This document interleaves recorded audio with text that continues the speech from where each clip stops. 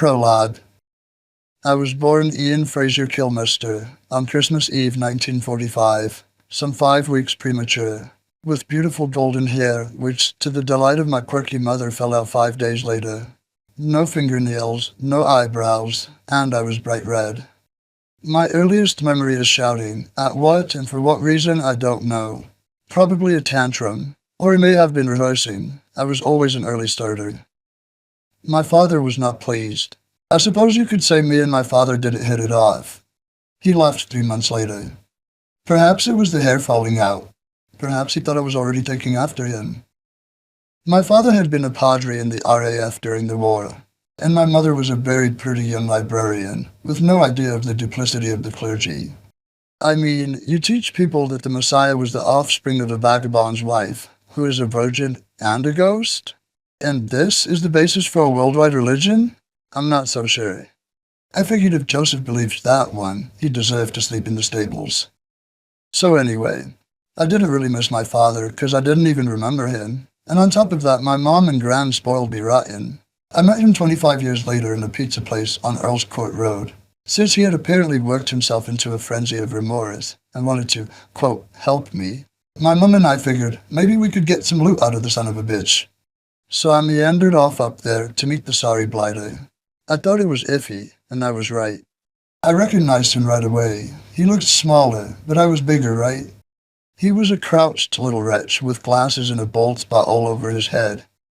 I suppose it was awkward for him, having walked out on someone for whom you were supposed to be the breadwinner, and then not a word for 25 years. Awkward, sure. But it had been bloody awkward for my mom, bringing me up on her own and providing for my gran as well. So he said, I'd like to help you in your career, to try and make up for not being a proper father to you. I said, look, I'll make it easy for you. I'm in a rock and roll band and I need some equipment, and on the fritz again.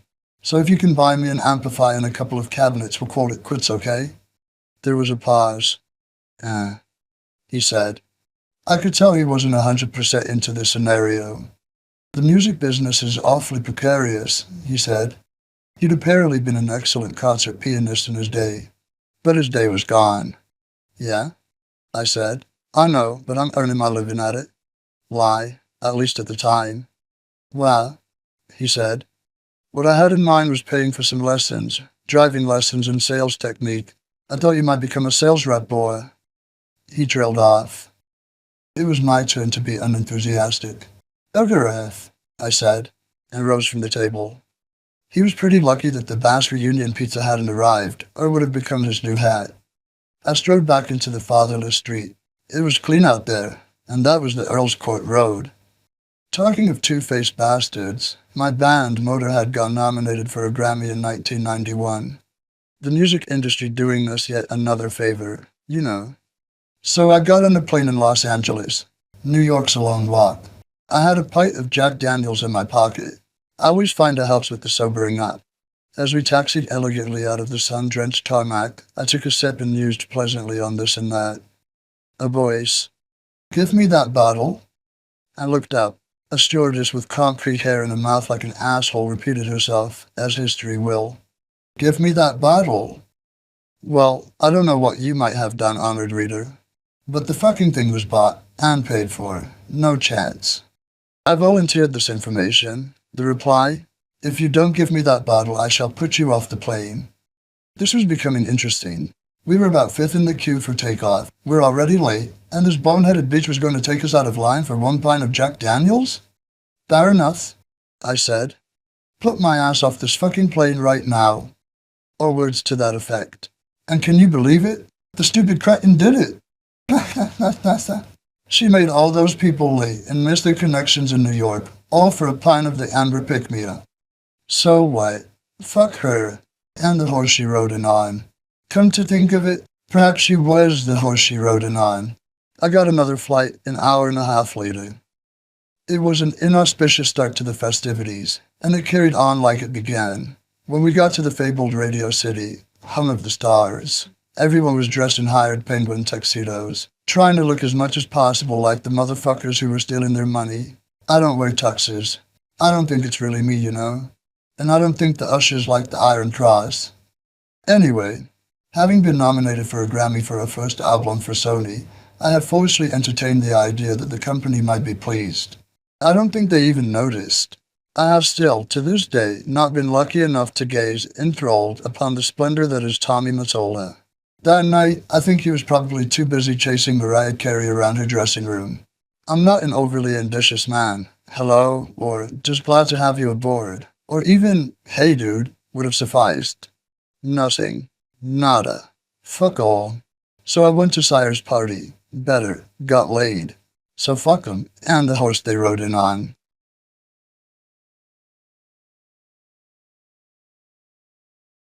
Chapter 1. Capricorn. I started life on Stoke-on-Trent, in the West Midlands of England. Stoke consists of about 6 towns clustered together. Burslem was the nastiest, so it's only fitting that I was born there. The area is called the Potteries, and the countryside used to be black with the slag from the coal used in the kilns that produced all kinds of pottery, including the famous Wiswood. The ugly slag heap stretched over the landscape wherever you looked, and the air was dirty with the chimney smoke. By the time my wayward father took off, we'd moved to Newcastle, my mum, my gran and I. Newcastle-under-Lyme, that is, which is not too far from Stoke. We lived there until I was 6 months old, and then we moved to Madley, a village nearby that was really nice. We lived opposite a big pond, nearly a lake, where there were swans. It was beautiful, but definitely amongst the hoi polloi. My mum had it rough trying to support us on her own. The first job she had was as a TB nurse, which was rotten fucking work, because in those days it was like being on a terminal cancer ward. So she was more or less just seeing the patients on their way. And she saw TB babies being born. Apparently there were some real horrors. TB does something weird to the chromosomes. She saw newborn babies with rudimentary feathers on them, and another one born with scales. Eventually she left that job and worked for a time as a librarian, but then she stopped working for a while. I didn't quite understand the pressure she was under, and I figured we'd be all right. Later on, she was a bartender, but that was after she married my stepfather. I had problems at school right from the start. The teachers and I didn't see eye to eye. They wanted me to learn, and I didn't want to. I was always like a fucking black hole when it came to maths. You might as well have spoken Swahili to me as tried to teach me algebra, so I gave up on it early. I figured I wasn't going to be a mathematician, so I might as well fuck off. I played truant constantly, and that was it from day one, really. The first episode in my difficult schooling that I remember clearly was at primary school. The stupid woman wanted to teach the boys knitting. She was probably a feminist, right? I must have been about 7, so it really was a bit pointless. And this woman was a real brute, too. She quite enjoyed hitting the kids. I wouldn't knit because it was sissy. In those days, we still had sissies, see? They weren't running the country like they are now. I told her I couldn't do it and she hit me. Then I said I couldn't do it again, and after a while she stopped hitting me. Honestly though, I think hitting a kid's good for him if he's a bad kid. Not if he gets hit indiscriminately, but when he does something wrong. It'll stop him from being bad early if he's fucking terrified of a teacher. I used to get it regular. I got the board roll, the T-square that hung near the backboard. The teacher would stand behind us and he'd whop it in the back of your head. Later on, the physics teacher would hit us with the leg of a chemistry stool. That was a good one, but I never got it because I was pretty good at physics. That is, until I left school by mutual agreement. If you get a good smack around the ear so it rings and sings for about a half an hour, you're not going to do that shit again in class. You're going to listen to what you're being told. That's how it worked. But now it's gone. It worked for me and it worked for my generation pretty well, because as far as I can see, we're smarter than this generation shaping up to be. Anyhow, my mum remarried when I was 10. His name was George Willis, and she met him through my Uncle Colin, who was her only brother. I think the two of them were friends in the army, Colin and George that is. He had played professional football for Bolton Wanderers, and as he told it, he was a self-made man with his own factory, which made plastic shoe stands for shop windows. That went bust about 3 months after my mom married him. He was too much. He was fucking funny as shit. He kept getting busted for selling purloined washing machines and fridges off the back of lorries. But he wouldn't tell us about it. He used to say he was off on a business trip, you know. I'll be gone about a month, darling. And he'd go and do 30 days in jail. We didn't find out about this for a while, but he turned out all right in the end. With him, of course, came his 2 children from his previous marriage, Patricia and Tony. I was the youngest of the three and was constantly being bullied by these huge, newly acquired siblings. And I had a very fraught relationship with my stepfather, because I was an only child as far as my mother was concerned. She used to fight like a fucking bantam for me. So he'd get a terrible hard time. Patricia's lofty ambition was to work at the Treasury, of all things. And eventually all her dreams came true. Tony lives in Melbourne, Australia, head of some plastic division. I didn't know plastic was hereditary. He went in the merchant navy for about 10 years and didn't write to us for nearly 20. My stepfather thought he was dead. When my mum and stepfather married, we moved to his house in Banley, a seaside resort on Ainsley. It was about this time that I began to be known as Lemmy. It was a Welsh thing, I believe. I was in a very bad school, being the only English kid among about 700 Welsh. That was me for fun and profit, right? So I've been known as Lemmy since I was around 10, and I didn't always have the mustache. I've only had it since I was 11. But I did manage to entertain myself by stealing some gelignite and rearranging the coastline of Ainsley. There was this construction company redoing all the drains in the village. It could only work in the summer, because after that the weather got too cold. So they used to pack up around September or October, and they would stash all their supplies in these porta cabins. And around the end of October, beginning of November, me and some friends would break into them. I mean, Jesus Christ, if you're a boy about 10 or 11, it was like finding buried treasure. We found caps and overalls, gelignite and detonators, and fuses, and all kinds of wonderful shit. We would bite the detonator on the fuse and shove it into the gelignite. Then we'd dig a hole in the sand on the beach, shove the contraption down it, twirl the fuse out, and cover it up. We'd finish up by putting a big rock on top, lighting the fuse and running like bloody fuck. And boom! The stone would fly 50 feet in the air. It was great. Later I'd find crowds of people standing there in the rain, looking at the damage and muttering, "What do you think? I don't know. Aliens?" I have no idea what the village copper thought was going on, 'cause he'd hear all these terrifying bangs, and he'd come out to the beach and half the cliff had slid into the sea. About 2 miles of coastline was different when we were finished with it. Just innocent fun, right? School kids get up to all kinds of shit, and after all, why not? That's their job, isn't it? To piss off their elders and give them a cross to bear? Otherwise, what use are they? Of course, these were mere diversions compared to my growing interest in the opposite sex. You have to realize that in those days, the 50s, there wasn't Playboy or Penthouse. The kicks were in those magazines that featured things like nudists playing tennis, health and efficiency and shit. That's what an awful world the 50s were. And people call it the age of innocence. Fuck that. You try living in it. My sexual education began when I was very young.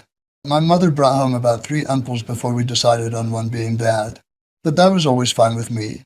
I figured she was lonely, and she was working all day to feed me and my granny, so I didn't mind going to bed a bit early. And growing up in a rural area, one would find people going at it in the fields. Plus, there were always cars, of course, with the windows steamed up. You could always get a good look at a bared leg or breast as a couple crawled from the front into the back seat. In those days, the fashion was those skirts with 2 petticoats underneath, which you whizzed around dancing the jive. So I used to dance a lot. I gave up dancing when the twist came in because it offended me. You couldn't touch the woman anymore. Who wants that when you've just discovered adolescent lust? I needed to get close and warm, tactile, hands-on, experiencing, giving and receiving, encounter groping and stuff like that, you know? But it was when I was 14 and working at the riding school that I really discovered my lust and desire for women of all shapes, sizes, ages, colors, and creeds, and political persuasions. The whole of Manchester and Liverpool would come down to our little seaside resort town every summer. College students on holiday would take out the rides at the school, and the Girl Guides would come every year in mass, the whole troop with their tents and gear, and there were all of 2 guide mistresses to look after them. Who were they kidding? We were going to get those chicks if we had to don wetsuits, and the girls obviously felt the same way. They were eager to learn, and we were eager to learn, and between us we learned it. Believe me, we learned every fucking note. I got a job at a riding school because I loved horses. I still do. We had a good time there because horses make women horny. There's a sexual power to a horse. Women would rather ride a horse barebacked, and it's not for the obvious reasons. I think it's to feel the animal's body next to the skin. Through a saddle you can't, especially an English saddle. And then there's the fact that they're fucking strong too. A horse can do anything it wants with you, really. But it doesn't because, except for a small minority, They aren't temperamental animals. They give in to you. I think that's what women like about horses. A being so strong that gives in without fighting back. Or at least trying to assert its rights. It won't do the washing up, but that's a small price to pay. I was in love with Anne. She was 5 years older than me, which, at that age, is an impossible gulf to cross. But I can still recall how she looked. Very tall, mostly legs. Sort of a broken nose on her, but she was well attractive. She went out with this really ugly geezer, though. I couldn't understand that. I caught them fucking once in a barn and I tiptoed out going, Jesus Christ. But the funniest story regarding those guide girls involved a friend of mine called Tommy Lee. Tommy only had one arm. He was an electrician, and one time he put his finger on the wrong wire, and the shock literally burned his arm off up to the bicep. They had to remove the rest of it and stitch up his shoulder. He was never quite the same after that. He used to listen to a lot of things that only he could hear. But anyway, he had this false arm with a black glove on it, which he would hook onto his belt or put in his pocket. So one night, the two of us sneaked over to the Girl Guides. We crawled under the hedge and through the gorse. But when you're 14, you don't care, do you? You'll do anything for a piece. We finally got there, and I went into this one tent with my bed, and Tommy went into the other with his. Then it all went quiet. You know, apart from the sound of the bed springs. Afterwards, I dozed off for a bit, like people do, because it all felt just so nice. That's why I kept doing it. Then I was startled awake. Ow! Ow! Ow! Ow! So I peeked under the tent flap, and there was Tommy, stark naked with his clothes under his one arm, running like a maniac. Following closely behind was a furious guide mistress, beating him on the head with his own arm. I laughed so hard they caught me. I couldn't move. I couldn't run. I was just helpless. That was one of the funniest fucking things I'd ever seen in my life. My initial discovery of sex came before rock and roll. Because you have to realize that for the first 10 years of my life, rock and roll didn't even exist. It was all Frank Sinatra and Rosemary Clooney, and How Much Is the Doggy in the Window? That all was on the top of the charts for months. I experienced the birth of rock and roll firsthand. I heard Bill Haley first, Razzle Dazzle I think it was. Then there was Rock Around the Clock, and See You Later Alligator. The Comets were a very poor band, actually, but they were the only ones at the time. Plus, it was tough up in Wales. You could get Radio Luxembourg, but that was patchy. It would fade in and out, and you had to keep twiddling on the knob to get any kind of reception. Then you'd never find out what they were playing because they announced it once at the beginning, and if you came in 5 or 8 bars into the song, they'd never mention the guy's name again. It took me months to find out the name of What Do You Want to Make Those Eyes at Me For? By Emily Ford and the Checkmates. There's a geezer who just vanished. Emily Ford and the Checkmates had 5 hits in England. He was huge, and then there was a scandal. He was caught charging a kid up for an autograph, and that's what killed him. The Checkmates went out on their own for a while after that, but it was no good. Then if you wanted a record, you had to order it and wait a month for it to arrive. The first 78 I ever bought was by Tommy Steele, the British answer to Elvis Presley. And then I got Peggy Sue. I'm Buddy Holly. My first full album was the Buddy Holly Story, which I got right after he died. Actually, I saw him perform at New Brighton Tower. See, that fucking shows your age. I saw Buddy Holly live. Nevertheless, I must say, my street cred is impeccable. It was a long time before I bought an Elvis Presley record. The first I purchased was Don't Be Cruel, I believe. His style, his look was great. He really was a one-off, but I thought he was inferior to Buddy Holly and Little Richard. The problem was that he had really naff B-sides. See, albums in those days were different. An album could be a collection of the last 6 hit singles and the B-sides. So half of Elvis's albums were crap. He only started making good B-sides when he did I Beg of You. Buddy Holly never did a bad track, as far as I could hear. Eddie Cochran too. He was an idol of mine. He used to work at a studio in Hollywood, and if somebody finished an hour ahead of time, he'd dash in and make a record. And he used to write and produce all his own stuff. He was the first one to ever do that. A very intuitive guy. I was supposed to see him on the second leg of his tour through Britain, but that was when he was in an accident out by Bristol that killed him. I remember being dismayed. That was a great tragedy for rock and roll. He and Holly were the ones who inspired me to play guitar. I decided to pick up the guitar partly for the music. but the girls at least 60% of the reason I wanted to play. I decided to pick up the guitar partly for the music, but girls were at least 60% of the reason I wanted to play. I discovered what an incredible pussy magnet guitars were at the end of the school year. You get shunted in the classroom for a week after the exams with nothing to do, and this one kid brought in a guitar. He couldn't play it, but he was surrounded by women immediately. I thought, now that looks like fun. My mom had an old Hawaiian guitar hanging on the wall in our house. She used to play it when she was a kid, and her brother would play banjo. Hawaiian guitar had been very popular not long before. They were lap steels with the flat neck and upraised frets. Hers was very smart, covered with mother-of-pearl inlay, so that was a stroke of luck. Not many people had a guitar lying around the house in 1957, so I dragged the fucking thing into class. I couldn't play it either, but sure enough I was surrounded by women straight away. It actually worked instantly. That's the only thing that ever worked so immediately in my life. And I never looked back. Eventually, I got the idea the girls expected me to play the thing, so I taught myself, which was pretty excruciating on that Hawaiian guitar with the strings raised up. When I was 15, we went on a school trip to Paris, and I'd learned to rock around the clock, so I played for 3 hours one night. Even though I had just nearly cut my forefinger off with the flick knife that refused to do what it was told. I had blood on my guitar, and the chicks thought that was absolutely cool. You know, sort of equivalent to a Sioux warrior, going out into the tall grass and killing a bear with his own hands. I suppose, laden for him. Back home, my mother and my stepdad knew exactly what I was up to. It was quite obvious. They saw the constant procession of chicks. The garage had been converted into living quarters, which I had to myself, and I'd take the girls there. My stepfather used to come in and catch me going at it. He caught me so many times, it was fucking silly. I think he was a voyeur. "Do you know you're on top of that girl?" He'd shout. "Yes, I know I'm on top of the bloody girl," I'd say. "How do you do it?" It wasn't long after that Paris trip that I was expelled from school. I played truant with 2 of my friends.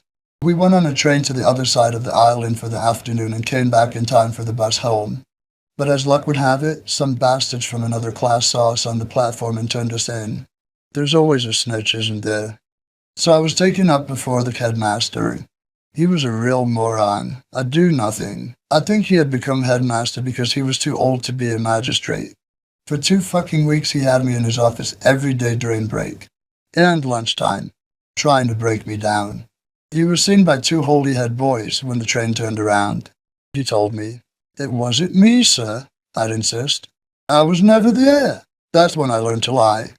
Another thing discipline teaches you is lying, because if you don't lie, you're in the shit. Anyway, to cut a long story in half the length it would have been, he was going to give me the cane, 2 on each hand. This was right after my accident with the flick knife in Paris, remember?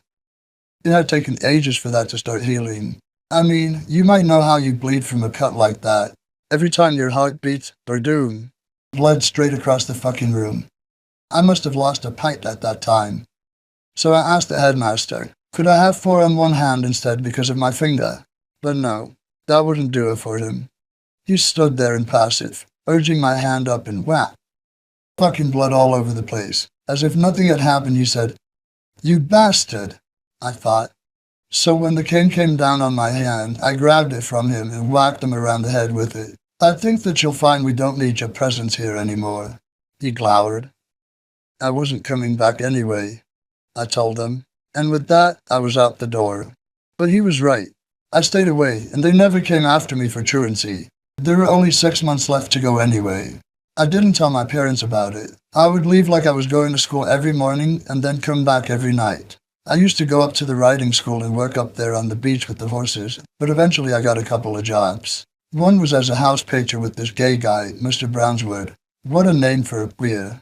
Absolutely perfect. All the same, he never hit on me. He was after my good-looking friend, Colin Purvis, which I was quite pleased about. I left him to it, you know. Colin will paint in here, Mr. Brownswood. I'll go upstairs, shall I? And Colin would be muttering, "Bastard," under his breath. That was when we moved off the island to a farm in Conwy, along the Wales coast, right up in the mountains. That's where I learned to be alone and not mind it. I used to wander around the fields with the sheepdogs.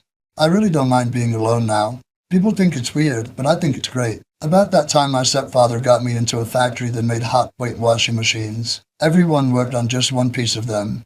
I was one of the first in line. I had to take 4 small brass nuts and bolt them on this thing, and then a machine came down and knocked a ridge across the sides of them. Then you took the pieces off and threw them in a huge box.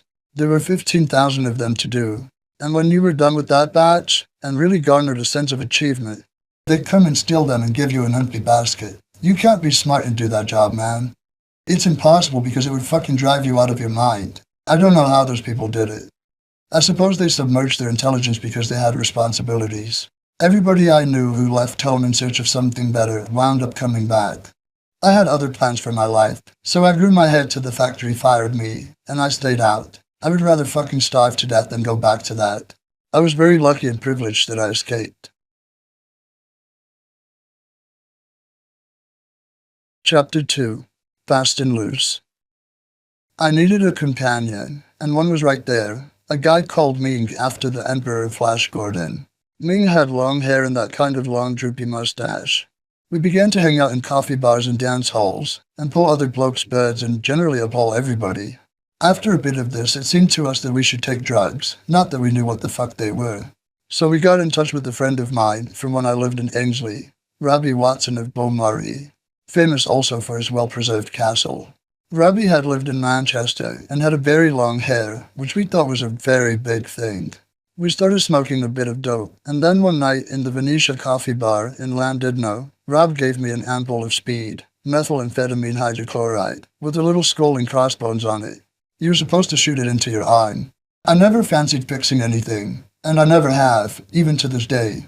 You just get into the ritual. I've seen people do weird shit around needles, shooting water just to have an excuse for getting the needle in their arms. That's what Rob was doing, and he thoroughly recommended that I should try it too. But I put it in a cup of something, chocolate I think, and drank it. There was this poor little girl behind the counter at this coffee bar, and I talked to her non-stop for about 4 or 5 hours.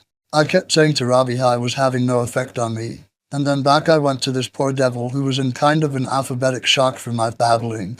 But I felt great, king of the world. Trouble is, it wears off. By the way, Robbie Watson, who was my best friend for a long time and had a brilliant, dry, ironic sense of humor, has been dead these 20 years. One needle too many. Any questions? But back to me and Ming, or the Ming and I. I was 16 when Ming and I left Wales and headed east to Manchester.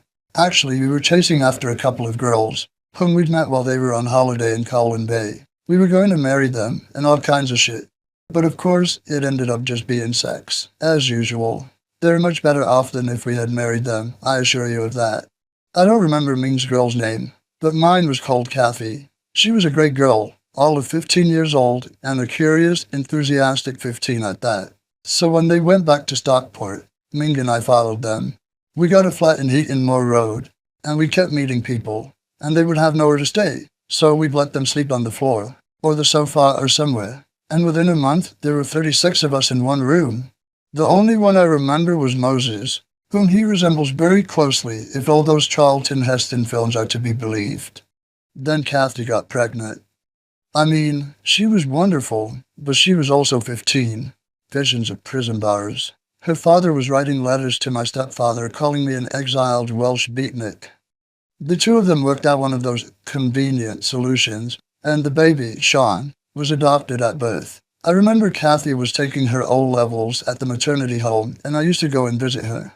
She got really big, and I used to fall off the bus laughing, and she'd crack up laughing too.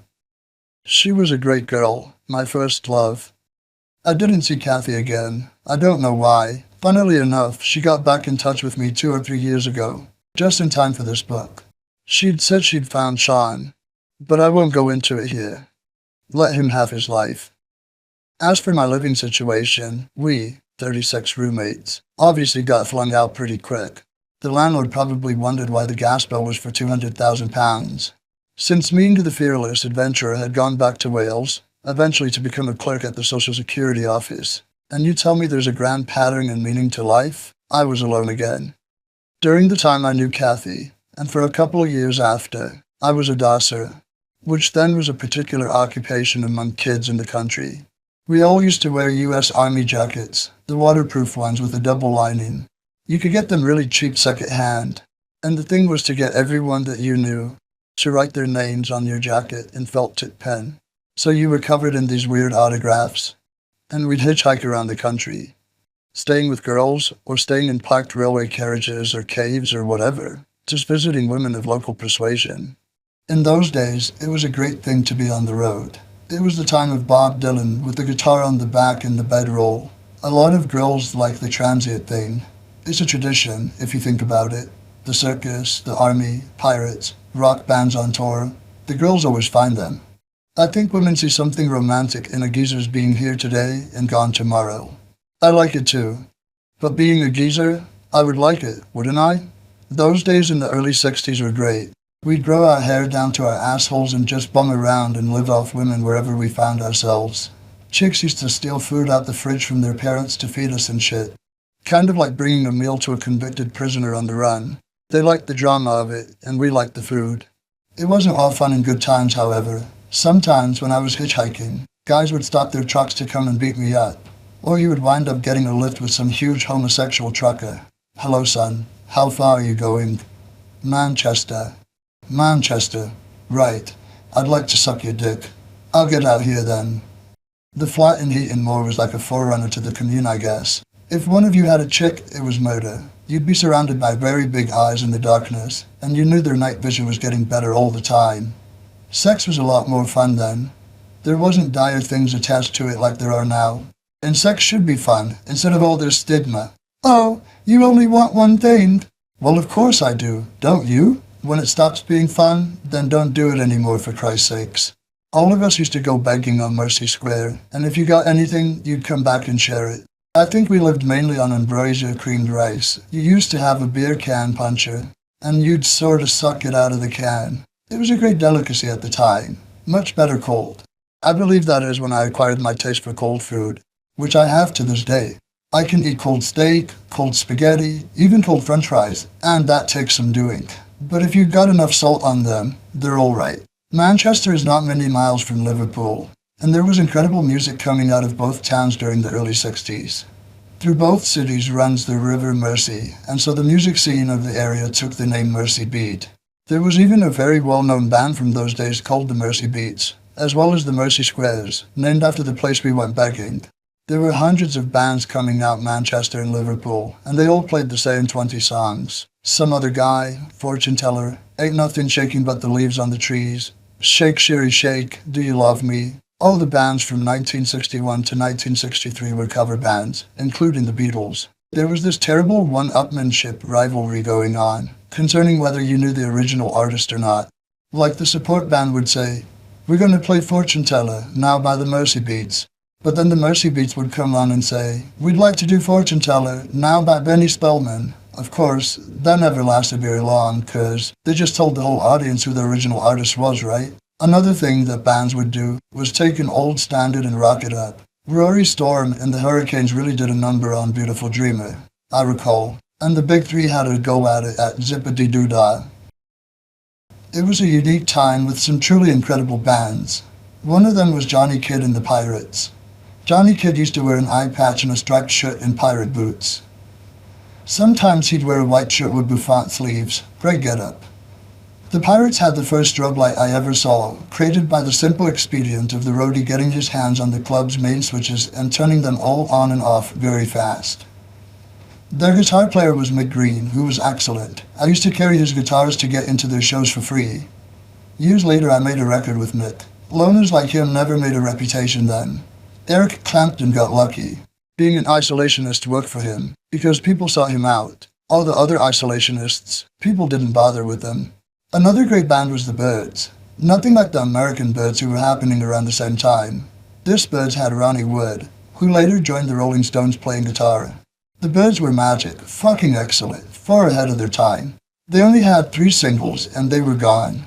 I used to follow them all over the place, even slept in their van. The band I was in at the time, the Motown Sect, of whom you will hear more in a bit, had the honor of doing a gig with them. I still remember the Byrds lineup. Allie McKenzie singing, Ron and Tony Monroe on guitar, Pete McDaniels on drums, and Kim Gardner on bass. Kim now has a pub restaurant in Hollywood called Cat in the Fiddle. He was a great bassist, but he hardly plays anymore. A very good-looking band, the Byrds were, And Ronnie, especially in those days, was a very charismatic boy. He used to wear a brown herringbone tweed suit, two-toned shoes, and he had a white Telecaster. That was very cool. They were like mods with long hair, which I liked because I would never have to cut my hair. See, England has always been very fashion-orientated. Fads came and went very fast. The mods were a very odd sort, at least in my estimation. They had very short hair, combed over to one side, kind of like John Kennedy, but with a rooster tail-like swatch at the back. And they wore trousers made of this very thin cord material, with these bright print tropical-style jackets and two-tone shoes. The nearest American equivalent would be the Beach Boys, but we didn't have a surf thing. It was really more in town, as far as England was concerned. And the mods used to wear eye makeup too, especially the boys. The crowd of people I was in disliked them, but in retrospect, it was no worse than what we were doing. I mean, we thought they were sissies, and they thought we were yobs. And you know, we were both right. I got to meet a lot of great musicians at the start of our careers. John Lord was one. John Lord was and is a consummate musician. He later played with Deep Purple, Whitesnake and Rainbow. But when I met him, he was playing for the Artwoods who, funnily enough, were fronted by Art Wood.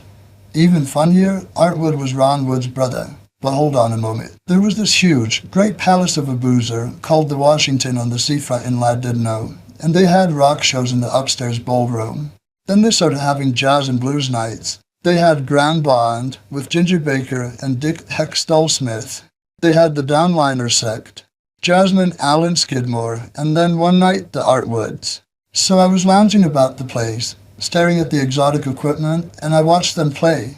Pretty good, I thought, from my lofty critic's perch in North Wales. Anyway, I was talking to John Lord after the show, and he and the band offered me a lift back to Colwyn Bay. I'm sure John's regretted that ever since. The poor fool gave me his address in West Drayton, near London, and about 3 weeks later, off I went. I mean, this impossibly huge star would probably have a huge mansion, and he would probably let me sleep in the servants' quarters, and introduce me to other impossibly huge stars with whom I would seek my fortune, etc. Alas for dreams.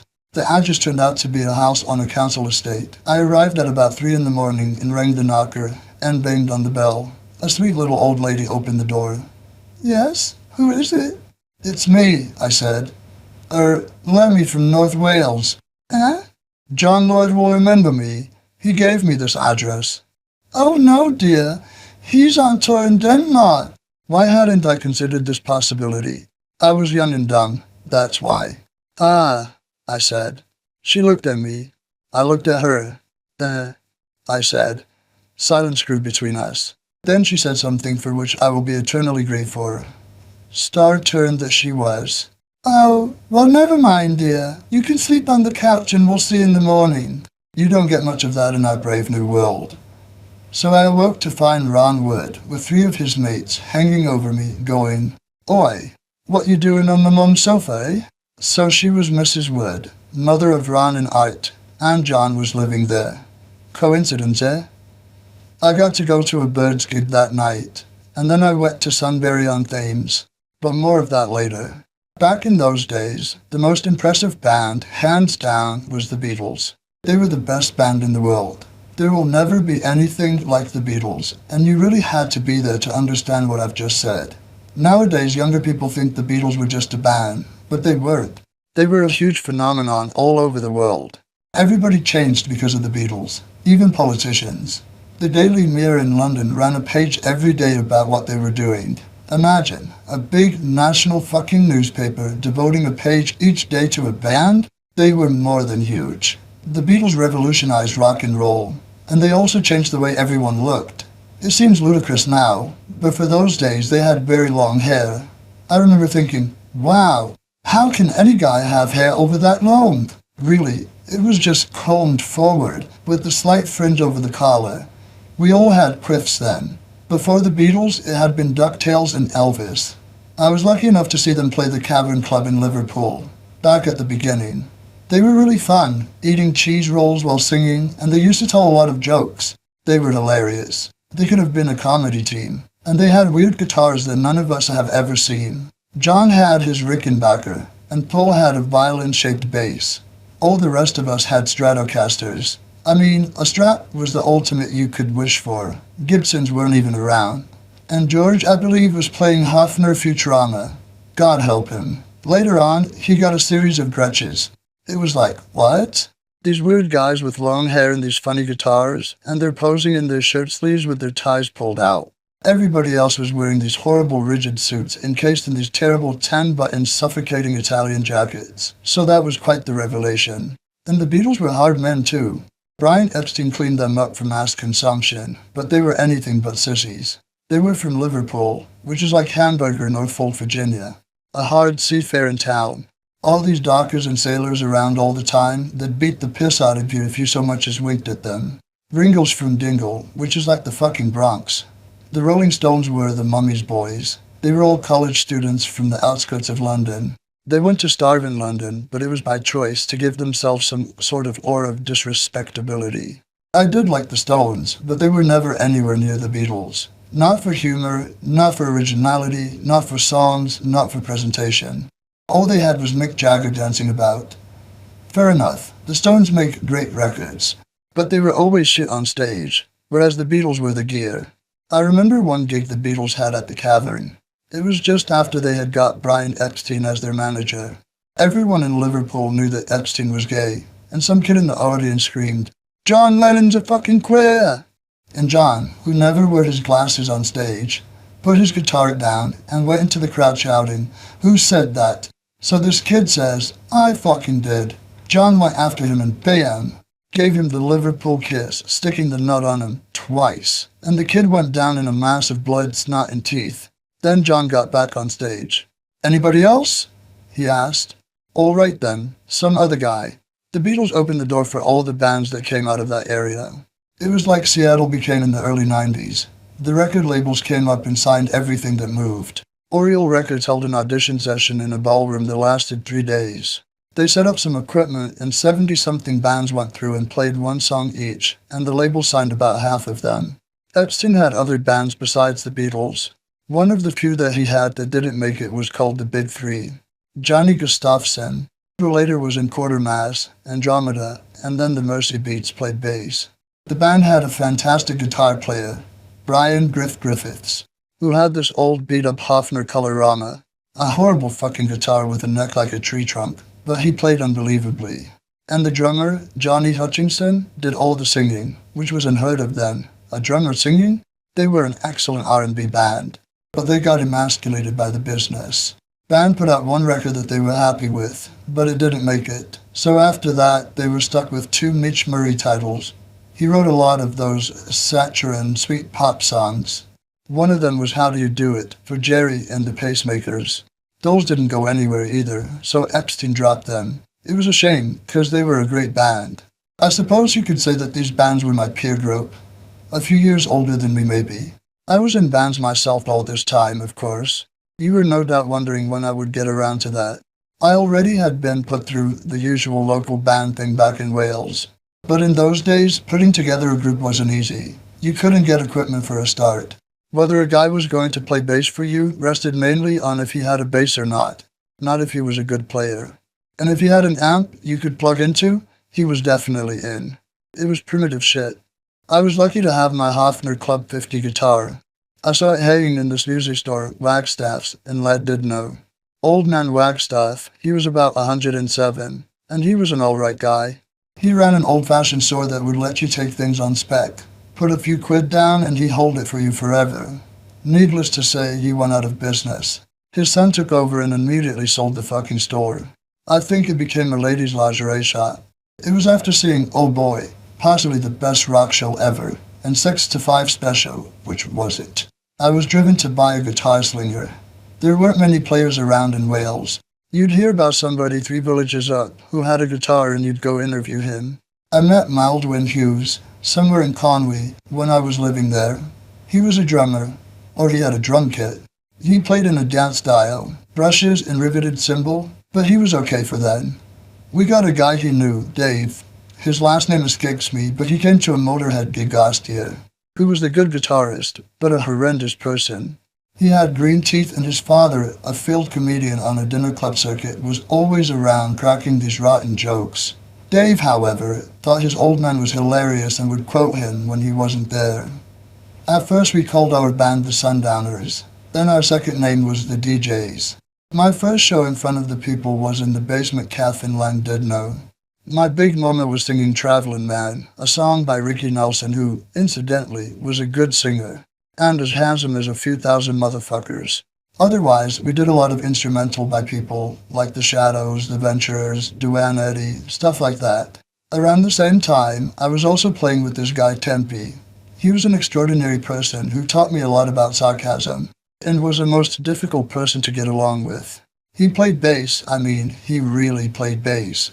And for about 1.5 hours we hooked up with the local moody guitarist Tudor. But what with Tempe's scornful sarcasm, my amiable insults, and Tudor's eggshell ego, it was no surprise that, although we played together beautifully, that one rehearsal was it. Shows how good it could have been if I remember it 40 years later. That sort of petered out. So back to the DJs. We got a singer, Brian Grills, who was a dark heartthrob sort of guy, a bit like Johnny Gentle, if anyone remembers him.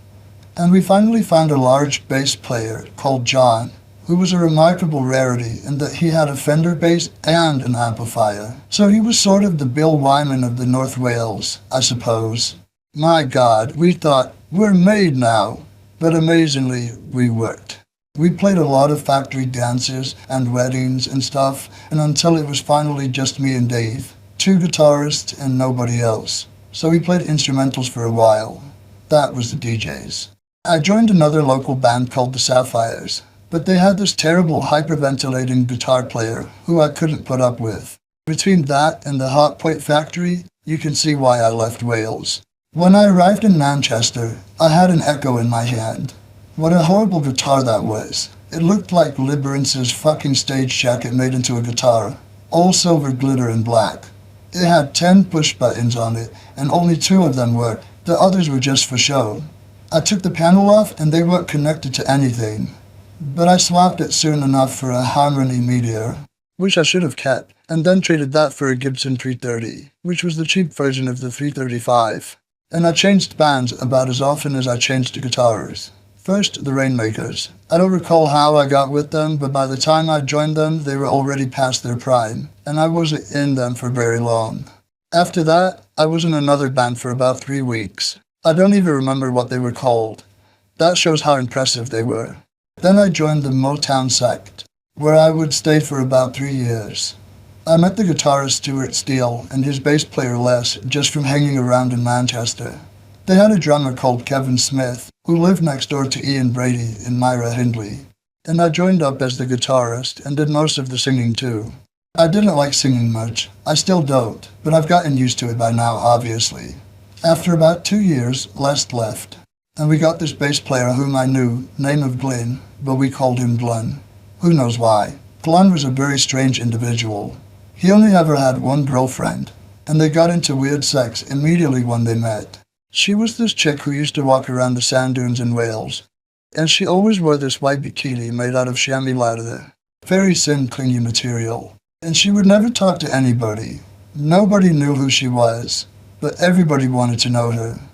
Then she showed up one day with Glenn, who was going bald already at the age of 20. He was a good-looking guy, though. He looked a little like Dennis Quaid, the actor who played Jerry Lee Lewis in The Great Balls of Fire, except he had this massive blonde frizzy hair. Anyway, the Motown sect were a kick-ass R&B band. Stuart was a very good guitarist, well ahead of his time. He had a Gibson Stereo 345, which to everyone else was very big news. And he had a treble-boosted Vox amp too, which was also a big deal. The sect played exactly the kind of music that I wanted to play, so I fitted right in. We only called ourselves Motown Sect because Motown was very big then, and it got us gigs. But we didn't play any Motown songs at all, not one. We all had long hair, dressed in striped t-shirts, and we would play harmonica and sing blues. We did some great covers of Pretty Things tunes and the Yardbirds.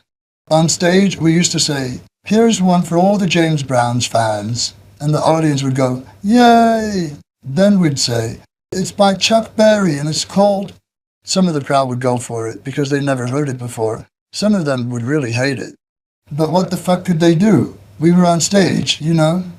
Fait accompli. We really had no equipment.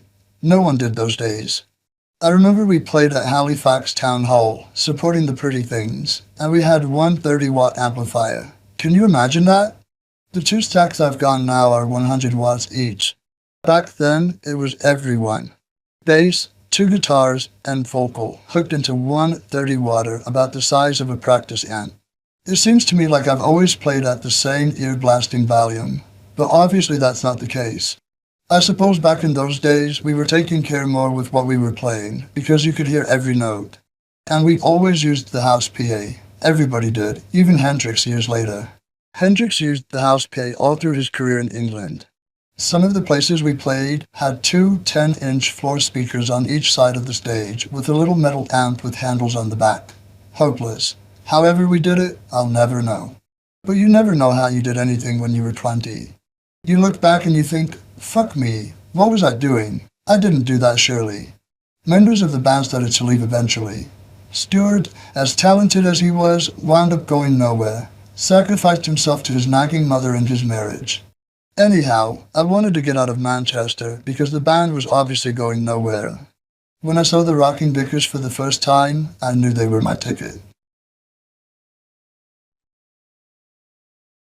Chapter 3. Jelby.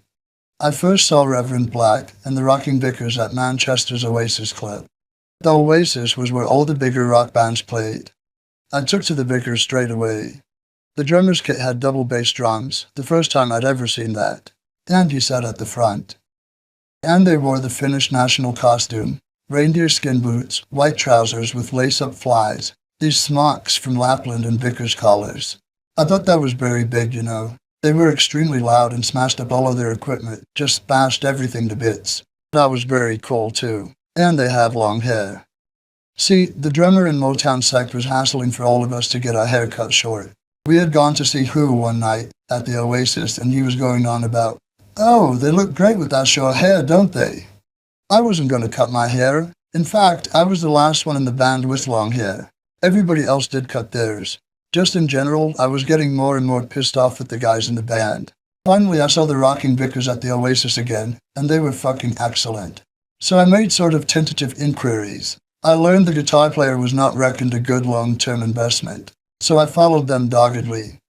The night I auditioned for the Rocking Vickers, I smashed my first guitar. I never could play lead guitar, you see. Still can't play lead guitar as we speak. But I fooled them by turning it up and moving my hands very fast all over the guitar. Then at the end I jumped on the piano. It collapsed and I rode it into the ground and smashed up all of my equipment. There's a lot to be said for that, you know. A lot of time over the years, I should have smashed a lot of guitars. But I didn't because it was the only guitar I had. But you know that if I had smashed it, I would have gotten another one somehow. I would have been better off. The Vickers hired me immediately, and I was one of them for over 2 years, from 1965 till 1967. The band owned a guitar that sort of came with the gig, a Fender Jazzmaster. I had a Telecaster. I'd just traded in my Gibson 330 for it, so I put the Teller's neck onto the body of the Jazz. That was a wonderful guitar, and I played it right through my time with the Vickers. When I left, I had to give the Jazz's body back. But after all, who am I to judge? The Vickers' lead singer, Harry Feeney, was known as Reverend Black. He looked very much like Peter Noone from Herman's Hermits. When he sang, he used to do the windshield wipers, you know, 4 fingers in the air, waving them back and forth. But he was a good frontman, and the chicks used to adore him. Pete, the bass player, would soon leave, so we ended up with Steve Morris, or Mogsy. He was a very miserly person, a trait he got from his father. I remember going over to his house once, and his father shouted up the stairs after me, "Only use 4 sheets." Scrooge comes to your town, you know. We had a guitar player for a while called Ken, who had this Mini Cooper, a racing model. That was the apple of his eye. But he couldn't get the wire wheels, which were very hard to come by. He was driving down the road once, when this other Mini Cooper overtook him like a bat out of hell. As he came to the next roundabout, he saw it upside down, all smashed up with the wheels still spinning, the guy hanging out of it, unconscious, covered in blood. And Ken thought, "Oh, fucking unconscious, is he?" Took the fucking wheels off it, drove them back to a farm and hid them in the haystack. Then he called the police and ran back to the roundabout, and this cop was standing there saying, Look at that. Some bastard stole his fucking wheels. Ken nodded and said, "Hey, there's some cunts around." That's the sort of people the Rocking Vickers were in a nutshell. Then there was Siggy, short for Cyril, the drummer. He was the leader of the band, and he was one of them people who everything he did, he was best at. Swimming, you'd do 4 lengths, he'd do 6. If you went climbing, he would be up the tree and down again before you started on the second branch. Shooting pool, he'd have all the balls down and be on the 8 ball, and you were still wondering how the fuck he did it. A driven man, but an excellent drummer. He was sort of like Keith Moon. Remember, he always had his drum kit right up in the front of the stage, which tells you a lot about his personality. Siggy was a right tyrant. When he had this roadie Nod, who used to stay with him, Nod was and is mentally unstable, but a truly wondrous man, really, all around. He's a very successful businessman now, on the Isle of Man, where he's from. He got the job of the bass player with the Vickers when Mogsy left. But he only lasted one night. He got so excited smashing everything up that he nearly fucking killed himself. Before he roadied for the Vickers, Nod was the first DJ to ever broadcast on Radio Caroline, the first private radio station in the world. That kind of thing doesn't exist anymore. But back in the mid-60s, people would anchor a ship 3 miles off the coast of England so they could evade its radio laws and play what the ordinary radio stations wouldn't. There were a bunch of them around, and Nod was the first one. But he left that to be Siggy's servant, because he saw the Rocking Vickers and was immediately gone over them. Siggy had this huge bed in his bedroom, while Nod had a camp bed a couple feet away. "Do you know what I'm doing now, Nodda?" Siggy would ask. "No, Sig. I'm stretching my arms out, don't even reach the edges of the bed. It's so big. And you're in that camp bed, Nodda." "Yes, I know. Say sir when you speak to me." "Yes, sir. I know." Then, in the morning, Siggy would snap his fingers and Nod would be out there with a frying pan cooking his breakfast. There had to be some sort of latent gay thing going on there. They weren't fucking each other because Siggy was sleeping with his bird. I think her name was Jean. And Nodda used to go with girls too, so I don't think they were really aware of it. It was some weird subconscious thing. There was this one time Nodda was driving our van along the promenade in Douglas, on the Isle of Man, a big van with a gold cross on the roof and covered in lipstick-written messages like, "I love men with long hair." That was a thing in those days. Lipsticks on the van. The more covered it was, the more successful you were. The one-upmanship thing again. Siggy looked over at the rest of us. "I don't think you boys realize how devoted Nodda is to me," he said. "Yeah, we do," we told him. "No, you don't. Stop the van, Nodda." Nodda stopped the van. "Everybody get out," Siggy declared. So we all got out of the back of the van. Siggy slammed the door shut, opened the window, and spoke to Nod. "Nodda, drive this van through the window." He pointed at a wedding store with a large display showing. "Certainly, sir." "Run." "Oh." Straight through it. Wedding dresses all over the van. The guys at the Vicar were a strange lot. We toured all over the north of England and would fucking bring the place down wherever we went. And I would always do a piano. A lot of places we played had a grand piano, usually painted white, and I would leap on one end with the outermost leg and ride it down into the crowd. We were a hell of a band, loud and exciting, kind of like the Who with long hair. We never did any original material, however. It was all covers like Skinny Minnie by Bill Haley or the Beach Boys. We did Here Today from the Pet Sounds album, which was quite innovative in those days. We used to do something of a cabaret act. Pete, the bass player before Mogsy, would drop his trousers during our show, and he had these big theatrical underpants on. That was always good for a laugh in England. So Pete would stand there like that, and I'd hit him with the custard pie. I'd go right to the audience, pie in hand, asking, "Shall I? Shall I?" And they'd reply, "Yeah, hit 'em." They always do, don't they? Nothing as funny as a guy getting pied, you know. Every night, Goose. Pete would get the pie. Everybody would laugh, and we'd finish the song and pack up. The roadies used to make the pie out of flour and water, just mush the stuff around on a paper plate, and set it up behind the amplifier every night, and I never really checked on it. But there was one night where I went to the back to pick it up, and it was in a tin plate. A thick tin plate at that, like an ex-army tin plate. So I went over to Siggy playing away, and I said, "It's a tin plate." "Hit 'em," he hissed. "But it's a tin plate, look, the act. Hit 'em." "All right, then." So I went over to Pete and duck. You could hear his muffled scream of, "Fucking hell!" I broke his nose in 2 places and there was blood and snot everywhere. The kids thought it was excellent though, thought it was part of the show. We used to have a good laugh with the rocking Vickers. We had this terrible manager, Jack Vinay, a Jewish crockery salesman. He had a shop full of wholesale crockery in Salford, North Manchester, near to the Jewish neighborhood of Cheetham Hill. He got us in this apartment there, and all the Jews really hated us, because we were lying on the lawn on towels, with chicks doing our nails and our hair. You know, all the Orthodoxes walking by, glaring at the girls and shit. They didn't like us at all. The wrong side of the tracks we were. But we got away with murder there, because they were nice people, most of them.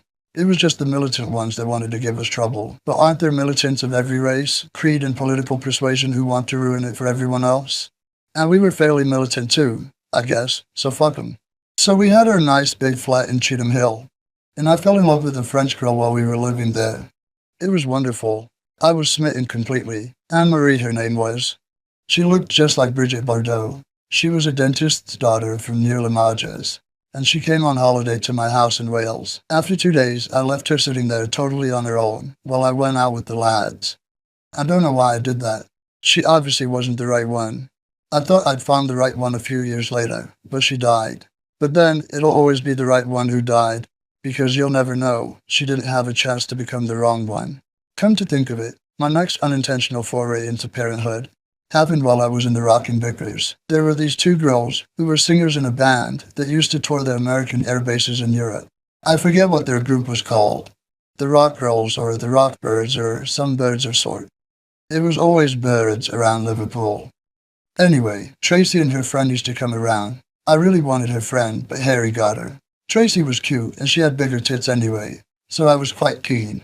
The 2 of them came back to our apartment in Manchester and stayed for a weekend. Then after that, they would come and stay with us now and again. And then Tracy showed up one morning around 6 o'clock and woke me up. "I'm pregnant," she said, standing by my bed. What? Pregnant? I groggily inquired. I mean, who's conscious at 6 in the morning? She took this as a terrible affront, that I wasn't immediately awake and at attention. "Right then," she snapped and walked out. That was it. She went away and had the kid, and brought him up on her own. I met him when he was 6, on a coke deal. I went to buy some cocaine from these Brazilian guys in Warwick Road, Earl's Court. We were all, waiting for the man, and I was in the kitchen making a piece of toast. Then in walked in this little blonde kid. "You're my daddy," he told me. "Mummy's in the other room." I walked in there, and sure enough, it was Tracy. I know why I was there, but how the fuck did she come to be there? I'll never know. So I got her a fridge, 'cause she didn't have one. Dragged it up 4 flights of stairs for her. Fucking terrible job, really, with only me and another guy doing it. Anyway, this kid was a great kid. He still is. I remember one time he came to see me. He was about 23 at the time. "Dad?" "Yeah?" "I have a problem." "How much is it, Paul?" "It's the landlord, Dad." "How much is it, Paul?" "He said he's going to throw us out on the street with all of our stuff, and he's going to take my guitar." "How much is it, huh?" "Well, it's quite a lot." "Fuck it. How much is it?" "It's £200, actually." So I gave him £200 and he went away. The next day he showed up in a second-hand Lincoln Continental, the little fucker. He pulled up outside of the house saying, "Come and look at my new car." "Good corn, Paul," I told him. "But don't ever ask me for rent money again, 'cause you ain't gonna get it." An excellent scam, though, and then he stole one of my chicks off me. But I got him back. I stole one off of him. In fact, we swapped girls one night, as Stringfellows in London. You'd be amazed how many women want to fuck the old man and the son as well. Paul came over to the States a couple of years ago. He went over to my place and stayed for 1 day. The next day, 2 chicks called for him in a car, and he was gone. He went up the hills with them, and I didn't see him again. He went home without even calling and saying goodbye. I remember he was asking me for advice, and I was giving it to him. He's always done the exact opposite of what I've said, which I think is fundamentally sound. Chip off the old block, wouldn't you say? But as usual, I digress. The Rocking Vickers recorded 3 singles while I was with them. 2 for CBS and 1 for Decca in Finland. One of the songs was called "It's All Right," which Siggy claimed he wrote, but it was mainly a bastardized version of The Who's "The Kids Are All Right." Our other song was The Kinks' "Dandy," And we actually got all the way up to number 46 in the charts with that one. We even wound up getting The Who and the King's producer, Shell told me. He was an American who was living in London. His office was above a Chinese food store on Greek Street in Soho, London. Quite a multinational happening.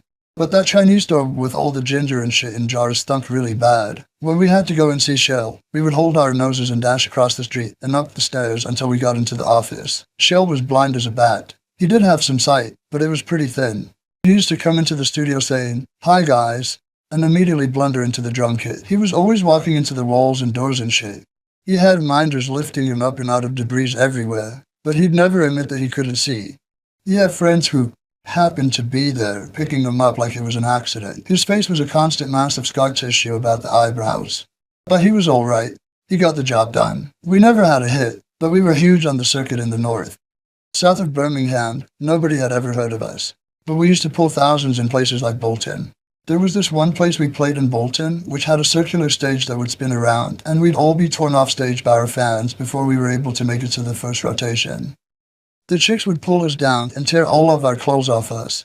The Beatlemania thing, you know? Sounds like fun, doesn't it? Ha! It's fucking agony, believe me. And the scissors, it was all the go then to get locks of hair from your fave combo. If you've never seen 40 serious, grim-lipped birds, all holding scissors, rushing at you. At another gig, Harry went running out to grab the mic like he always did to start the show. And these chicks had a hold of the cord and they pulled on it. Well, he went running out, and he never came back. Just went over this 7-foot-high stage, straight into the crowd. Later on, he told us that as he was going down, a split-second thought ran through his head. Ah, great. We're really famous, and I'm really popular, and I'm going to fall into all these chicks, and they love me, and there's going to be a sea of tits and legs and pussy. But these chicks parted like the Red Sea. He could see the nails of the floor planks coming up very fast. He also broke his nose in 2 places, and some of the girls broke his finger once, pulling his gold ring off. Another time they took the boots off of Siggy while he was playing the drums. Siggy ran through the hall barefoot, screaming, "Get that fucking chick! I haven't got any spares!" All this adulation sometimes went to Siggy's head. Once we were scheduled to play with the Hollies at Manchester University, and Siggy insisted that we go on last. The Hollies were fucking huge at the time. They'd just done something like 6 #1 records in a row. And here was Siggy. "We go on last, the Rocking Vickers," and the rest of it. And the guy running the show said, "I can't tell the Hollies that. They're at the top of the bill, don't be unreasonable." "Fucking tell them that the Rocking Vickers go on last and that's it," Siggy insisted. So the guy went to tell the Hollies and they didn't give a fuck. "Yeah, go home early." So they went on first, and when we came on, the hall was empty. After all, everybody came to see the Hollies, right? So we go out to the stage, which was actually in 2 parts, pushed together and locked. And the night before, Siggy had complained to Nod that the bass drums had been moving forward. "If those bass drums move tomorrow, Nada, you'll know what'll happen, boy." So Nada freaked out about that, and he put the spurs for the bass drum right in the join between the 2 parts of the stage. Only problem was that someone had unlocked them. So we come on, and Ziggy calls, 1, 2, 3, 4, boom, flat. The whole fucking stage separated, and all his drums fell in the hole. There he was, left sitting on his stool with his sticks in the air. That was the end of the show. It was probably a good thing no one was there. As if all this wasn't surreal enough, I saw a UFO while I was with the Rocking Vickers. We were in our Zephyr going home to Manchester from Nelson in Lancashire, across the moors, and this thing came over the horizon. It was a bright pink color and shaped like a bowl. It went zoom and stopped dead. I don't give a fuck what you tell me. A cloud of seagulls, a fucking air balloon, forget it. It wasn't any of them things. This object went run like a bat out of hell and stopped like that. So when we got out of the car, and we were all looking at it, it hung there and it seemed to be pulsing. But that was probably the effect of the atmosphere, just like the stars appear to pulse. Then suddenly, thing, and it went right over our heads, from standing still to about 100 miles a second. And it was over the horizon within 2 seconds of starting off. Nothing we make can even produce a facsimile of that performance, right? Therefore, when you've eliminated all the possibilities, it was a UFO. However improbable that may seem. I'm sure it wasn't looking at us. It was probably more interested in America. It was probably there by the time we got back in the car. A couple of times the Rocking Vickers got to play outside of England. One trip was to Finland. I never went back there again until I had Motörhead. The Vickers had a #1 record there. Of course, he only had to sell about 30,000 45s to be #1. The Vickers were the first British band to play behind the Iron Curtain. I'm not sure how that got set up.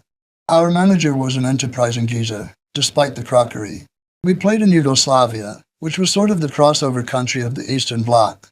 That area doesn't have much going for it, really, other than that. Basically, it's crops are rocks and scrub, and everybody's poor. We played in Ljubljana, now the capital of Slovenia. Then we went down into Montenegro and Bosnia.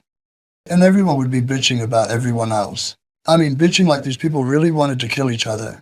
Apparently for historical reasons that have faded from their memory. It's ingrained in the children from the time they're years old. It'll take a miracle to ever stop them. The Serbs hating the Croats, that's all you ever heard then. And it's still the same now. Of course I figured they were all bad guys, because the communists were doing shit that I wouldn't do to people. I didn't know my own people were doing the same shit to them. I can't say that Yugoslavian trip was particularly enlightening. We only got to see the good bits.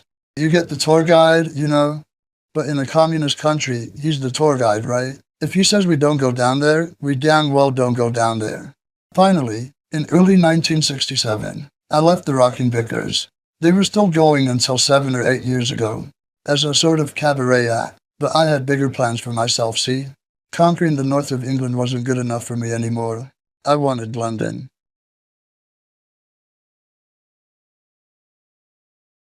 Chapter 4. Metropolis. I left the Rocking Vickers thinking I was going to be a star in my own right immediately. Everything was going to be wonderful, and huge women would get a hold of me and do things to me with raw carrots, you know, shit like that.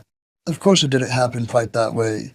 The first time I went to London, I lasted there for about a month, after waking up on Rod Wood's mum's sofa. I stayed with a friend of mine called Murphy, whom I knew from when I was living in Blackpool. He was a little Irish folk singer, fellow dosser. Nice character. We used to know these two gay tailors who would make all of our clothes. They'd measure the inside of your leg 4 or 5 times. They liked Murph, and Murph would go hang out with them now and again. He wasn't fucking them, no. At least, I don't think so. But they made him a Batman suit, with the hood and bat wings that went from the arms to the waist. He was going to fly off Blackpool Tower. See, publicity stunt like. Blackpool Tower is the scale model of the Eiffel Tower.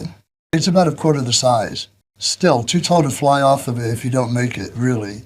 But Murph got all dressed up in his bat suit, and we all went with him to the tower and headed straight for the geezer at the ticket stand. "Hello," Murph announced. "I am Murph the Batman. Let me in." "Why?" the ticket-selling geezer phlegmatically inquired. "I'm going to fly off the top," Murph declared. "No, you're not." "I am," Murph insisted. "No, you're not." "Out of my way," demanded the 5'5" bat person. "I'll tell you what, mate," the guy told him. "You give me the money and then fly up there, and if you make it, you can come back down and I'll give you your money back. How's that?" He took the glory away from poor Murph, his fleeting chance of a claim to fame. Anyhow, Murph had already gone to London when I decided to head down there myself. He had this terrible rat-hole flat in Sunbury-on-Thames. Well, it wasn't that bad a flat, except there were 20 of us dossers living in his 4 or 5 rooms, and there was no hot water. No grub, and no money either. We were getting a band together, me and Murph and Roger, this drummer. He had no drums, but he played on cushions. I ran out of patience after a short while, so I went up north. I woke up one morning sitting on a beach in the South Shields, eating cold baked beans out of a can with my comb. I thought, there's got to be more to life than this. So I went back home and got fed for a bit. I didn't see Murph again for about 30 years. And when I did, I was pleasantly surprised to find that he'd weathered the years with his mind relatively intact. At least what was left of it after the 60s. He's now an author. When I saw him, he gave me a novel he'd written. When I get around to reading it, I'll let you know how it is. Not long after I'd returned home, the Bears were playing up in Northwich, near Manchester, so I got a ride with them back to London. When I got there, I phoned the only number I knew in London, apart from John Lord, Neville Chester's. He had been a roadie for The Who and the Mercy Beats. I asked if I could doss on his floor and he told me to come on over. At the time, Neville was working for the Jimi Hendrix Experience, and he was sharing a flat with Noel Redding, Hendrix bass player. They needed a spare set of hands, so about 3 weeks after I landed at Neville's, I got a job working for them. Jimi Hendrix was huge in England at the time. He'd just had 2 #1 records, but no one in America had heard of him yet. I worked for his band for about a year on all the TV shows and tours through England. I didn't get to go to any of the foreign gigs, unfortunately, because I was only a fetcher and lifter. Still, it was an amazing experience. Hendrix was the most startling guitarist ever, no doubt about that. Everything about him was great. His playing was truly astounding. Plus, he had a great stage act. He was like a cat, a snake. When he performed, he would drive the chicks fucking nuts. I've seen him go in his bedroom with 5 chicks, and they'd all come out smiling too. Of course, the road crew got the spin-offs. A stud Hendrix was, and I'm crass enough to think that that's quite a good thing. I don't know what's wrong with being a stud. It's more fun than not being a stud, that's for sure. Unfortunately, I didn't get to mix with him off stage much. I wasn't part of his private life. I was just working for him. I do recall that he was very gentle, very nice guy, but most people were nicer in those days. It was one of those ages of innocence, you know? Nobody had started dying yet. I liked the other 2 guys in the experience too. Noel Redding was alright. He only used to wear a nightshirt to bed and Aladdin-type shoes with the curly toes and a nightcap with a tassel. That was quite a sight. Mitch was nuts, as he still is today, in fact. One time I was standing on a traffic island in the middle of Oxford Street, and Mitch bounced up to me wearing a white fur coat, white trousers, white shirt, shoes and socks. Complete vision, you know? "Hello. I don't know who I am," he said, and ran off again. "I don't think you know who I was either." This period of time, the late 60s, was brilliant for rock and roll in Britain. There hasn't been such a wealth of talent in one era since. The Beatles, the Stones, the Hollies, the Who, Small Faces, Downliner Sect, Yardbirds had all come out of the same 3-year period. The British invasion had changed the face of rock music for all time, so in London we were sitting on top of the world. There was a lot of blues going on. Savoy Brown, which was much bigger in the States than in England, and Foghat started off as blues bands, and the jazz blues thing came in for a little while. There were people like Graham Bond, who had Jack Bruce in his band, and Ginger Baker, both of whom went on to be in Cream. The Beatles had just come out with Sgt. Pepper, so they were certainly flavor of the fucking month. 2 of them had just gotten busted too, so they could do no wrong. John Lennon, an icon martyr, and Yoko looking violated at his side. Everywhere you looked, there were good bands coming up. It's depressing nowadays because you have to dig to find a really great band. And there seemed to be thousands of awful ones. There were thousands of bands then too, but really at least half of them were great. Just to give you an example, I was along for Hendrix's second UK tour, which ran from 14 November 1967 until 5 December. Co-headlining were The Move, who'd also just had 2 #1s in a row. Then Pink Floyd with Syd Barrett, his last tour. Amen Corner, who were then at #2. The Nice, featuring a young organ player called Keith Emerson, and Heir Apparent, later to become the Grease Band backing Joe Cocker, all for an entrance fee of 7 shillings and 6 pence, 70 cents American, and that was normal for the era.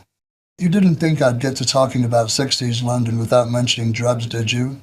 Oh no, not I. Our whole crew was on acid during the entire tour, and we all got the job done just fine. Orgasms on acid, by the way, are fucking excellent. Really unbelievable. So I was doing plenty of that too. As a matter of fact, acid was still legal back then. There weren't any laws against it until the end of '67.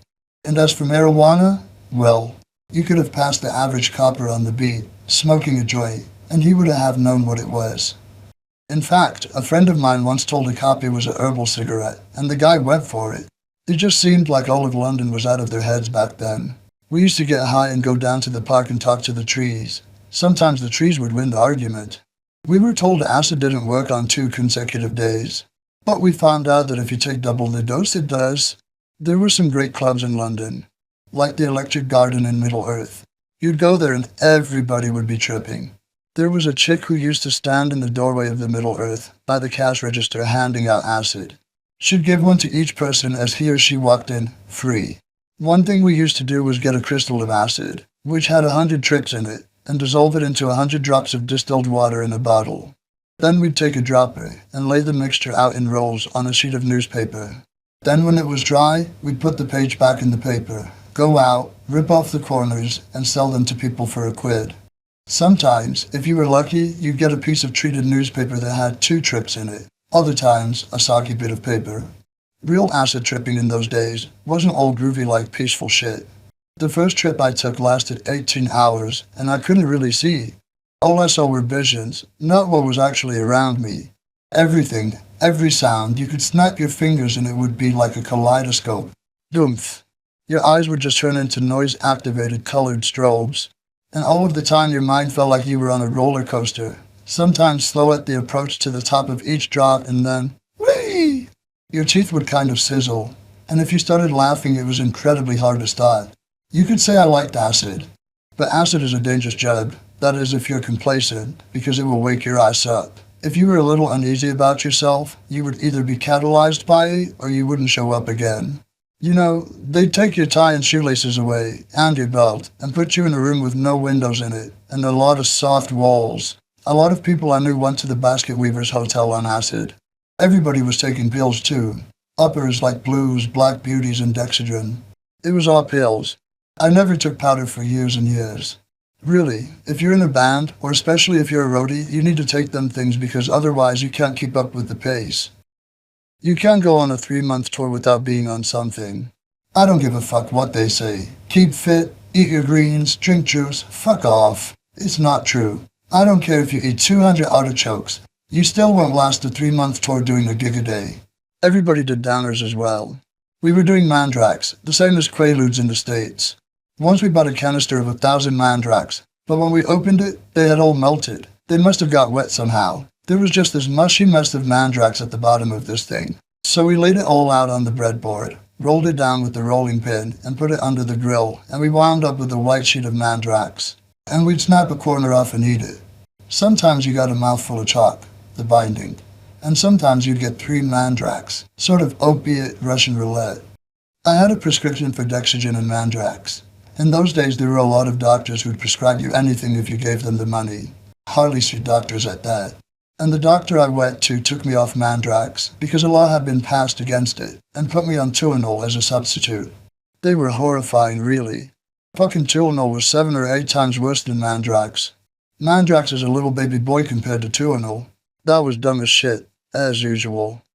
But back to the rock and roll part of my story, as opposed to the drugs or the sex parts. Eventually I did start playing in some bands around London. At first, I got a job playing guitar for P.P. Arnold.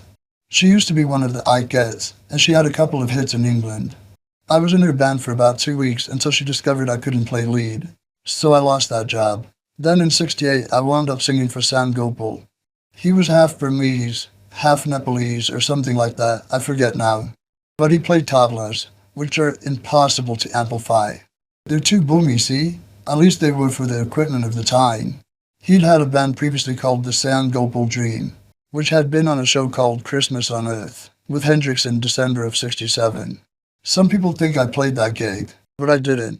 By the time I'd met up with Sam, he'd dropped the Dream and was just going on as Sam Gopal, in suitably modest fashion. I was introduced to Sam by a friend of mine called Roger D'Elia.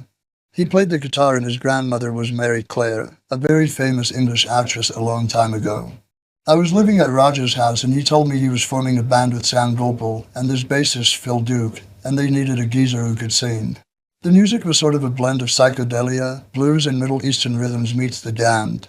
We recorded 1 album, did 1 tour through Germany, and played a gig at the Speakeasy in London. That show at the Speak was a standing ovation time, so we thought we were going to be stars, but it was actually all downhill from there on in. Sam was determined to be a star. That's what he really wanted. He was a real fucking poser, but I didn't mind that at all. I mean, I'm a poser. What are you doing in this business if you're not a poser, right? So Sam was alright. He had his own ideals and all, but he let me write anything I wanted to. I wrote nearly all the songs that wound up on our only album. Back then I was still using my stepfather's name, so I'm listed as Ian Lemmy Willis. I credited Group on a few of the songs, but the truth is I stayed up and wrote them all in one night. That was when I had first discovered this wonderful drug called methadone. The only 2 I didn't do on the record were Angry Faces, which was written by Leo Davidson, and the Donovan song, Season of the Witch, which we did a fair version of it, actually. The album, Escalator, was put out by this record company called Stable. That was a joke. It was run by these two Indian geezers who had no idea whatsoever how to run a record label. I don't know how the whole deal came together. It was one of Sam's projects. He knew the producer and all. Escalator wound up doing nothing. Zero. Stable was too indie of a label, even for the indies. Eventually it dawned on us that the band was going nowhere, so we just gave it up. Funny enough, I ran into Sam Gopal in 1991, just before I left England to move to America. It was very strange, because he was just walking up the street, right around where I lived, and I hadn't seen him for 10 years. We chatted for a bit and he told me he was getting a band together, you know, all that fun stuff, still. After Sam Gopal, I spent about a year with my guitar hanging on the wall, and I just tripped out and dossed around, living in squats. It's easy to do when you're young, and I was 23. It was around this time that I learned to hate heroin. He was always around, of course, but not very much at first. It started to be a real problem around 1970. I knew this guy, Preston Dave. He wasn't even a junkie. He was just getting there, but not quite. And a bunch of us were sitting with him at a wimpy bar, the early English attempt at, say, Burger King. It was in Earl's Court Road and was open all night. Preston was shaking and shit, so we went off to Piccadilly, where he went to score heroin. So he came back and went to the toilet. A few minutes later, he came lurching out backwards. His face went black and his tongue was sticking out. Somebody had sold him rat poison, took his money, smiled at him, and sold him certain death. I thought, hell, if that's the kind of people who are hanging around with heroin, you can fucking have it. And I also saw people doing horrible fixes with old blunt needles that would really fucking mess their arms up. You'd see people with embolisms in their arms the size of a cricket ball, and they'd be selling their asses for a fucking shot. It always looked like misery to me. No fun at all. I've had so many fucking friends die from heroin, but the worst of it was that the girl that I was most in love with, in my life, died of the stuff too.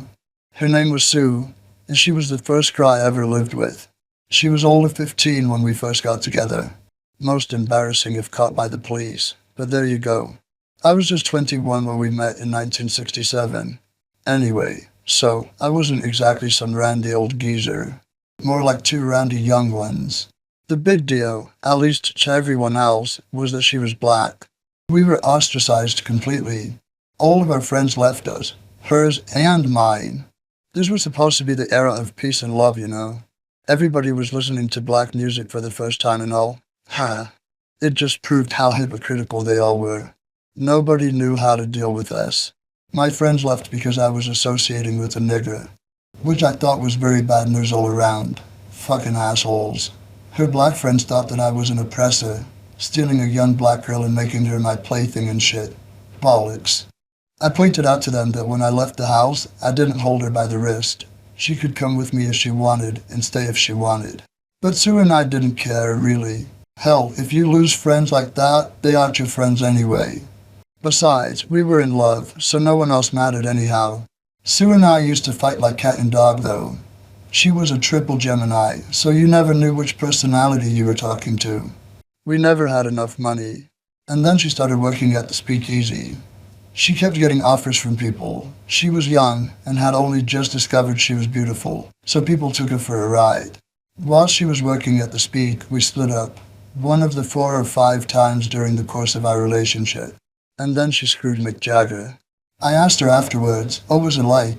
And she said, well, he was good, but he wasn't as good as Jagger, you know? Which was perfect. She meant, of course, that Jagger couldn't live up to his own reputation. No way he could. Even if he swung in, pole bolted into the room on his. Well, you catch my drift. Anyway, Sue eventually got a job in the Lebanon, dancing in the Beirut. That was before he got demolished, and it was still a playground of the Western world. She returned with a staggering heroin habit, and it was never quite the same after that. I'd just got back with her, and she went up to her granny's. While she was there, she got one of her friends to come around with some smack. So she went into the bathroom and shut the door, did the shit, drew herself a bath, and then passed out and drowned in her own bath water. She was all of 19. I was in London when she died. I had joined Hawkwind by this time. But I didn't go to the funeral. I mean, who wants to see them dead? I liked them alive. She had a sister, Kay. She was as pretty as Sue. I don't know what happened to her, but if she's reading this, Get in touch. We'll talk about Sue a bit, yes? So I knew from personal experience that heroin was the most awful drug to get involved with. But that doesn't mean I didn't go through a few harrowing experiences involving the search for my own substance of choice. One time, about 69 or 70, I really came unstuck. A bunch of us were sitting around waiting for the speed to arrive. This guy was going out with the nurse C, who worked at a dispensary, so he bribed her into getting us some amphetamine sulfate. Finally, she came with a mason jar with what looked like amphetamine sulfate written on it. And we, greedy bastards that we were, dug in immediately. But it wasn't amphetamine. It was atropine sulfate, belladonna, poison. We'd all done about a teaspoonful of it, which is like 200 times the overdose. And we went berserk, the whole lot of us. I was walking around with the TV under my arm, talking to it. Somebody else was trying to feed the trees outside his window. It was really interesting for a while, actually. Then we all passed out and somebody called Release, the firm with the free drug rescue van, and they loaded us all in the back like bundles of wood and took us to the hospital. I woke up in the bed and I could see through my hand. I could see the wrinkles in the sheet under it. Then I saw the institution walls. Fuck me, I thought. I was convinced I'd landed in the loony bin.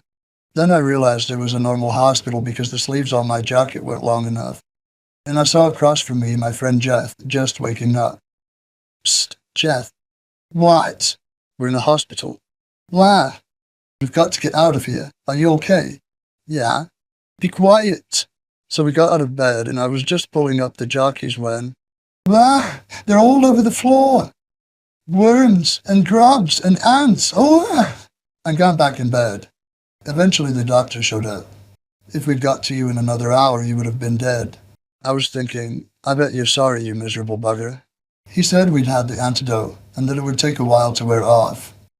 Well, it took 2 weeks and it was a really strange time. I mean, I would be sitting, reading a book, and I'd turn to page 42. But there was no book. Or I'd walk down the street thinking I was carrying a case and suddenly, oops, I'd have nothing in my hand. Weird. But interesting. Not interesting enough to do it again, though. Finally, after dossing around for some months, I wound up in another band, Opal Butterfly. I met their drummer, Simon Keane, at a place called the Drugstore in Chelsea. The drugstore was a big flash gaff, about 3 floors high. There was a restaurant at the top and a boozer on the ground floor, and a record store in the basement. All these boutiques and other stores, too. It was one of the first mall-type places. It was rather expensive, but it was an all-right place. The guys in Opal Butterfly used to hang out there to drink, and I hooked up with Simon and sort of drifted into the band. I don't really know why I was hanging out with him. I never got along with him all that well. But you will be hearing more about Simon later. Anyhow, Opal Butterfly was a good band, but they never went anywhere. They had been around for years when I got in, and it was only a few months after that they gave it up. One of the guys, Ray Major, went on to be in Mott the Hoople. The breakup turned out to be rather timely, because it was only a couple of months later that I wound up in Hawkwind.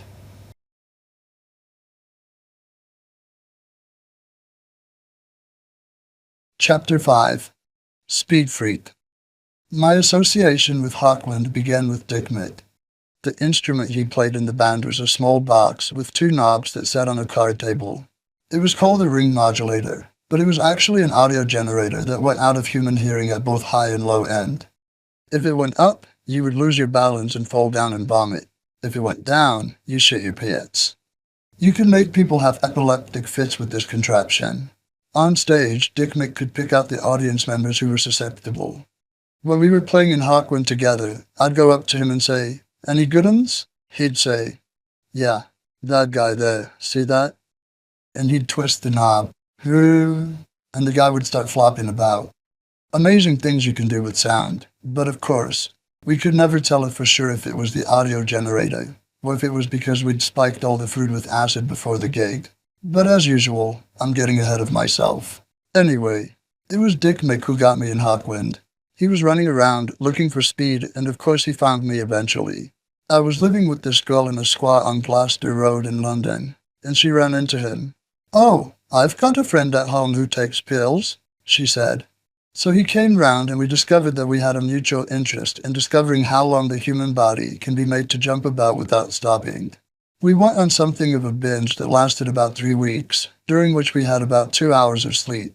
He had decided he was going to India to find the Suffolk secret or some fucking mystical shit like that.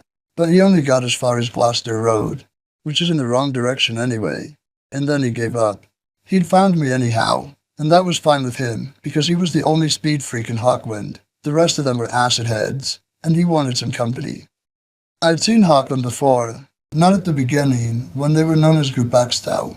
The entire audience looked like they were having an epileptic fit, all 600 of them doing the same move. I remember thinking, well, I have to join them. I can't watch them. I wanted to get a spot playing guitar. Their lead guitarist, Hugh Lloyd Langton, had just left the band, disappeared really. They had been doing a gig at the Isle of Wight Festival. They weren't really playing at the festival though. They played outside the festival. How's that for being alternative? Anyway, a bunch of them were sitting around a campfire and Hugh had done something like 8 tabs of acid. I'm going for a walk, lads, he told the others. Went over a hill, and nobody saw him again for something like 5 years. That's the way things were in Hawkwind. Loose. Very loose. Who did re-emerge a few years later in a band called Widowmaker, not Dee Schneider's 1990s project, which we'll come to later. So I was hoping for the guitar slot, but I wound up on bass instead. In fact, the day I joined Hawkwind was when I first started playing bass. It was in August 1971. The band had an open-air gig at Powis Square in Notting Hill Gate, and the bassist, who was Dave Anderson at the time, didn't show up. But like an idiot, he left his bass in the van, which paves the way for a successor, doesn't it? You're almost inviting somebody along to take the job off you, which I did. Apparently, Dave didn't like doing free festivals, like the one Hawkwind was doing that night. He wanted to be paid all of the time, and the band was into doing all these benefit shows. I remember us playing in defense of the Stoke Newington 8, whoever they were. They'd been put in jail for some fucking thing, and we thought it wasn't fair because we were freaks, and everything wasn't fair because of the pigs, you know? All that crap that you talked to each other in those days. So we were doing all these gigs for these people, but the whole time we were getting conned. The organizers of those gigs had pockets everywhere. Quite a racket that used to be. Still is, really, but once again, I digress. Anyhow, here was Hawkwind at Powis Square with no bass player, and somebody was running around asking, "Who plays bass?" Dick Mick, seeing his opportunity to have a full-time partner in speed, pointed at me and said, "He does, bastard," I hissed at him, because I'd never played bass in my life.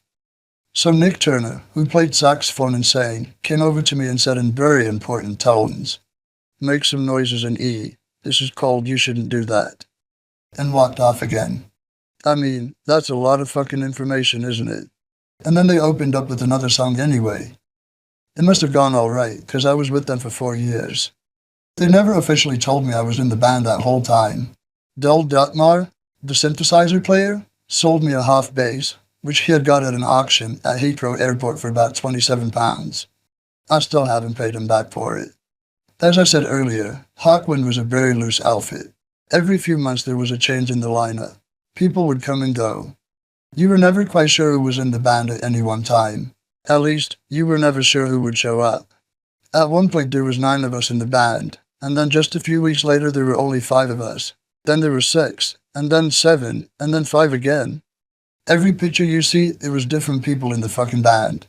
It was very strange.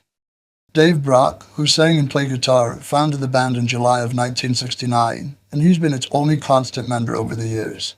It's his band, really, the same as Motörhead is mine. Hawkwind would not exist without him, and even he would disappear occasionally. He would go through these, nature boy phases. That's what we used to call them, striding out in the fields with the staff, naked before a loincloth, and you couldn't get to him. I mean, there was no point in saying, "Dave, we've got a gig tonight," because he was gone. He was busy being nature boy, right? In addition to being the main part of Hawkwind's power core, Dave also wrote most of the songs. But he would never write with anybody else in the band. At least with Motörhead, I give the others credit. But Dave was all self-sufficient. I learned a lot from him, really, about vision and tenacity. Things I already knew about, but watching him boosted my confidence. He just made me sure of it. He had his quirks too, like his spanking fantasies. He used to pass schoolgirls on the road and lean out of his car yelling, "Spank, spank, spank, hello girls, spanky, spanky." When he was tripping, he was always convinced that he'd bitten off his tongue. He never had, of course, but he had to keep a red bandana in his back pocket, and he would wipe his mouth with it. Then when he saw the bandana was all red, and off he'd go. One time, in Grantchester, we pulled that trick on him, and it took me 45 minutes to talk him down. I was tripping at the time myself, so I probably wasn't doing a very good job. Dave was always trying to beat the taxman out of money. One time he was explaining to us, I went and bought this new place. I've written it off against the old place, and I got this farm and they can't touch me. And it transpired that as he was telling us that in London, the marshals were going through his house in Devon and taking all the furniture. Fucking miraculous, that. Nick Turner was the other half of the power core in those days, since he was the frontman basically. He was in Hawkwind from the beginning too, and he was one of those moral, self-righteous assholes, as only Virgos can be. Nick was the oldest one in Hawkwind, older even than Dave, and I think that's where some of his behavior came from. Like, on the one hand, he could be very old-fashioned, but he was also keen on showing off how outrageous he could be. I guess it was some sort of post-hippie midlife crisis. And he would do annoying things like play his saxophone through a wah-wah pedal, right on top of the fucking vocals. Whenever we got a new sound guy, Dave or I would tell him singing sucks out. I recall one time when Dave didn't show up for a gig in North London, and we rang up his house in Devon. His wife, who hardly ever spoke, told us, "Oh, I don't know where he is. He took some mescaline and went for a walk." That was this morning, and I haven't seen him since. So Nick got this guy, Twink, who later founded the Pink Fairies, to play lead. The only guitar we had 2 strings on it, and he couldn't play either of them because he was a drummer. That was one of Nick's great decisions. He was also one of those who later got me fired from the band, so there you go. But Nick was occasionally a source of high amusement. One time he walked up to the mic, holding his sax, which was plugged in, and he disappeared in this fusillade of blue sparks. We were all laughing. "Yeah, great, Nick." He finally shot back into the amps and they fell on him, which gave me immense personal satisfaction. Another time we had a gig on an open stage that had the smoke running in front of it. So we were playing, and it was pouring fucking rain. All these hippies were sitting under bits of plastic, just sopping wet and buying hamburgers for £15. All that good festival shit. Part of the stage was under this bowl-shaped enclosure, but the front 4 feet were totally open and wet. Me and Dave were out there, and Nick makes an entrance from the left, dressed as a frog. He had black cowboy boots, green tights, a green leotard, and a full rubber frog head on. He was holding the saxophone and capering. He was a great caperer, Nicky. So he came capering along the stage, and I said to Dave, "It's about time somebody pushed that fucking frog into that pond."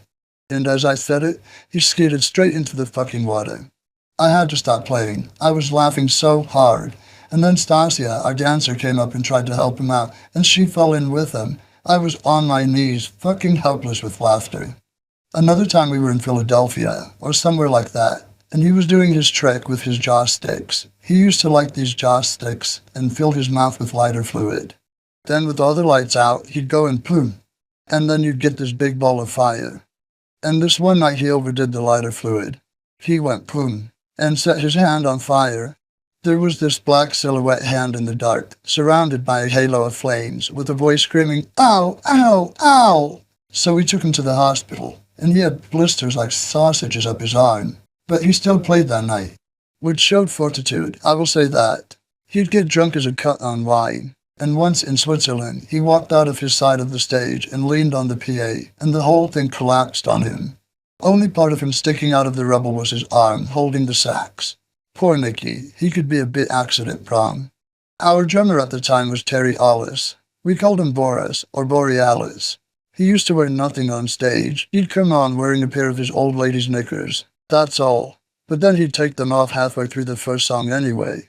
He was a dynamite drummer, but his dick kept getting in the way. Freefall, you know, and he'd wind up hitting it with his stick. Ow. There'd be gaps in the fucking music, but he was still excellent, and an excellent character too. He used to work at his dad's scrapyard on the outskirts of Far Westland, and he was always coming to rehearsals and gigs in weird clothing he found there. One day he'd show up in a German army outfit, and another he'd show up in an old woman's shawl. Then he got into downers, and that turned out to be his ruin. The last gig he ever did with us was at Glasgow University in January of '72. He fell out of the band on the way there. We stopped at a light and he thought we were there, so he opened the door and collapsed out onto the street. He was all over the road, his back scattered and shit. We didn't know he'd gotten out, so we just drove on. Later we found him and somehow we got him to the gig. I remember Nazareth was supporting us, and when they finished, we put up our gear, and he walked on stage and sat there with his drumsticks crossed on the snare all night. Never played a single hit, so it was obviously time for him to go. A shame, really. We replaced him with Simon King, whom I knew from Opal Butterfly. He was another one who wound up getting me fired from Hawkwind, and I was responsible for getting him in the band. We also had this guy, Bob Calvert, from South Africa, who was the resident poet. Half the time he showed up for the gigs, and the other half he didn't. When he was around, he'd read his poetry on stage, or that sci-fi writer Michael Moorcock, which added to the band's mysterioso space warrior aura. But Bob had some very weird ideas. He wanted to go on stage with a typewriter around his neck on a guitar strap and type things and throw them in the audience. "It's not gonna work, Bob," I told him. "It's never gonna work." But he wouldn't believe me. Luckily, he never got a chance to try out that particular trick. Another time while we were playing Wembley Stadium, he came on stage wearing a witch's hat and a long black cape, carrying a sword and a trumpet. Then halfway through the second song, he attacked me with the sword. I was yelling, "Fuck you!" and batting him about the head with my bees. "Look, fuck off!" It was the biggest gig we'd ever played in our lives, and he was attacking me with a fucking sword. What's wrong with this picture, you know? Bob was very bright, but he went nuts while working with us. He started taking a lot of Valium, and hyperventilating, and speaking much too fast, and much too much. He went down to this Buddhist retreat in fucking Devon or somewhere, and this guy who was in charge, Bob's new guru, was obviously a fucking charlatan. You know, hippies grouped around his feet, staring adoringly at his fount of wisdom. I just thought he was a cunt, and then Bob started getting really weird. "You don't believe in this man, do you? You don't realize his greatness," and all this shit. Eventually I had to pop him. He was playing with a piece of wire and he hit me around the face with it, so I hit him back. He fell over, and when he got up he was a much better guy. But he was falling apart mentally. He once got so bad, we put him in a cab with his girlfriend and sent him to check in at a mental hospital. Halfway there, he put a hammer lock on the driver, and the driver had to press the button under the dashboard so someone would come and fetch him. A real mess Bob was. We had to keep sending him to asylums, and they'd keep him locked up for 3 or 4 days and then send him back out. It was a really difficult time for him, and it was even more difficult for the rest of us. He's dead now. Had a heart attack at much too young an age. He was quite talented, but he wasn't as brilliant as people make out now. Of course, when you die, you become more brilliant by about 58%. You sell more records and you become absolutely wonderful. Man, what a pity we didn't buy any of his records while he was alive, but still, I'm sure that's where I'm going. How about Motörhead? What a brilliant band. If only we'd seen them. But I liked Bob. I played on his solo album, Captain Lockhead and the Starfighters, which he recorded in early 1974. He named it after that terrible plane, the F-104 Starfighter, which the Americans foisted onto Germany. There was a joke going around Germany at the time. Do you want to buy a Starfighter? Buy an acre of ground and wait, 'cause they were crashing all over Europe. Captain Lockhead was a good album. Brian Eno produced and played on it, and some of the other guys who played on it were Dave and Nick, Simon Keane, Twink, and Adrian Ladner. I must get a copy of it one of these days. I had some wild times with Bob. When he got together with Viv Stanshall, the singer of Bonzo Dog Doodah Band, it was like hell.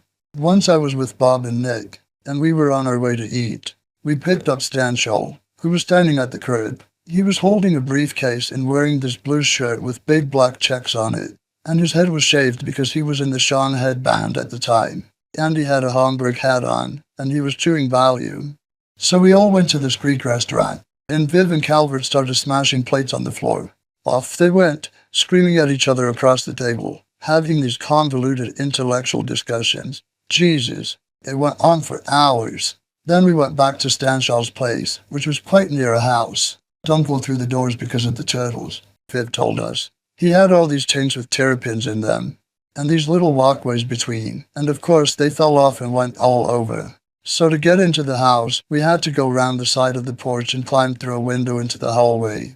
So we got in that way, and Bob trod on the turtle, and that it started between him and Viv all over again. Then we went upstairs, and he had all these false limbs hanging off the ceiling, and robots, and these big piles of priceless 78s by people like Jelly Roll Morton, which Bob immediately fell onto, knocking them over and breaking them. About 3 hours later, I decided to go home. Just as I was leaving, one of them decided he must take a bath, and the other one got a chair and took it into the bathroom so they could go on screaming at each other. I thought I'd had enough, but I was wrong. At 7:30 a.m., I was wakened from a dead sleep by Stanshall, standing outside my window screaming, "You killed my pair of hens!" "You can't!" I yelled back. "It was Bob!" And I slammed the window shut. Stanshall's dead now too. He went in early 95. In addition to the musicians and Bob, Hawkwind had several dancers. Stasia was the one who stayed with us the longest. She was all there through the time I was in the band, and left to get married not long after I was out. She was 6'2" in her stocking feet, and had 52-inch tits. Quite an impressive sight. She was a bookbinder from Devon, and when she first saw the band, she took all her clothes off, painted her body from head to toe, and rolled around on the stage while they played. Then she wound up staying with them. She had a lot of male fans amongst her audience. We had a couple of other dancers too. One called Renee was double-jointed. She was small and blonde and looked very pretty until, presto, she started her contortions, and everything twisted all wrong. And then we had Toady, who was a professional dancer and could do pantomime. Occasionally, Michael Moorcock would take part in some of our performances and recordings. He's on Warrior on the Edge of Time. More often, though, Bob would recite the stuff he wrote. Hawkwind was inspired by him. The name comes from Moorcock's Hawk Moon series of books. He was great. We used to go around his house for some free food now and again, and he would have these notices on his door. "If I don't answer the first ring of the bell, don't ring it again, or I'll come out and kill you." It means no. It means I'm not in. It means I don't want to see you. Fuck off, everybody. I'm writing. Leave me a fucking alone. That was brilliant. All of our equipment was painted in psychedelic colors by this guy, Barney Bubbles, another one who's dead now. He used fluorescent day-glow paint, and we'd throw ultraviolet lights on them. He also did our covers for Silver Machine and Do Re Mi Fa Sol La Ti Do. He was really clever, and did a lot of trippy art for us. The album covers in the early 70s were so much better than they are now. The designs were much more elaborate. If you can find an original copy of Space Ritual, you'll see what I mean. The whole thing folds out and it's loaded with art and photos and poetry. Now, that's well worth your money. When you talk about packaging and getting an idea across to the public, that's it right there. Nowadays with CDs, everything's smaller, and the record companies are so fucking miserable and cheap and nasty. They won't spend 5 cents more to make it look better. And remember that long box thing when CDs first came out? What the fuck was that anyway? The CD was only half the size of the box, and you couldn't open the fucking thing up to get your CD out. You had to use a carving knife, and you'd wind up cracking the jewel case and putting scratches all over it. And it took ages to persuade them to get rid of that long box. I remember them fighting over it when Motörhead was on Sony. People were leaving the company because of the loss of the long box. How's that for stupidity? Anyhow, we made for one hell of a show. Hawkwind wasn't one of those hippy-dippy, peace and love outfits. We were a black nightmare. Although we had all these intense colored lights, the band was mostly in darkness. Above us we had a huge light show. 18 screens showing things like melting oil, war, and political scenes, odd models, animation. The music would just come blaring out, with dancers writhing around on stage and Dick Mick shaking up the audience with the audio generator. It was quite an experience, especially since most of our fans were tripped out on acid to begin with, not to mention everyone in the band. That included me and Dick Mick, of course. Just because we were Hawkwind's only speed freaks, it certainly didn't keep us from indulging in anything else we could get our hands on. There's one legend about how I was so loaded that supposedly I had to be propped up against my amp on stage so I wouldn't fall over. Well, as loaded as I may have been, I remember that show, and it's not true about my having to be propped up. That gig was at the Roundhouse in 1972. When we recorded the songs Silver Machine and You Shouldn't Do That, that was a big venue. It was once an old engine shed, where they used to turn the trains around on a huge turntable. These rock and roll people leased it, and turned it into a venue by taking the turntable out and putting a stage at one end. There were still bits of locomotive lying around inside and shit. It was a great place, but now it's used for theater troupes. You know, Japanese acrobats and shit. Very interesting culturally, I guess, but back to my story. Dick, Mick, and I had been up for about 3 days prior, whacking down dexedrine. Then we got a bit paranoid and took some downers, mandrax. But we thought it wasn't very interesting because it calmed us down too much. So we took some acid. And then we took some mescaline to make it more colorful.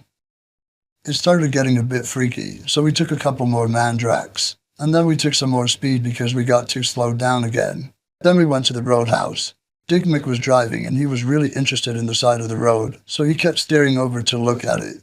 Finally, we got up there and we walked in the dressing room and it was full of smoke. Everyone was smoking dope. So we sat there for a while, and somebody came in with some cocaine, and we had some of that. And then some black bombers, or black beauties as they're known in the States, uppers, arrived. So we each had 8 of them. Oh yeah. And we took some more acid as well. By the time we had to go on stage, me and Dick Mick were like boards. "Fucking hell, Mick," I said. "I can't move, can you?" "No," he replied. "It's great, isn't it?" "Yeah, but we've got to get on stage soon." "Oh, they'll help us," he assured me. So the roadies hooked our boot heels onto the back of the stage and pushed us up, and they strapped my bass on me. "Right, okay," I said. "Which way's the audience, man?" "That way." "How far?" 10 yards. So I stepped up. 1, 2, 3, 4, 5, right, hit it. And that was one of the best live gigs we ever taped. The jamming between me and Brock was great, but I never saw the audience. We got Silver Machine, our only hit, and a number 2 at that, from that gig. My vocals wound up on the recording, even though Bob sang it at the show. Bob wasn't on that night, and he sounded terrible, so everybody tried overdubbing it later, and I was the only one who sang it right. That was really my only time singing lead, except for the Watcher on Do Re Mi Fa Sol La Ti Do, Lost Johnny on Hall of the Mountain Drill, and Motörhead, which was a B-side for the single Kings of Speed, and later appeared on the re-release of Warrior on the Edge of Time. But I did sing a lot of backups. It was magical, the time I spent with Hawkwind. We used to go to this huge deserted estate and trip out. It had immense overgrown gardens, surrounding little pathways, ornamental lakes, and tunnels all around this burned-out house. It was like madness in there.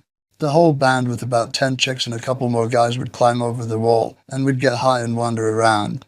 You'd find the occasional person tied in a knot under a tree gibbering. That was a great time, the summer of '71. I can't remember it, but I'll never forget it. Maybe you're wondering what the massive amounts of drugs I consumed in those days, why I never became a casualty. I did die once. Well, the band thought I had, at least. But I hadn't. The whole thing started when we were going home from a gig in the van.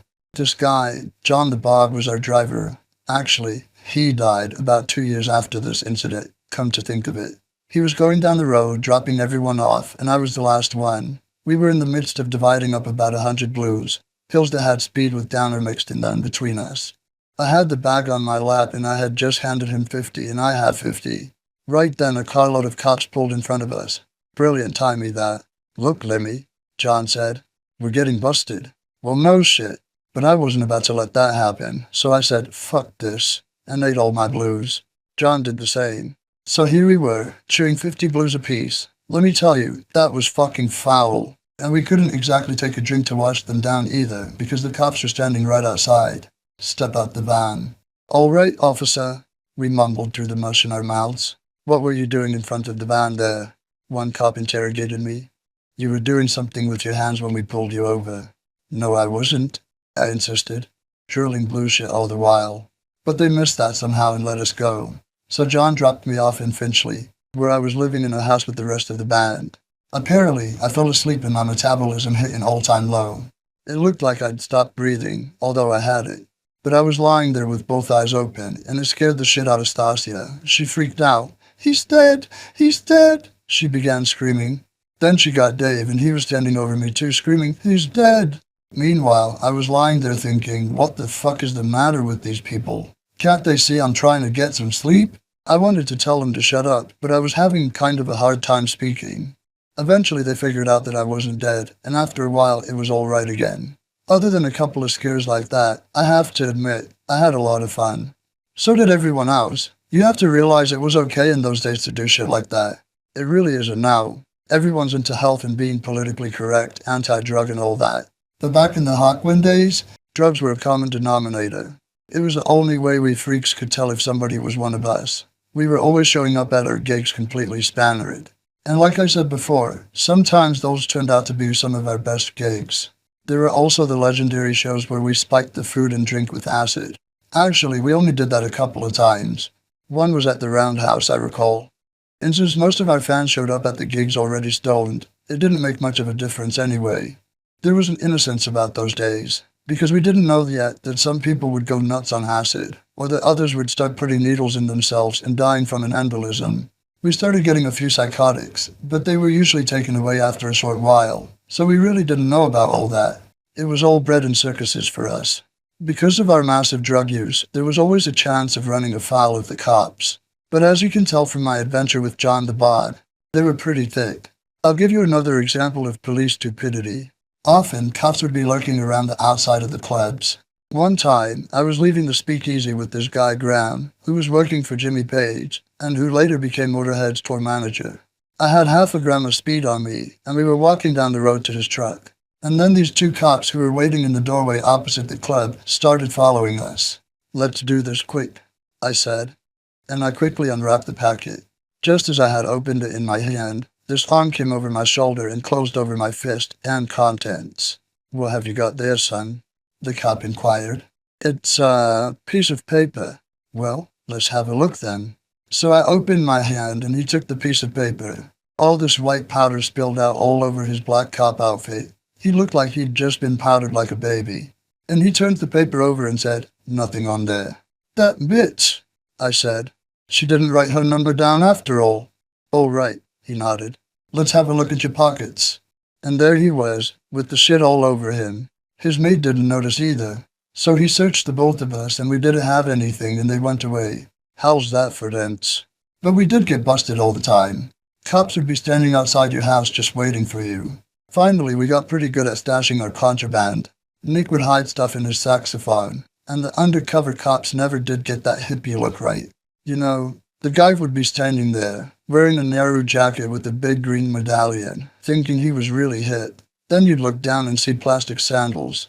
It was fucking terrifying really at times, but it certainly never stopped us. The first album I made with the band was Do Re Mi Fa Sol La Ti Do, their third. I played on 3 other full albums: The Space Ritual, double live album, Hall of the Mountain Grill, and Warrior on the Edge of Time. A lot of Hawkwind's best work came from the time I was with them. When it came to making the records, it didn't matter really who the producer was.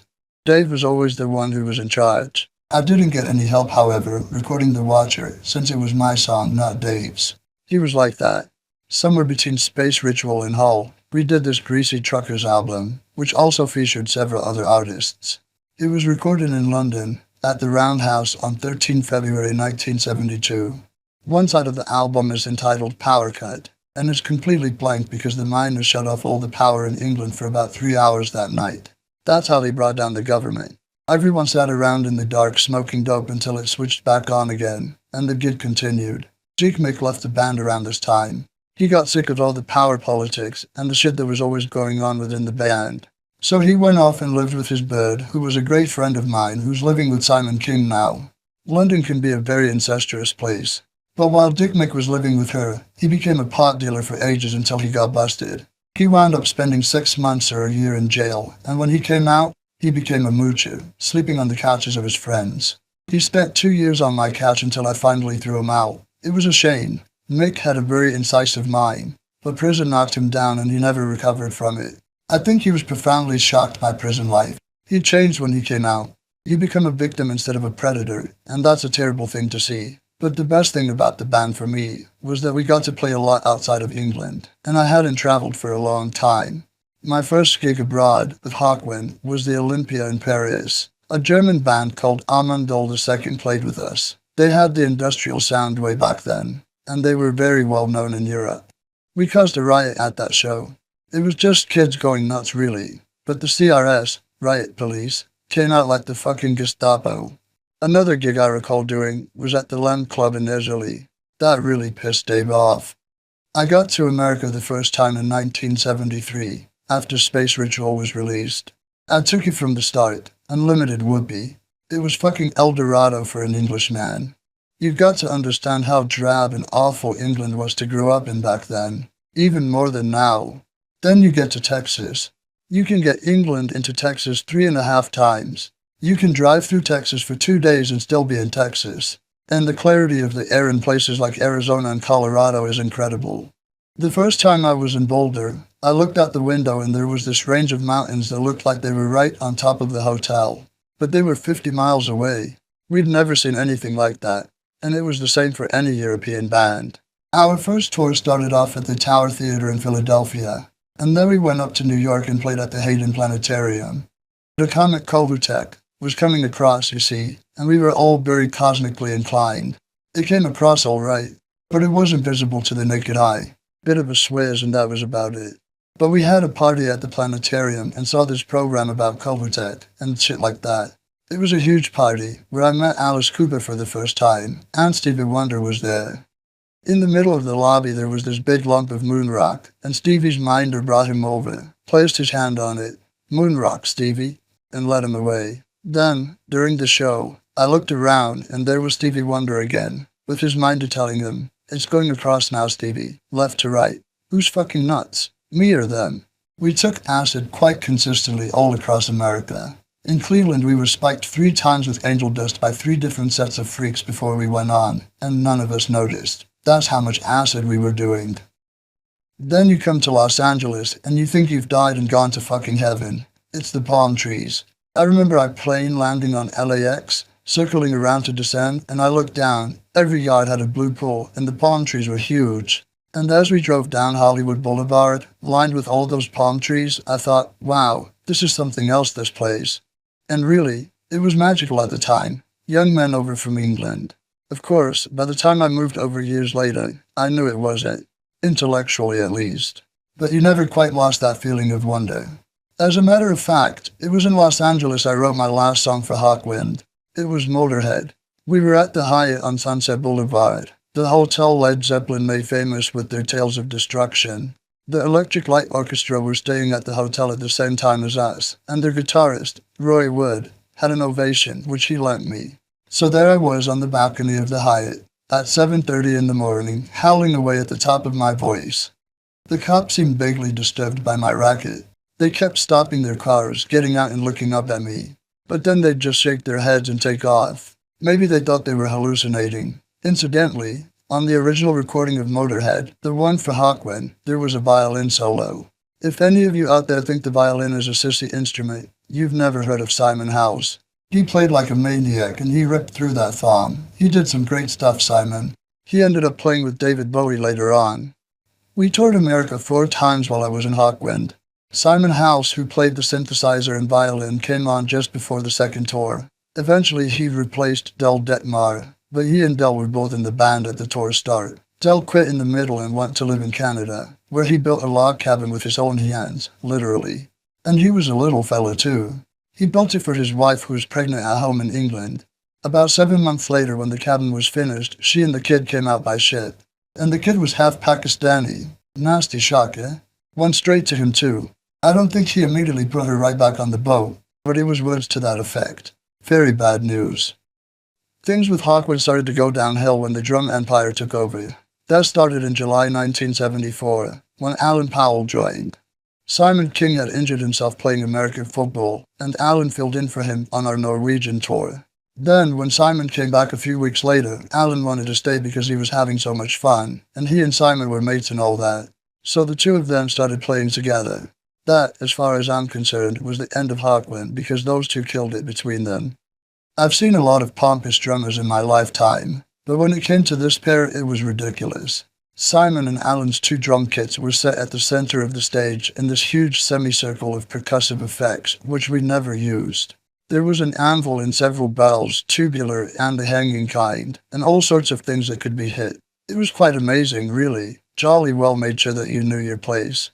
But not me, of course. I gave those 2 fuckers no peace. I'd be standing on the side of them urging, "Hurry up, you cunts. Slow, slow, come on."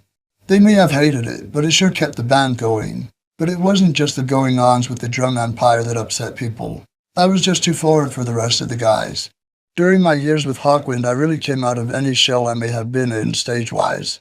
I was always at the front of the stage and showing off, and since I wasn't the leader of the band, it was considered most presumptuous. And I'd started to write songs, which I think pissed everybody off as well. Not to mention the drug thing. See, I was the only speed freak left in the band. Dick Mick had been gone for a couple of years, and I was a minority of one. I was the bad guy, as I still am today. So when I got busted over the Canadian border for cocaine possession, they took that as an opportunity to fire me. The really fucked up, but also lucky thing about the whole situation was that I didn't even have any coke. It was May of 1975. We had just played Detroit, and we left early the next morning for Toronto. Some chick at the show had given me some pills, and I had about 1 gram of amphetamine sulfate. Apparently, when you're traveling from Detroit into Canada, you can go over the bridge or under the tunnel. The thing to do, if you don't want to be hassled, is to go over the bridge, but we weren't paying attention. Under the tunnel we went, and got a surprise awakening by the border police. 'Cause it was early and I wasn't thinking, I stuffed my contraband down my pants. Not a good idea. They searched us to the skin, and the cops got my stash.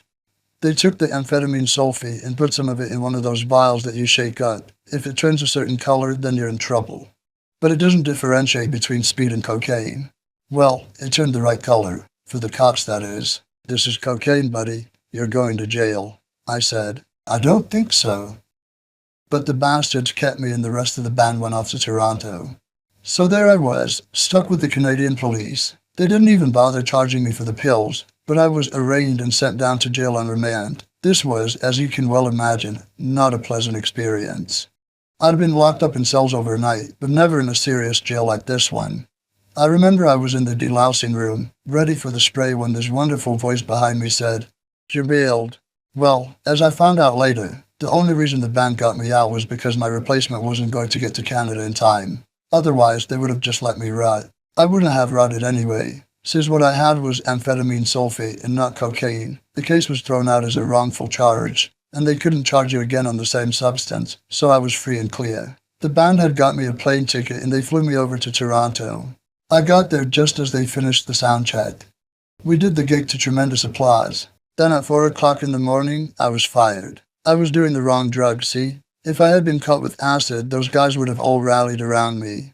I think even if I had been doing heroin, it would have been better for them. The whole hippie subculture was so fucking two-faced, when you get down to it. It was all speed kills, wow man, bad drugs, and stupid shit like that. And keep in mind, all the people I know who said that are now dead or messed up on heroin. Well, all I have to say is that speed keeps you functional.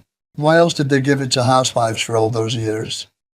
Hawkwind had very bad timing, kicking me out of the band when they did. They were on the verge of really making it in America when I got fired. So they must have been fucking insane. But it wasn't because I was fired that they failed. It was because who they got to replace me, in addition to firing me for all the wrong reasons. When I left Hawkwind, they got a guy called Paul Rudolph to play bass. He used to be a great lead guitarist for the Pink Fairies, but he was a very, very mediocre bass player. The reverse of me, in fact. And he just saw the band straight into the Twilight Zone. It was a terrible fucking mess. They tried carrying on into Ohio, did about 4 more gigs and cancelled the rest of the tour. Dave, God help him, actually wanted to bring me back into the band, but the drum empire wouldn't let him. So the drummers and the bass player took over, and the band went into a bad direction. They made a couple of, well, they weren't bad albums. Musically they were excellent, but they were really naff. There was no nuts in them. When I left Hawkwind, the cojones came with me.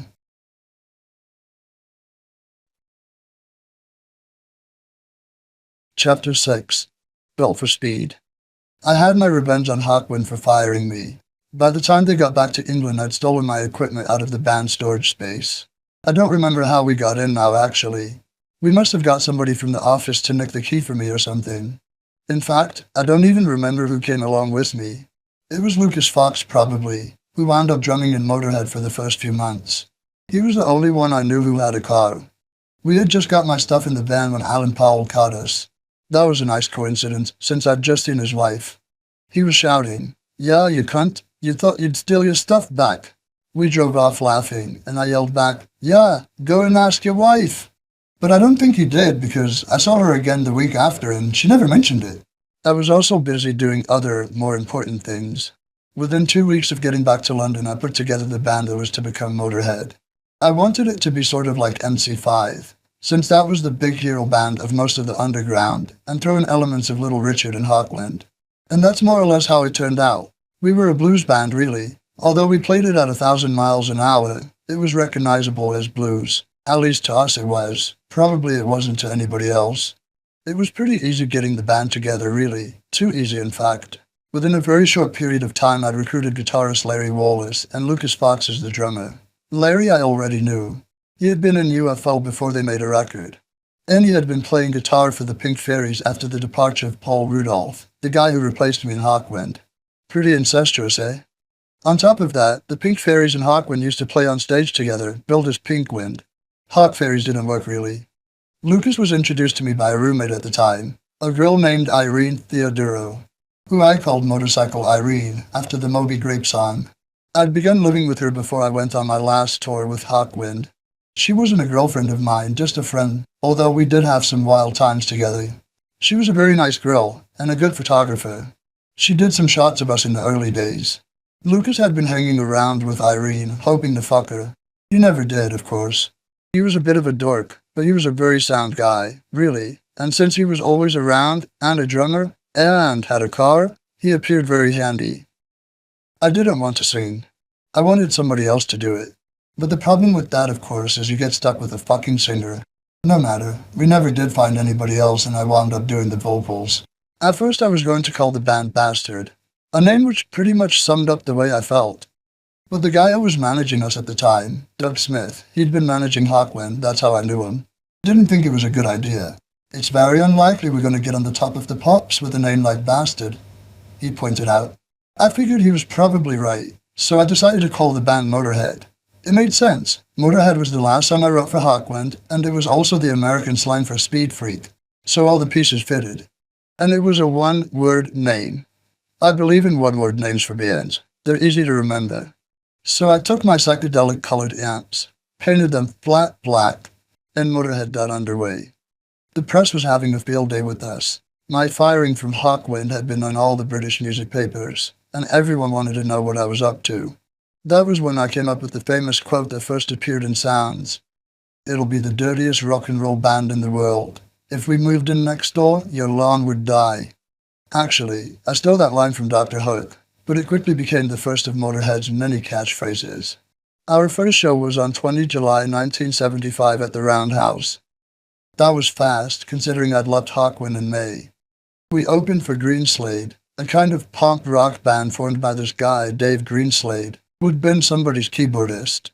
All the bands in those days had intro tapes, and since I've always been a World War II fanatic, we used a recording from Germany of marching feet and people yelling, Sieg Heil. It just sounded really powerful and incredibly cold, all those feet smashing on the German cobblestones, that brup brup tromping sound. That was our intro tape too. I had a silver-painted human skull on stage, on the top of my stack. But in spite of these theatrical touches, I have to admit we weren't very good. Bloody awful, let's face it. Undaunted, we proceeded to go on a trek of England through most of August. After all, that's the only way you get better. You keep playing. We were already attracting fans, though. Punks, old Hawkwind fans, and a horde of nasty characters were coming to see us. And some of them were really getting into it. One kid showed up at our first show in white boots and a bullet belt just like mine. And I'd only gotten the boots 2 weeks before, so he was really early. From the start, we were inspiring slavish fucking loyalty in people. That's the funny thing about Motörhead. Our fans and our crews really latch on to us. The sound man we have now has been with us since around 1977. He made a bunch of money when he was working for Black Sabbath. The tour we asked him to do was only going to make him a third of the money. But there he was on a plane with Sabbath's crew, plotting all our sounds and lights. Somebody told him, you should be doing Black Sabbath stuff. And he replied, yeah man, but these are my boys. And he left that tour to come and do us. We've always had people like that. It's some sort of disease people catch from the ultimate underdog band. And we were definitely underdogs at our next London gig, which was at the Hammersmith Odeon on 19 October 1975. We were supporting Blue Oyster Cult, but we certainly didn't get any help from them. In fact, they sabotaged us completely. They gave us no sound check, and the Odeon is notorious for its bad sound. I've noticed that a lot of American bands treat their openers poorly, like they want to destroy the competition before it even has a chance to compete. British bands don't do that. At least, mostly they don't. Nor does Motörhead. That show earned us a new reputation and our own category in the Sounds poll for that year. We were voted Best Worst Band in the World. Nevertheless, we had a record deal with United Artists. They were Hawkwind's label, and they decided to hang on to me, at least for the time being. That was grand, or so we thought at the time. So late in the year, we went down to Rockfield Studios, which is located on a farm in Monmouth, South Wales, to make a record. Dave Edmonds was going to produce it. Dave is one of my heroes. He became famous with Rockpile and as a solo artist, but I knew him from Love Sculpture, which was his first band. They did an instrumental version of Saber Dance, which was the fastest thing you've ever heard in your fucking life. It's some of the best guitar too, because everybody was on pills then, and Dave was fast already.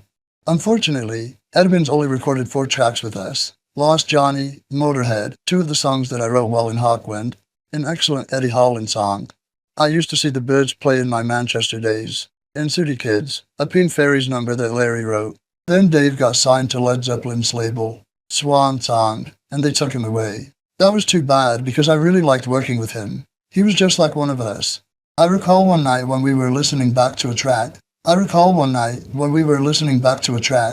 Dave stood up and said, "Excuse me." He went out of the front door and threw up. Then he simply came back, sat down, and carried on. We used to find him slumped over the board with white noise howling out of the speakers. He also helped me fix my guitar. One of my strings kept jumping out of the nut. That thing that your strings go on at the top of the neck? So he told me, "All you need on there is a bracket above it. Come with me."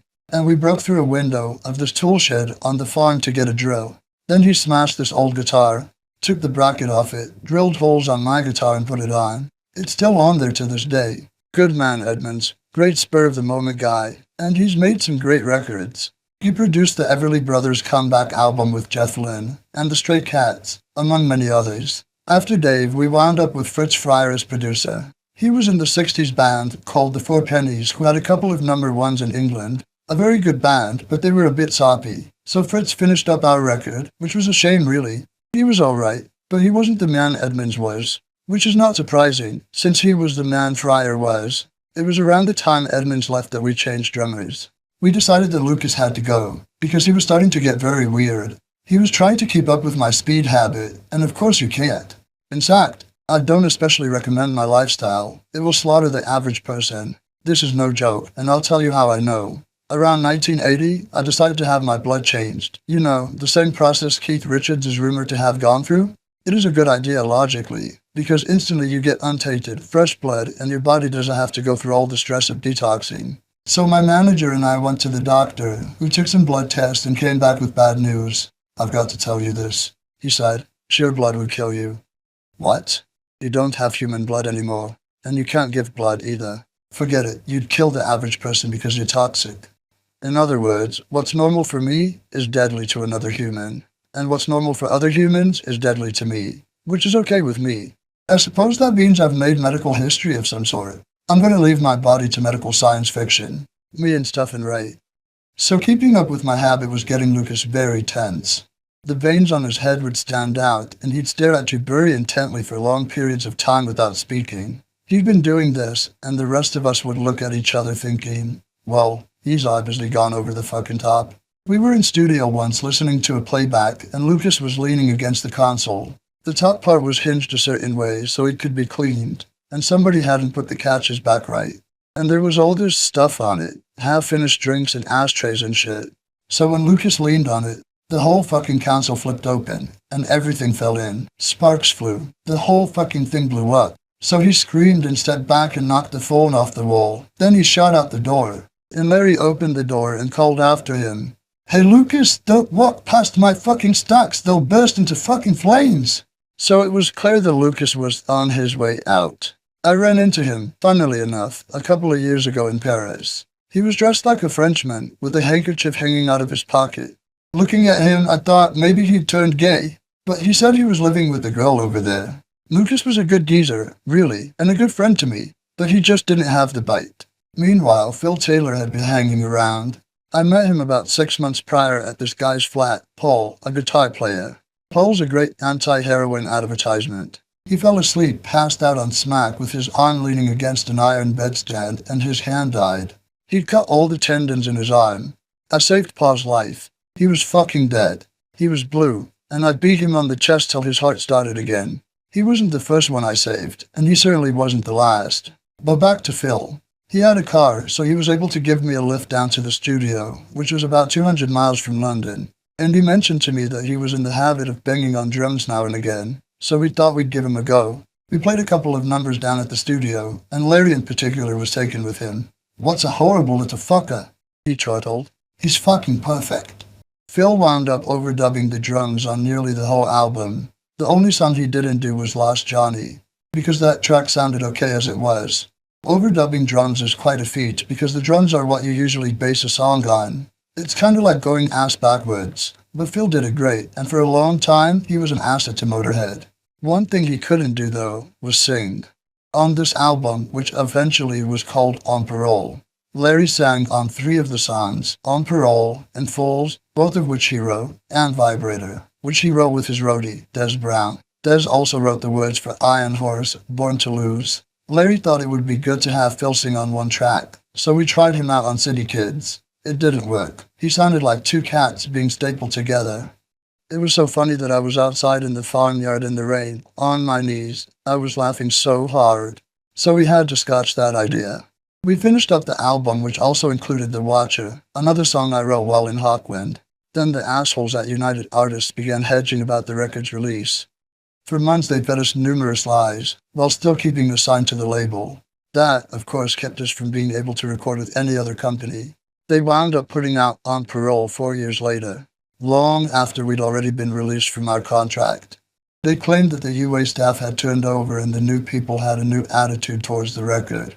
Strangely enough, their change of heart came just about the time we were starting to become really successful. Coincidence? I fucking think not. That was just the beginning of our fucked up dealings with record companies. Day one, Jack, and that was it. It was around the time that UA was buggering us about that we also began our sordid history of various management changes. Doug Smith farmed us out to this guy from Belgium, whose name I cannot remember to save my fucking life. He was funny. He tried to talk British slang in a futile attempt to appear hip. In England, one might say, a bunch of cunts, to describe a group of guys. You never say cunt about a woman in England. I discovered the difference in America quite early on, incidentally. So the Belgian would come into a room and say, "Where are my bunches of cunt?" Belgian translations of English are miraculous. But he was fucking hopeless, and faded out because he ran out of money. Then for a while, we had the sweaty maniac Frank Kennington managing us. He was a friend of our guitarist, who by then was Eddie Clark. I'll be getting to Eddie very shortly. Frank's father had a factory. I don't know what they were making. Small things, I believe. Small, indispensable shit. Lenses, that's it. Lenses and prisms and things like that for industry. And Frank had taken the factory over from his father, so he had quite a bit of money. We rectified that situation, however, by bankrupting him completely. We owed the poor bastard money till the day he died. In fact, although incidentally, I finally paid him my share in 1996. 20 years late. Still, better late than never. He eventually moved to America, where he was known, not surprisingly, as English Frank. After we ruined Frank's financial affairs, we were managed for quite a while by this guy called Tommy Secunda. I believe I met him through Chrissy Hind, who I'd known for a number of years. Chrissy used to be a journalist for the New Musical Express, and I was always very impressed by the fact that though she had no tits to speak of, she could play very good guitar. She was very good indeed. She was squatting in Chelsea when I knew her, and I used to go round there and jam with her all night. Before she had the Pretenders, she was in a band called the Moors Murderers. That was an extremely bad taste. They all wore black pointed hoods when they played. Very bad taste indeed. Luckily, they never had a hit, or we probably would have never seen Chrissy's face. She would have been in a black hood for the rest of her professional career. Anyhow, back to Tony Secunda. Tony used to manage the Move and Steel Ice band, and he had a label, Wizard Records in England. He was a very interesting man, from an anthropological point of view. A complete fucking lunatic. He went to Peru and came back with this Indian, who went everywhere with him. And he was doing cocaine like nothing on earth. Teaspoons of the fucking shit. And he was paranoid about people eavesdropping. He used to mutter, "Fucking earwigs. Listening to what I say, earwigs all over, fucking bastards." And this Indian would be standing behind him, arms folded across his chest. Really, very weird. But Secunda came up with some wild publicity schemes. He did this publicity stunt once, where the move took an atomic bomb to the middle of Piccadilly in Manchester for a photo shoot. And once, on being told that he had a very large tax bill coming up, he changed £20,000 into £1 notes. Then he dropped them through the ceiling at the end of one of Steel Eye's gigs at the Hammersmith Odeon. He figured since the government would have taken the money away anyhow, he might as well make it a deductible gift. Another Secunda stunt with the move involved the pornographic postcard with British Prime Minister Harold Wilson. But that backfired on him. He had to apologize to the Prime Minister and pay all kinds of money and shit. Libel, you know? While he was working with Motörhead, he had our logo painted on the side of this building on the main roundabout coming into London from the west. It took us an hour to get it up. We put 10 art students up on a scaffolding and had them paint a square each, but it took the resident 3 months to get it taken off. So for those 3 months, we had top-drawer publicity. Silly. Originally, I had intended the Motörhead be a 4-piece band, and we tried out a couple of different guitarists. One was Ariel Bender, known at the time as Luther Grosvenor, who was in Not the Hoople and Spooky Tooth. We did a few rehearsals with him, but it didn't work out. He was a nice guy, but he just wasn't our type. He didn't have the same sense of humor as the rest of us, and I couldn't imagine being on a bus with him. So we carried on as a 3-piece until we found Eddie Clark, and wound up carrying on as a 3-piece anyhow.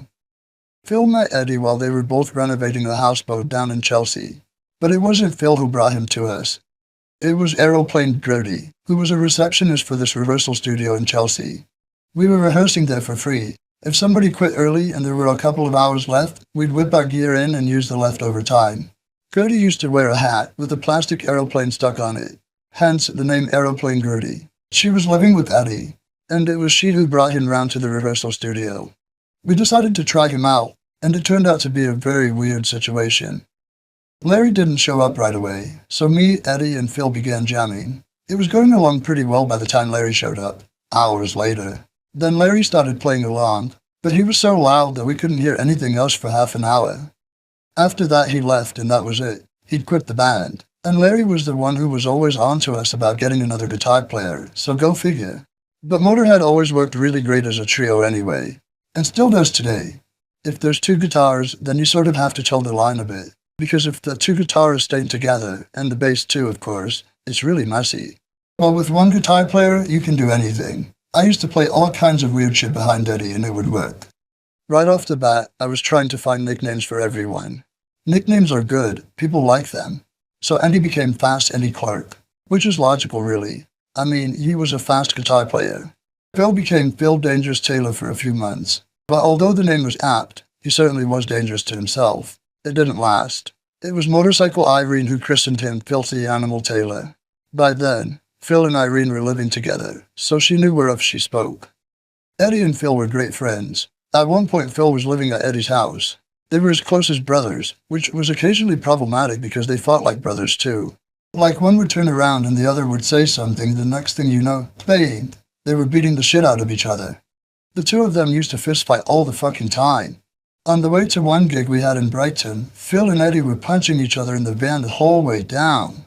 By the time we got there, Phil had a black eye and Eddie's arm was bad. But when it was time to go on, I said, "Okay, that's it, on stage." And they both straightened up and went, "Okay." And we did the show. Then when we were coming off the stage, Phil smacked Eddie in the back of the neck and set him sprawling. And there they went all over again. As fighters, they were pretty well matched. Eddie was always thought of amongst our fans as the quiet one, but he was more vicious than Phil. He really is a nasty piece of work when the fists start flying. I remember him and Phil both rescuing me out of a fight. This guy jumped me from behind in this boozer in Portobello Road, and Eddie and Phil got a hold of him and his 2 mates and they just wound them out the door and kicked them down the street. I never even got a chance to get a punch in. I couldn't get at them because Phil and Eddie had him busy. Incidentally, the week after that, the geezer from the pub broke a pool cue over my head. Those were the days, eh? This new lineup of Motörhead had been working together for a few months when Tony Secunda got us a deal to make a single for Stiff Records. So sometime during the summer of 1976, we did White Line Fever, a song that the three of us had written together, and leaving here for the label. Somehow, UA got wind of this, and started giving us trouble because we weren't yet officially out of our contract with them.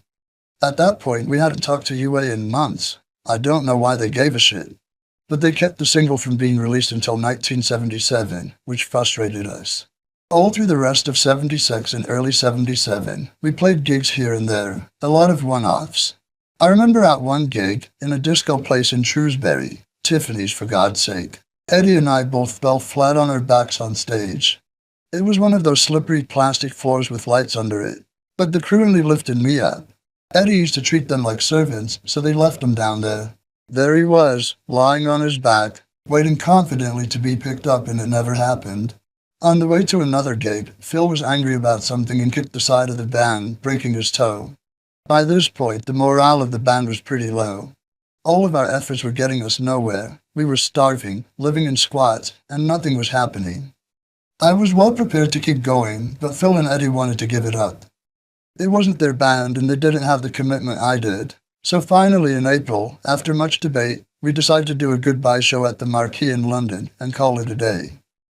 Around this time, I had hooked up with Ted Carroll from Chiswick Records. I asked Ted to bring a mobile studio down to the gig so we could document our farewell performance and our fans would have something to remember us by. Well, Ted apparently couldn't get the studio down to the Marquee, but he did show up backstage after we played, and he made us an offer. If you want to make a single, I'll schedule you 2 days at the Escape studio in Kent.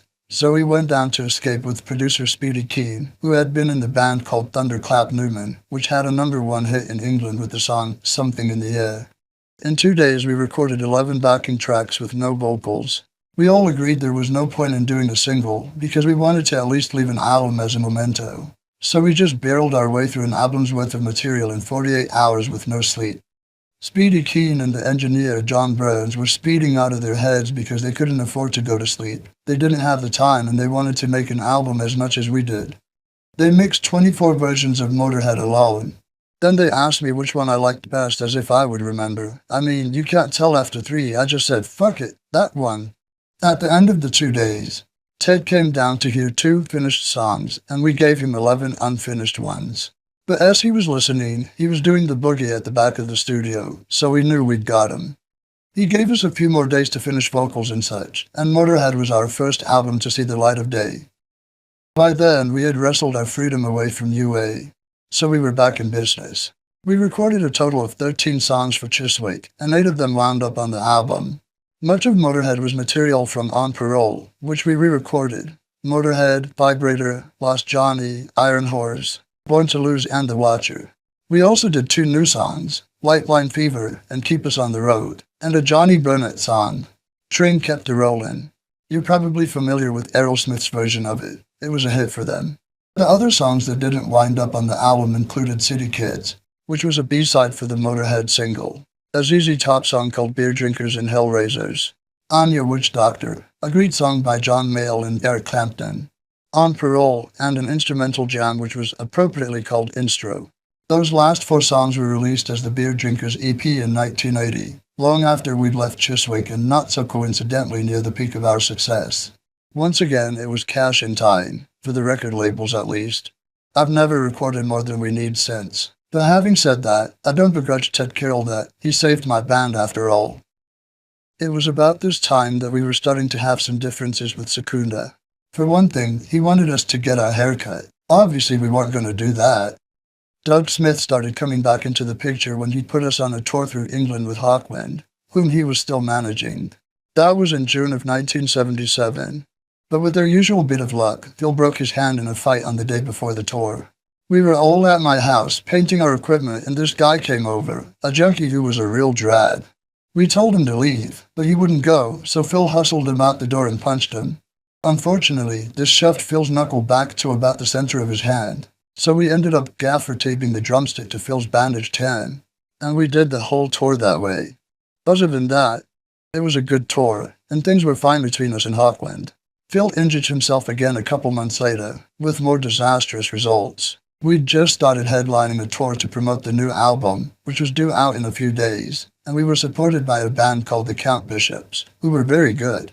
We called it the Beyond the Threshold of Pain tour, which should have given us a hint. Round about the fifth show, Phil got into an argument with Bobs, one of our roadies, over Motorcycle Irene. This time he broke his wrist instead of his knuckle, so we had to cancel the whole tour. Tony Secunda fired Bobs that night, but it wasn't really Bob's fault. It was unfortunate because Bobs had worked hard for us.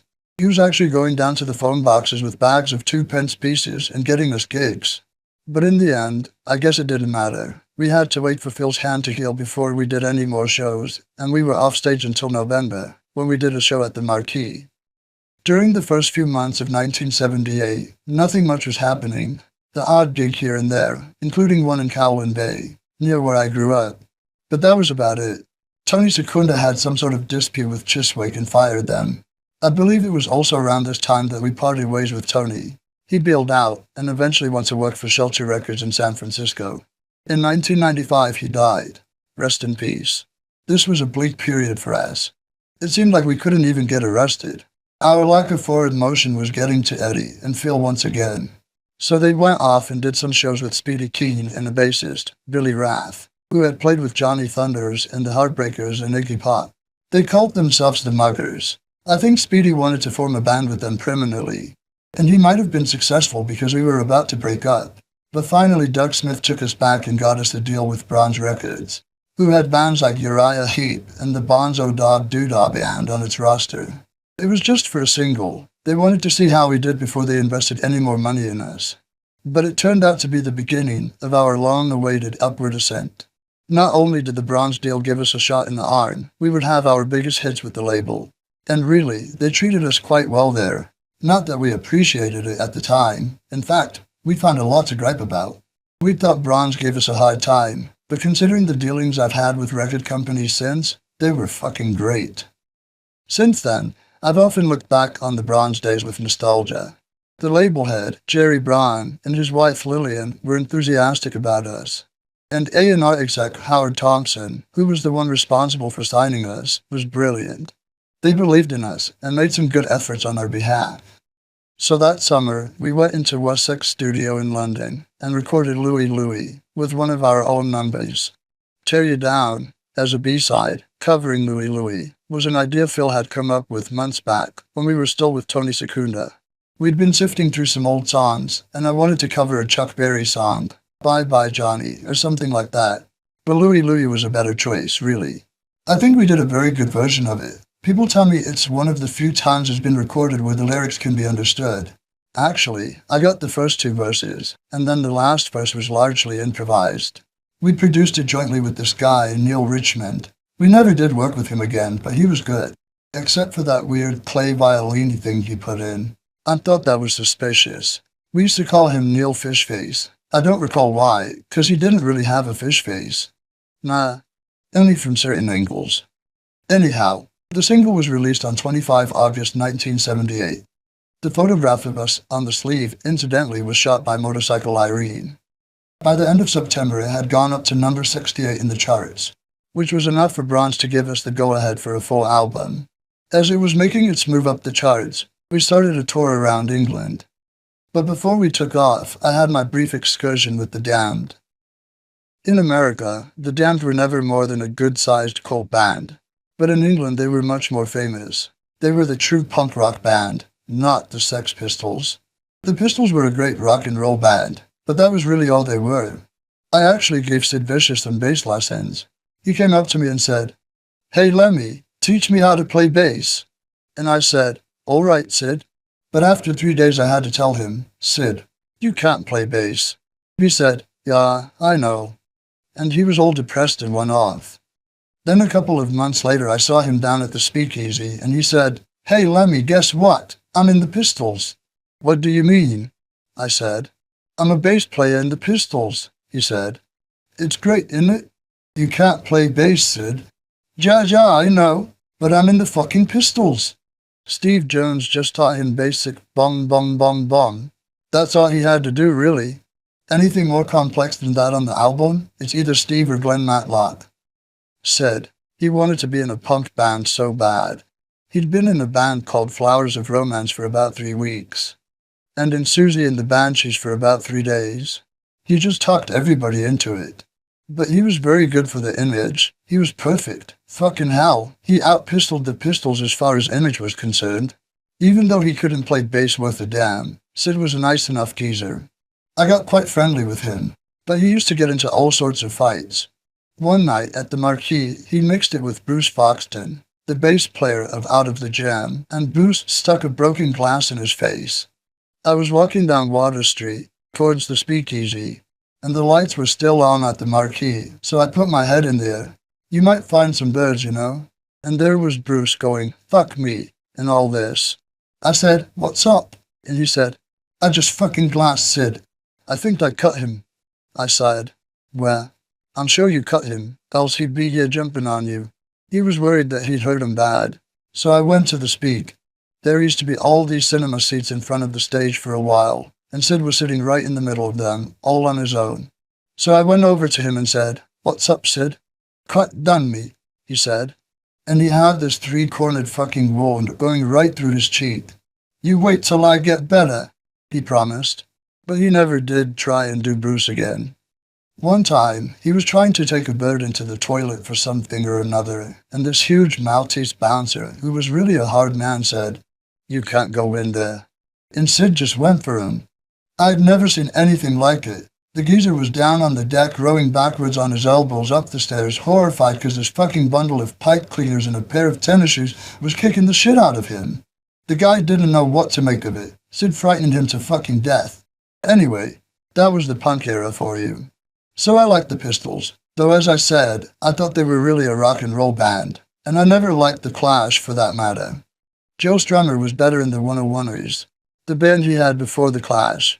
When it came to punk, the Damned were the real thing. They never quite got it together, but they were great fun. Dave Vanian couldn't sing. None of the guitar players could play, and the drummer, Rat Scabies, just sort of went along with it all. But they were fucking crazy. I mean, seriously in need of professional help.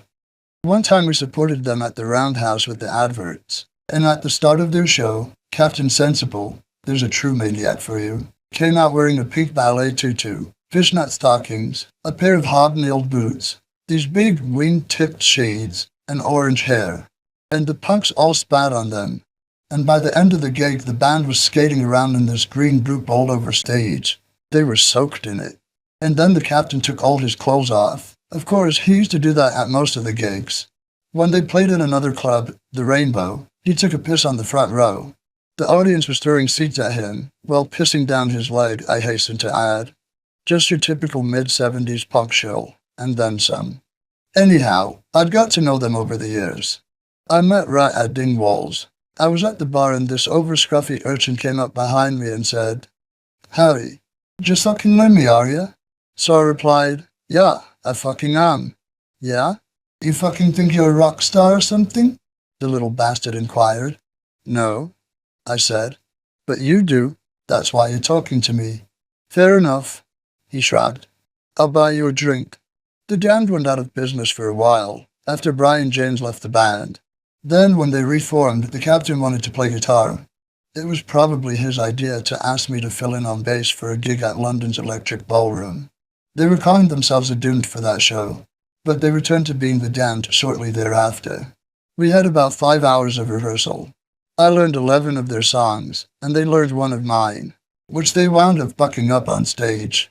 I shouldn't have even bothered having them do any one of my songs, really, but it was fun playing with those boys.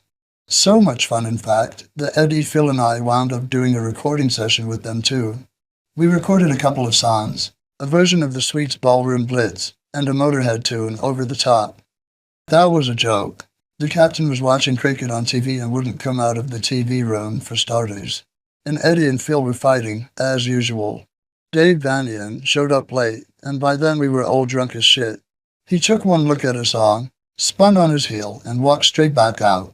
In the end, only me and the Damned bassist Algie Ward were still alive, so to speak, so we just went in and fucked around. I did a bass solo on the Ballroom Blitz, and he did the vocals. That song wound up as a B-side to the Damned single, I Just Can't Be Happy Today. But we had a rough mix that was much better than the one that appeared on the record. We never did get around to putting vocals on Over the Top. Oh yeah, And we broke the toilet bowl at the studio too. I think the captain kicked it in. But back to motor business. We toured through September and October, and on 24 October, we filmed our first Top of the Pops appearance. Top of the Pops is a terrible program, really. They had bands on the show who were either in the top 30, like Slade and the Nolan Sisters. I did a record with those innocent little virgins once. More on that later. Or who the program thought were headed for the top 30. There was no regard to anything like talent. It was just reflecting the charts. We were anywhere near reaching the top 30 at the time. Louie had peaked at 68. But this friend of ours who worked at Bronze, Roger Bolton, used to work for the BBC, so he had a lot of handy influence. Roger wound up getting us on the show about 5 times before we really had a hit. In fact, Roger's efforts on our behalf helped us quite a bit on our way up the charts, for which I will buy him a drink any time. So we went down to the Labyrinth and BBC studios to tape our appearance. It's like a rat's net in there. Hundreds of studios and corridors, and you need a guide to take you to the studio. It's lunacy. Someday, all the guys are going to be ill and everybody's going to be fucked. We were supposed to re-record the song, but no one ever did. We just used to remix the original track slightly, put the vocals up a little bit higher or something. Then we put our amps up, lean the guitars on them, and turn everything on. Then, the inspector from the BBC would come round to the studio to make sure you'd done the work. You know what was going on, of course. Now we knew that he knew. It was all a game. Tacit agreement, we'd call it. At least we really played on our records, instead of having studio musicians like a lot of pop stars did. The Top of the Pops people treated us all right, but only because they had to. I don't think they liked us much, really, especially because I won £100 on the one-armed bandit that was in their canteen. That pissed off everybody from the BBC, because they'd been waiting for it to pay off. By this time, we had already worked up several songs for the upcoming album, playing them on stage, and we were looking for a producer. We wound up getting Jimmy Miller, who had produced Exile on Main Street and Goat's Head Soup for the Rolling Stones. So things were really starting to look up for us. Our years of struggling were paying off, and by now Phil and Eddie had stopped complaining about the lack of momentum. That doesn't mean they stopped complaining, however.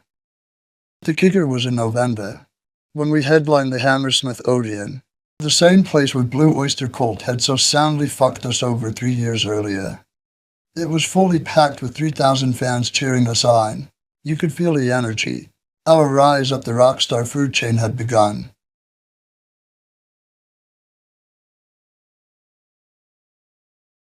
Chapter 7. Beer Drinkers and Hellraisers. We only had a fortnight to record Overkill, our second album, and first for Bronze. Considering our checkered recording history, however, it was a world of time for us, and besides, being quick in the studio has always been natural for us. The whole experience was pure joy. We recorded at the Roundhouse Studios, which were next to the club of the same name in North London. Jimmy Miller was excellent, as were Trevor Halsey and Ashley Howe, the engineers. Overkill was supposed to be something of a comeback album for Jimmy Miller, which is exactly what it turned out to be for him. He had gotten very heavily into heroin, which likely began when he was working with the Stones, and he had lost it for a couple of years. Since Overkill charted right away, it eventually peaked at 24. He got a lot of work from it, but months later, when we were working with him on Bonger, it was sadly clear that he was back on smack. Come to think of it, he must have been doing it during Overkill too, because he'd already started showing up late now and again to the studio, and coming up with completely preposterous excuses. One incident will give you a good example of his modus operandi. This particular day, he arrived 5 hours late for a session, and we were all sitting in the studio, twiddling our fucking thumbs at $1,000 an hour, muttering, "That bastard, he cometh not." Finally, he showed up, and before he was even through the fucking door, he'd launched into his tale. That way, of course, we didn't have room to start in with, "You bastard, where have you been?" and all that. Guys, you wouldn't believe what happened," he said. "I called this taxi and it didn't come, so I had to call another one, and then that arrived in the snow, you know what I mean? And then he ran out of gas, so we had to push it to a filling station. And then the thing on the solenoid was gone, so I had to call for another cab from the filling station, and he didn't arrive for ages. And anyway, he broke down on the way after that too, and I've been walking through the snow for 3 hours. Look at my clothes." We knew he'd been rolling in the snow outside for 3 minutes to get his drawers wet, I looked out the window and saw him doing it as a matter of fact. But at least he was jovial, and he got the job done, and he took the trouble to be original. God rest his soul. As is usual with Motörhead, there were quite a few new songs that we'd already been performing live. Damaged Case, No Class, I Won't Pay Your Price, and Tear You Down were among those. Others we wrote in the studio. Capricorn, which happens to be my astrological sign, was written in one night. Eddie's solo for that one, I recall, happened while he was tuning up. The tape was running while he was fooling around with his guitar, and Jimmy added some echo. When Eddie finished tuning, he came in and said, "I'll do it now." And Jimmy told him, "Oh, we got it." That saved us the money. Metropolis was another fast one. I went to see Metropolis the movie at the Electric Cinema in Portobello Road one night. Then I came home and wrote the song in 5 minutes. The words don't make any sense though, they're complete gibberish. Metropolis, the worlds collide. Ain't nobody could be on your side. I don't care. Metropolis is something new. Ain't nobody got their eyes on you. I don't care. See what I mean? But some of my lyrics have more meat on them. I always wanted Tina Turner to record I'll Be Your Sister, for instance. I like writing songs for women. In fact, I've written songs with the women. I've been called sexist by some factions of radical, fruited feminists. The kind who want to change the word manhole to personhole, that kind of crap. But they don't know what they're talking about. When I find good women rockers, I'll lend them a hand. I'll never get any kind of credit for helping to advance women in rock and roll, but I have. Girls' School is an example. They were never that well known in the States, but in England they were quite popular for a while. In March 1979, we began our Overkill tour. Our first big outing, really. They were our opening act. A lot of their early success came from their association with us, and they wound up being quite an asset for us too. It was one of the guys in our office, Dave Giggles Gilligan, who found Girls' School originally. The band was from Tooting, South London. I listened to a single called Take It All Away that they'd put on some little label, and thought they were fucking excellent. Plus, I liked the idea of girls being in a band. I want to stick it up to these pompous bastard guitarist asses, because Girls' School's guitarist Kelly Johnson was as good as any guitarist I'd seen in my life. The nights when she was really on, she was as good as Jeff Beck. So I went down to see them at the rehearsal they were having. I thought they were great, and I went back and told the others. They're coming on tour. The boys were a bit weird about it at first, but after the first night they played with us, they shut up. Not only were Girls' School an excellent band, they were really feisty and they didn't give a fuck. One night, a couple of days after the tour started, they walked out and some guy in the audience shouted, "Go on, get 'em off." And Kelly walked up to the mic and said, "You get 'em off." We could all do with a good laugh. I thought that was really good. I like chicks who stick up for themselves. Then they kicked into their set and proceeded to knock the crowd on their ass. During the first week of the tour, we were in Edinburgh, and a few of us were sitting in the lobby of the Crest Hotel. It was me and Eddie, and Kelly and Girls' School singer Kim McAuliffe, with her boyfriend Tim. He later wound up being the boyfriend of their drummer Denise Dufour. See, there's not much difference between male and female rockers. I don't recall where Phil or the rest of Girls' School were, and I fed Kelly Johnson the worst fucking line I'd ever fed a woman in my life. "How'd you like to go up to my room and watch the old grey whistle test?" Fuck me, that's lame, isn't it? "Would you like to go in my room and watch TV?" But she said, yeah, which only goes to show. So off we went, and I heard that later, Kim leaned across to Eddie and said, "Let's go to your room and watch the old grey whistle test, too." Eddie was a bit embarrassed, but she got up and led him to the elevator, with Tim still sitting there in the lobby. And Tim walked out of the hotel, got in the van, and drove home to London, stranding all the chicks at the hotel. So we had to take them on our bus with us for the tour, which suited me fine. They were great people and really funny. A couple of them were real handfuls. Kelly could behave almost like Keith Moon. She used to get drunk so she couldn't even see, and then try to take baths and fall over in the tub, shit like that. Eventually Kelly left the band because she fell in love with Vicky Blue of the Runaways, and she moved to the States. Vicky got her a green card. So maybe they got married? When I was having the overnight relationship with Kelly, she hadn't yet realized she was gay or bisexual. But I knew. When I was with her, that was something wrong. Like she was trying too hard, and it wasn't working. So I think it was maybe she just didn't fancy me. But whatever. She's an excellent guitarist, and a really nice person, and whatever she fucks doesn't matter. She's an old friend of mine. I'll digress from her. I'd go to bat for them anytime. As always, I digress. And frankly, this is where my mind starts to wander anyway, because much of the next several years are a blur. That's what happens when you start to be successful and you're in a rock band. You're either on the road for months or in the studio, or people are leading you around somewhere, to a TV show or a radio station or whatever, and most of the time you're not even sure about where you are. It all starts to blend together and everything looks the same. Some incidents stand out though, and Finland's Motörhead festival, which we played in June 1979, is certainly one of them. And not because it was a great gig either. In fact, it was fucking horrendous.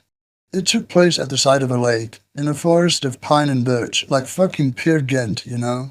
And the crowd was really fucking dour. We played badly, the sound sucked, and it was too bloody anticlimactic for words.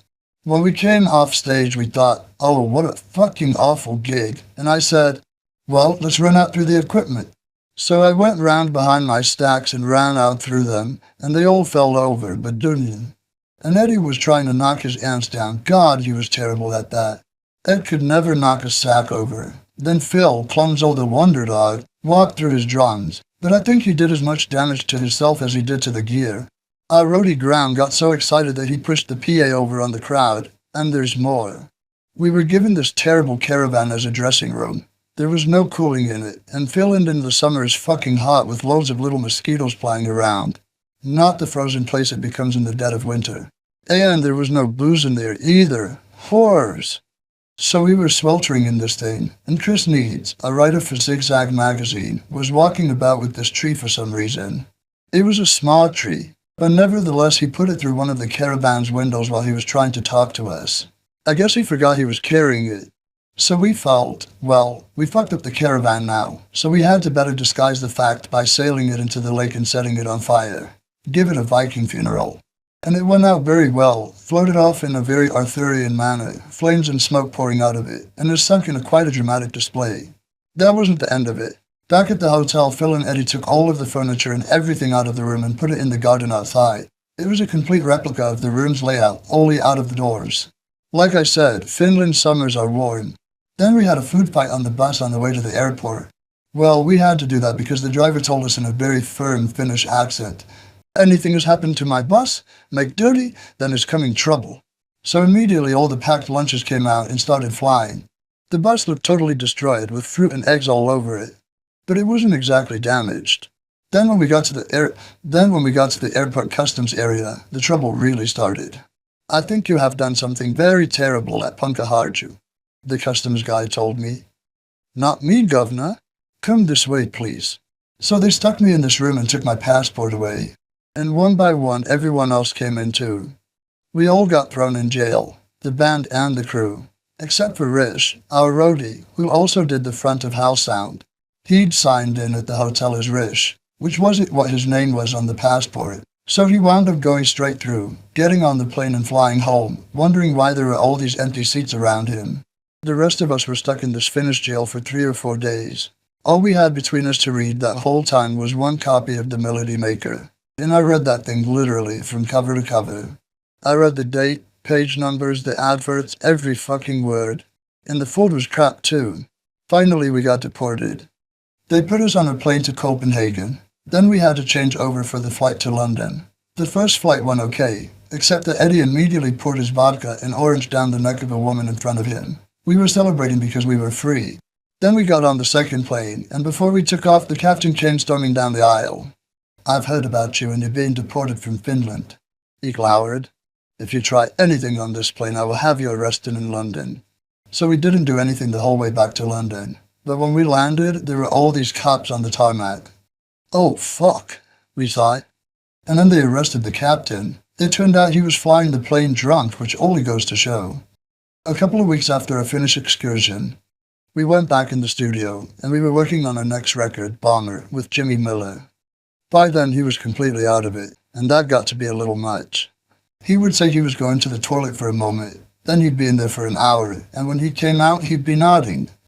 Once he went to the men's room and never came back at all, so we went in and he was gone. Apparently he'd left to find his dealer, and we found him in his car asleep at the wheel. Even when he was around, he was an absentia. When we had the rough mix down, we transferred it to a 1/4-inch tape, and we started playing it back. Jimmy was nodding out in his chair the whole time we were setting it up. And when the music came on, he woke with a start. He looked at us and started moving the faders up and down like he was working. And the tape wasn't even going through the desk. That was a bit of a giveaway. Poor bugger. He died a couple of years back. It's a shame. He was truly a good guy.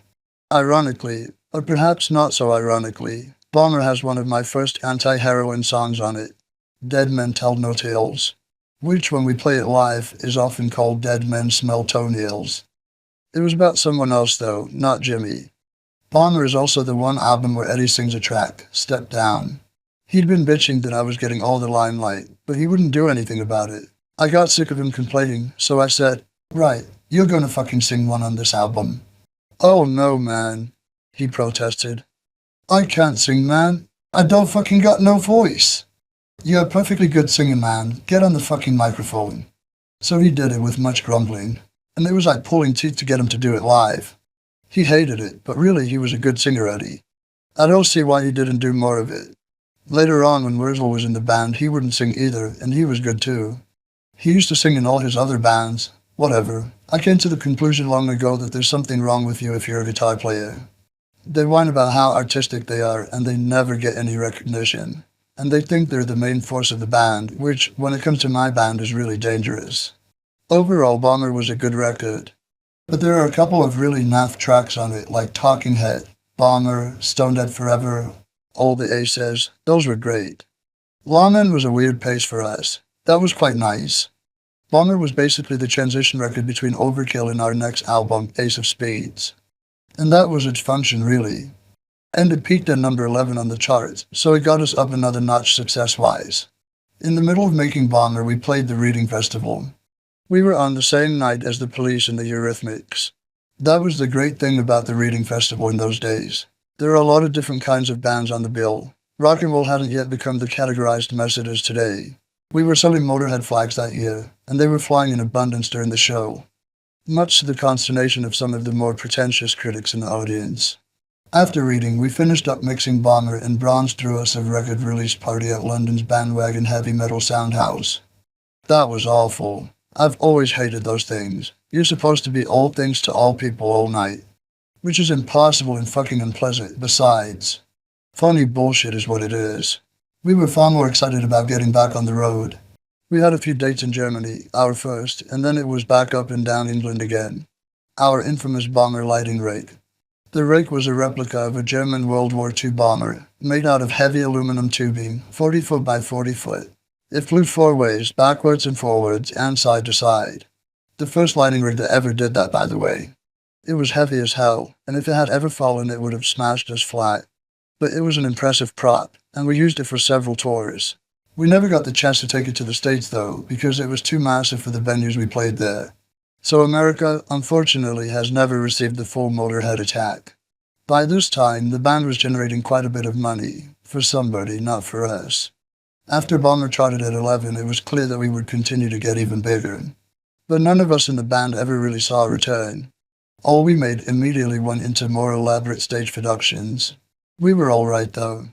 Around the time Overkill came out, we were put on wages and we finally found decent places to live. Before that, we were always living on somebody else's couch. Eddie was sharing with 5 other people, so his flat was halfway decent. Phil had been sharing a place with a couple of guys in Battersea. But for ages I was crashing at people's flats and walking around London with this little World War II tank map case that contained a tape recorder, 5 tapes, and a pair of socks. It didn't have a map in it though. I needed one too, wandering around London.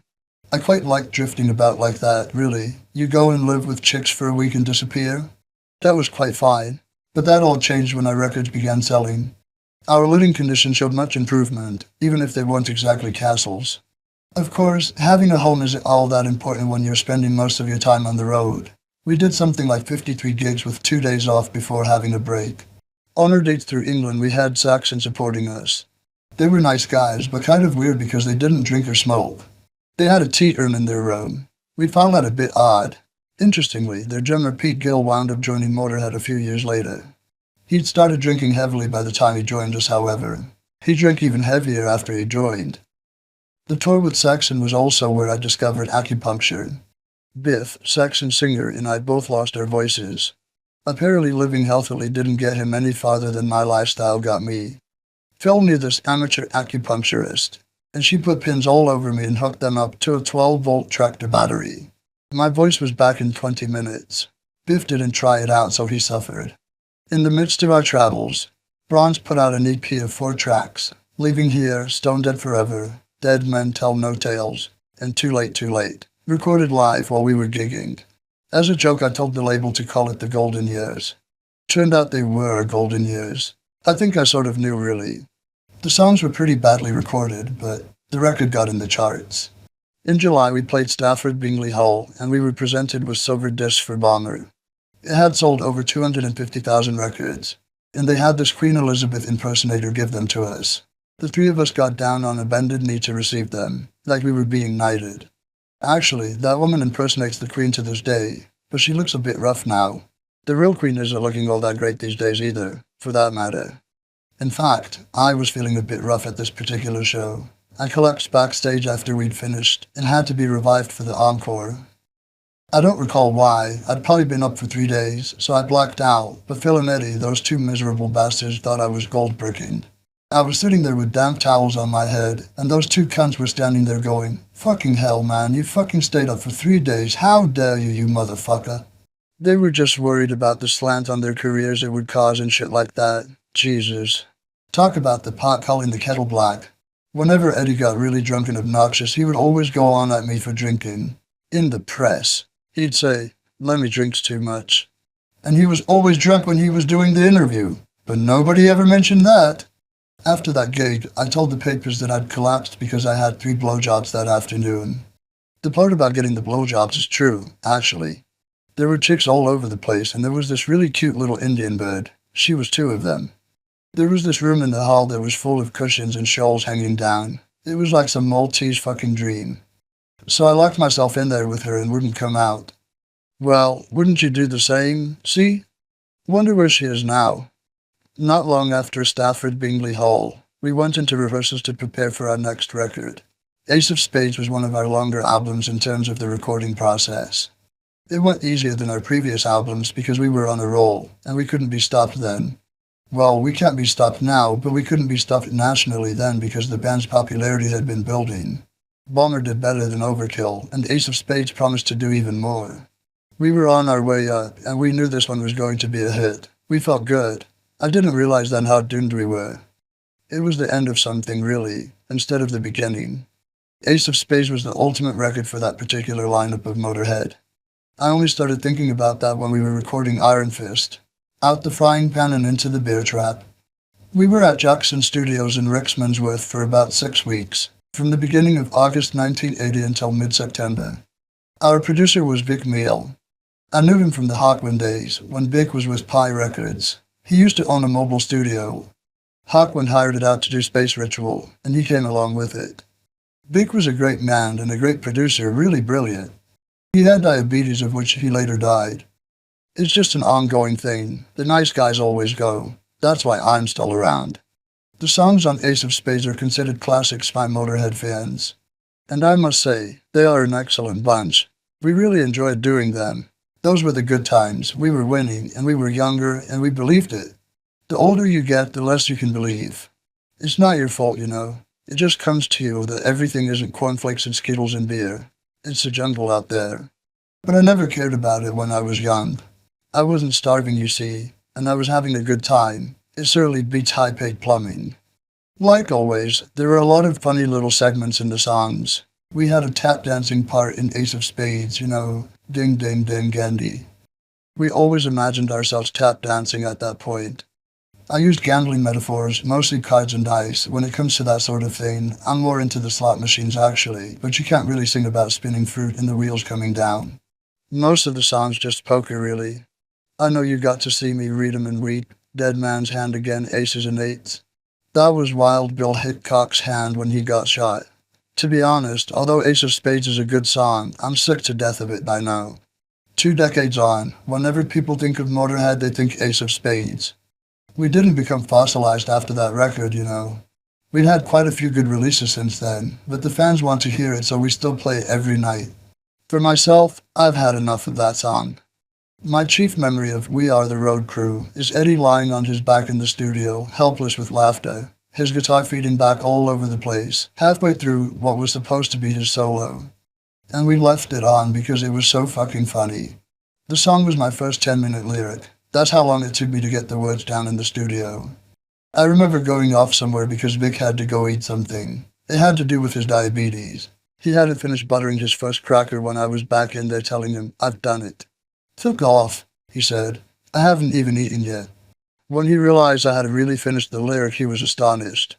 I was quite surprised myself. 10 minutes of real work ain't bad. I've dashed through a few more songs that way since then. One of our road crew cried when we first played that song for them. I'm not going to say who it was. We took the lot of them up to the studio one day and played them the track. And this one guy cracked and broke down right then and there. He was weeping. "Oh, that's a great one, that's great." It was really nice to see that it affected somebody that deeply. Bands as a rule don't treat their crews too well. I try to. I've caught hell from feminists for several songs I've written, but for some reason they've never said anything about jailbait. They never mentioned anything about that, and it was fucking blatant. But basically, my lyrics on Ace of Spades came from what I know personally. Like, the chase is better than the catch. Well, it is, isn't it? I mean, whenever you move in with somebody, it's fucking gone, you know? They leave their knickers in the bathroom and they have horrible habits that you didn't know about, which you become aware of almost immediately. It's fatal, you know? To have a relationship is fatal to the relationship. We did the photo session for the album cover on a crisp, cold autumn day. Everybody thinks we did it in the desert, but it was in South Mimms, north of London. The Western motif was Eddie's idea. He had an aching desire to be Clint Eastwood. Keep in mind that at this point, I was the only one who had been to America. We all looked pretty good dressed up as gunslingers, though. We had a slight problem with the wardrobe. The spade-shaped studs on my pants were too far apart. I took them off one leg and put them all on the other, so it turned out that I could only be photographed from one side. But other than that, it went quite well. After we finished the album, it was back to all those TV shows and interviews, which seems to blend together in a haze. But there were some highlights. One was in November when we went on an ITV show called Tis Was. It was a kid's Saturday morning show that featured a rock band every week. Chris Tarrant, who hosted the show, was a real strange person, but he knew what kids want to see. Kids want to see grown-ups fuck themselves over, you know? They love that shit. There were buckets of water everywhere on this program. It wasn't warm water either. It was fucking cold and they were singing it all over. And there was this phantom flan flinger. He'd come up to somebody during the show and go boof with this huge fruit pie.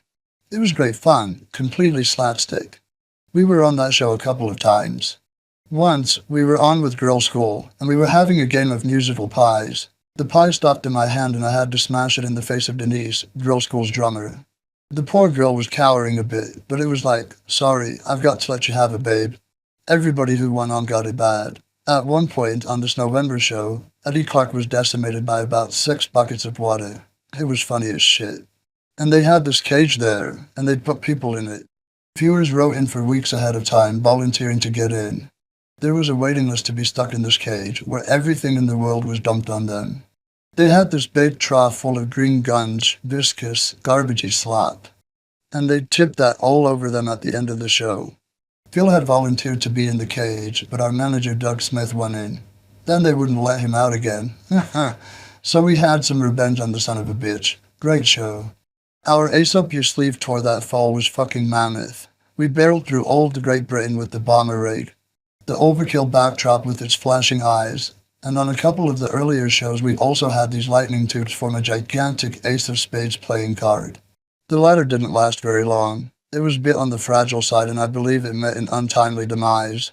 It was around the time of this tour that our old label Chiswick released the Beer Drinkers EP, the leftovers from the Motörhead England album sessions.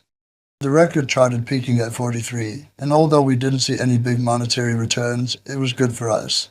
Anything's good that gets the name around, you know?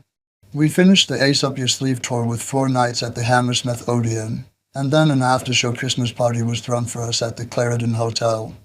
There were some fire-eating strippers there, all good, wholesome English fun. I don't know where they came from. It was some publicity-type scheme. If it had been somebody else's party, I probably would have enjoyed it. But as I said earlier, I hate those things if I have to be involved. It's terrible because you have to just come off stage and you're knackered. The last thing you want to do is go to some fucking room upstairs at a boozer and be sociable. I mean, who needs it? After a gig, I prefer to get laid immediately if possible. as you may have gathered. I like to get one-on-one with the chick and just go someplace with her. I don't really mind where, a club or back to the bus or whatever, you know? One time I vanished with this chick out the side door of the Hammersmith Odeon right after a gig. Her name was Debbie and she used to be a page 3 girl in the Sun. Saw quite a bit of her for a while. Debbie, sadly, is no longer with us. Rest in peace. I walked off stage and gave the guitar to the roadie. Debbie was standing there, so I grabbed her and we immediately nipped out the door, joining the crowd that was walking away from my own gig. There I was in the middle of all these people walking down the road. A couple of them looked, "That's Lemmy." "No, it's not. Can't be. Forget it. It can't be him." They couldn't believe I was out that quick, so nobody asked me for an autograph. Nothing. It was really funny. I'd fooled them, stonewalled them. In late December, we popped on over to Ireland to do a few more dates. That's where Filthy broke his neck. It was in Belfast after a gig, and he was on a staircase playing Who Can Lift Each Other Up the Highest with a large Irishman. The Irishman lifted Phil up the highest, and at the same time took a step back to admire his work, into thin air. Then went backwards down the staircase with Phil flying, and he landed on the back of his neck. We went over to them. The other guy got up, but Phil didn't. I said to him, "Come on, man." With stark terror in his eyes, he looked up at me. "I can't fucking move." We took him to the hospital on Falls Road. Keep in mind that this was Belfast on a Saturday night, and Falls Road is a Catholic area. Jesus Christ, you know? There were fucking bullets going by. We went into this hospital past the gunshot wounds and the bomb blast wounds, and they took him in. They had him braced on a table with his head propped up so he couldn't move. Well, he couldn't move anyway. "I'm dying for a piss," he moaned as he was lying there. When he said that, our tour manager Mickey grabbed me and pulled me out the door. "What's the matter?" I wanted to know. As we were just through the threshold, we heard a nurse saying, "I'll just put this catheter in here, Mr. Taylor." Then as the door closed, "Ah, you bastard!" "I just wanted to get out of there before the screaming started," said Mickey. I suppose Phil had assumed they were going to somehow lock him into the toilet, let him have the piss there and bring him back. He was lucky. He could have been paralyzed forever. Finally, Filthy emerged, wearing this huge brace on his neck. I cut a bow tie out of black gaffer tape and stuck it on the front so he looked like he was a Spanish waiter with a goiter. Phil's done lots of other stuff besides that. We were going to do a book called Hospitals I Have Known Across Europe by Phil Taylor, a guide to European emergency rooms, you know. He's not real graceful, you see. On the bus during one tour, he was almost completely prone at all times because he couldn't get his bus legs together. The guy couldn't walk down the aisle. He would affect this very strange, stiff-legged gait, which he thought would help him stand up, but in fact laid him flat nearly always. He spent the whole tour on one knee on the bus, mobile proposing across Europe. With Filthy out of action, we had to postpone the European tour we had planned at the beginning of '81. Meanwhile, Girl School were at Rickmansworth, making a record with Vic Meal. It was Vic's idea to have Motörhead and Girl School record a single together. The song we did was Please Don't Touch, which was originally recorded by one of my favorite groups of days past, Johnny Kidd and the Pirates. The band had some attention around 1977, after John died as the Pirates. This cover wound up being part of the record called the St. Valentine's Day Massacre EP, which was released on 14 February.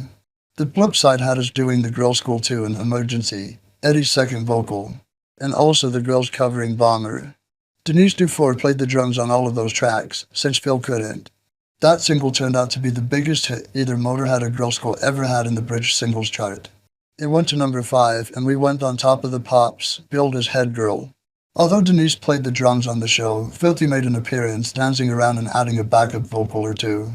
About a week before the Top of the Pops appearance, both Motörhead and Girl School were filmed in concert for the Nottingham TV show called Rock Stage. It was held at Theatre Royale. I still got a video of that performance. At the end of Motörhead, I leapt onto the Bomber lighting brick, pointing my bass at the audience like a machine gun, as one does, and got stuck halfway up. The guy who was in charge of lifting the rig left me up there for what felt like fucking years. But it was only a couple of minutes. I had this curly lead and it was stretched out tight. It was fucking pulling me out of the plane and I was thinking, "You bastard. If I ever get down alive, I'll fucking kill you." You can't tell that from watching the show, however. The effect looked great. The guy responsible for that snafu miraculously and wisely disappeared after the show. In late February, Sounds magazine ran its 1980s Readers' Poll results, and we came out on the top in everything. I think we even nabbed Top Girl Singer. Oh, except for one category. I came second for Sex Male Object, below David Coverdale. I didn't mind, he had more hair. By March, Philly had healed enough so that we could resume touring. We went all through Europe with Girl School, and then came back and did 4 dates in England. We recorded all the English gigs for our live record, No Sleep Till Hammersmith. Originally, we were going to make it a double album, but we didn't have quite enough material. It would have been 3 sides, which would have been a bit of a con. Incidentally, none of the recorded shows were at the Hammersmith. They were in Westrutten, Leeds, and 2 dates in Newcastle. The last 3 dates turned out the best, and we chose the songs from those shows. It was also Leeds and Newcastle where we were presented with silver and gold albums for Ace of Spades, a silver disc for Overkill, and a silver for Please Don't Touch. This time they gave them to us backstage, however. We didn't stick around for the release of No Sleep Till Hammersmith. By mid-April we were off in the States for our first tour there. We were opening up for Ozzy Osbourne on his Blizzard of Oz tour. While we were doing that, the record came out and immediately charted at number 1. I heard about it in New York. I was still in bed when somebody phoned me. He went straight in at number 1, I was told. Call me back, will you? I mumbled and hung up. Then about 10 minutes later it hit me and I was up like a shot. That was the height of our popularity in England. Of course, when you've peaked, there's nowhere to go but down. But at the time, we didn't know we'd peaked. We didn't know anything.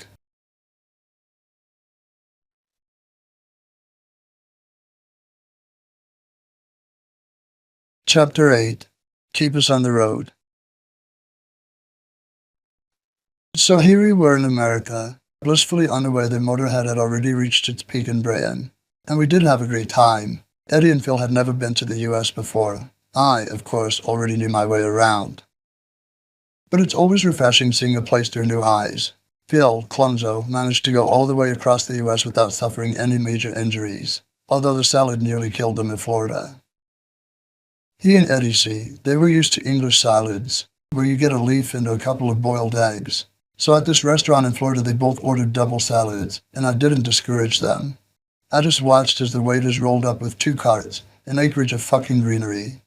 Phil and Eddie practically had to fight their way through this treacherous mud-womby swamp. Myself, I won't go near vegetables, too healthy for the likes of me. I'd never met Ozzy, nor anyone in his band before I got to know them during this tour. Rudy Sarzo and Tommy Aldridge were nice enough guys, but they were quiet-like. They were just, the bassist and drummer. Rhythm sections never get much attention, really, unless the band belongs to one of them. Randy Rhoads was Ozzy's guitarist back then, and he was a much bigger deal. I believe he'd been writing songs with Ozzy. My big memory of him, however, was that he was terrible at asteroids, so I wound up beating him at asteroids all the way across America. I was quite friendly with Randy, so I found it a terrible shame when he died in a plane crash a year later.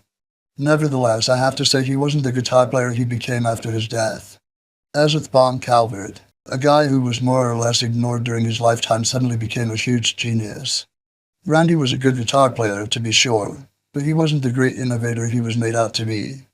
God knows what people will have to say about me after I'm gone. Ozzy was a nice guy, still is. Very twisted, but nice. Of course you're going to be a bit warped when people are throwing half a dozen duffs with broken legs and wings on stage every time you play a gig. Other things landed at his feet too. Frogs, live rattlesnakes, a deer's head, a bull's head, all because of that story about him biting the head off a dove during the meeting with his record label. I don't know how he went on working after that tour. He must have been constantly freaked, never knowing what was going to fly up at him. Makes you kind of feel for the guy, doesn't it? Ozzy really was having a rough time on the tour we did with him. He nearly died on this trek. He was at the height of his nervousness and the depths of his despair, and he was just overdoing everything. We kept finding him flat on his face, passed out on the floor everywhere at the beginning of the tour. Finally, his girlfriend, and later wife, Sharon, took over and pulled him out of it, and that was great. I've had some ups and downs doing business with Sharon since then, but I've got to give her that. You wouldn't have any more Ozzy Osbourne records if there wasn't for Sharon, and I think Ozzy would be the first to acknowledge that. The Americans didn't quite know what to make of Motörhead at first. We had quite a few jaws drop into the floor during the Ozzy tour. Some places understood what we were about. We were getting a rousing response on the coasts, New York and LA. They liked us in Detroit and Chicago, which are still a couple of our main areas today. Ohio was good too, and we've won over Texas and fan. But apart from that, we might as well not have bothered that first time around. They were baffled by us completely. I think a good portion of the Midwest was rather frightened by us. Most of the audiences didn't know who we were. An American label, Mercury, had picked up Ace of Spades, but nobody seemed to know about that. The label did absolutely nothing to promote the record, and what else is known? So we were this strange, unknown entity every time we hit the stage. We did have our few fans, though. One of them was Lars Ulrich. He wasn't Metallica's drummer then. He was just this little teenage kid living in LA. He loved us. As a matter of fact, he was in charge of the American Motörhead fan club, which I assume consisted of guys like him who owned a ton of import records. Those kids were big supporters of the new wave of British heavy metal movement, which took off around this time. The NW old BHM was great for some bands. It set Iron Maiden over the top. It didn't do us much good though. We came along a bit too early for it. And then our popularity researched just a bit too late for the big metal and hard rock boom of the late 80s. So our American tour was a mixed bag. But the ironic thing is that when we got back to England, we headlined a huge show at Port Vale Football Club in front of 40,000 people over Ozzy Osbourne. So that gives you an idea of how massive we were at the time in Britain. That was probably our loudest show ever, and by then we'd already earned a reputation for the sheer volume of our gigs. Admittedly, we did like it loud. We couldn't hear otherwise because we were deaf. At Port Vale, we built the entire stage out of PA. I mean everything. It was all speakers everywhere, to the tune of 117,000 watts. At soundcheck, a guy rang up 4 miles away to complain that he couldn't hear his TV. And that was just Eddie's guitar. Plus there was this requisite spectacular publicity stunt that night. During our show, this plane flew low over the field and dropped these guys with Motörhead parachutes. 6 of them landed smack in the middle of the field. But unfortunately, one of them missed and went into the allotments next door. Even standing there with the shovel guarding his allotment from hippies, you know. And he said, "Hey, that last lad came down like a sack of shit. See, on the ground." They took him away in a dormobile. I assumed that wayward paratrooper recovered from his injuries because we didn't hear any more about it. We were also quite popular with the cops back home. They were always trying to bust us in those days. It was very different from what it is now. The cops were just waiting outside the front door feeling that they'd bust you on the street. Around this time, around August 81, they caught Phil with about 5 pounds worth of pot, and he ended up in court being fined 40 pounds. Stupid petty shit, isn't it? But it wound up making news because we were these famous badass rock stars. Motorcycle Irene was with Phil when he got busted and they found pot on her too. But she only got fined 20 pounds. Maybe because she had bigger tits than him. Minor hassles aside, we had a lot of fun with our fleeting time at the top. One very satisfying moment was when we played the Summer Night Festival in Nuremberg, Germany, and we were billed over Blue Oyster Cult, who had so soundly screwed us over at our first Hammersmith Odeon gig. We didn't do anything particularly nasty to them, though. After all, they were old news. We just didn't lend them the PA, that's all. It was also around that time that I made a record with the Nolan sisters. It was just a one-day gig. I got a phone call and did it for a giggle. It was a song called Don't Do That, and the band included me on bass, Cozy Powell on drums, and ex-White Snake guitarist Mickey Moody. Colleen and Linda Nolan sang, and Status Quo's road manager Bob Young also added some vocals and heart.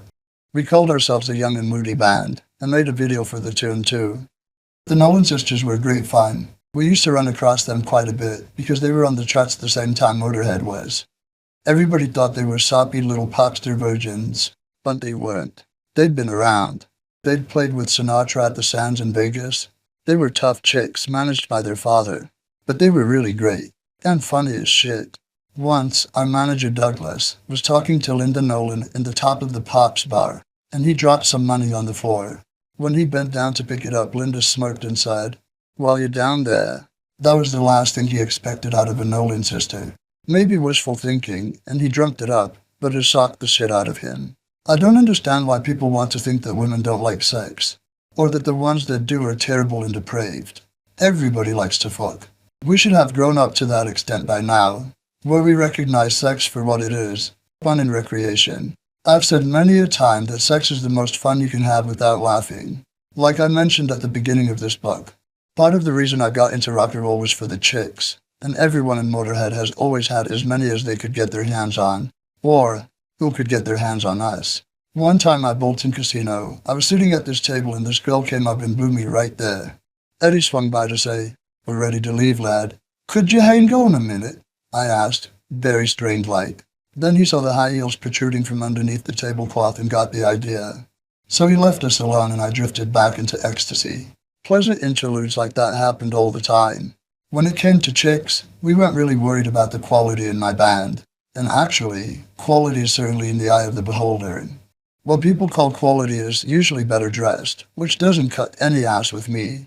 I've met chicks who look like bad ladies, who have more brains, better conversation, and are just all around sexier than the best dressed models in the world. It's true. Those model types are like fucking thoroughbred horses. They look good, but they're dumb as shit. I've had a lot of what people would call slutty chicks around, and I like them because they're honest and upfront. They're like me. They say, "I like fucking. Let's go." And really, that's the way it should be. Obviously, rock stardom has its ups, and you can take that several different ways.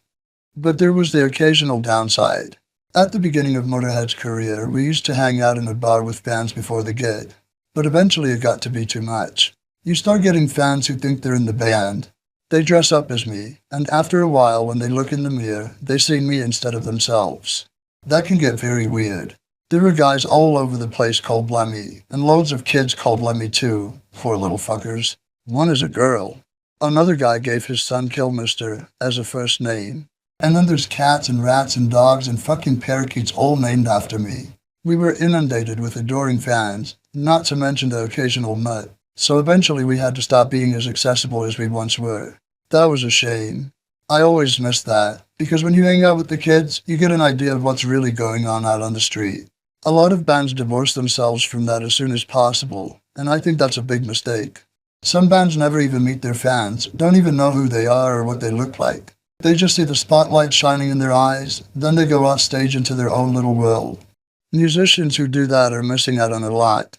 I still like talking to fans today, except for the occasional drunk fucker who insists on singing Ace of Spades in my ear non-stop. We have made a few albums since the Ace of Spades days, after all. If he's drunk and starts singing something from one of our last couple of records, I might not mind so much.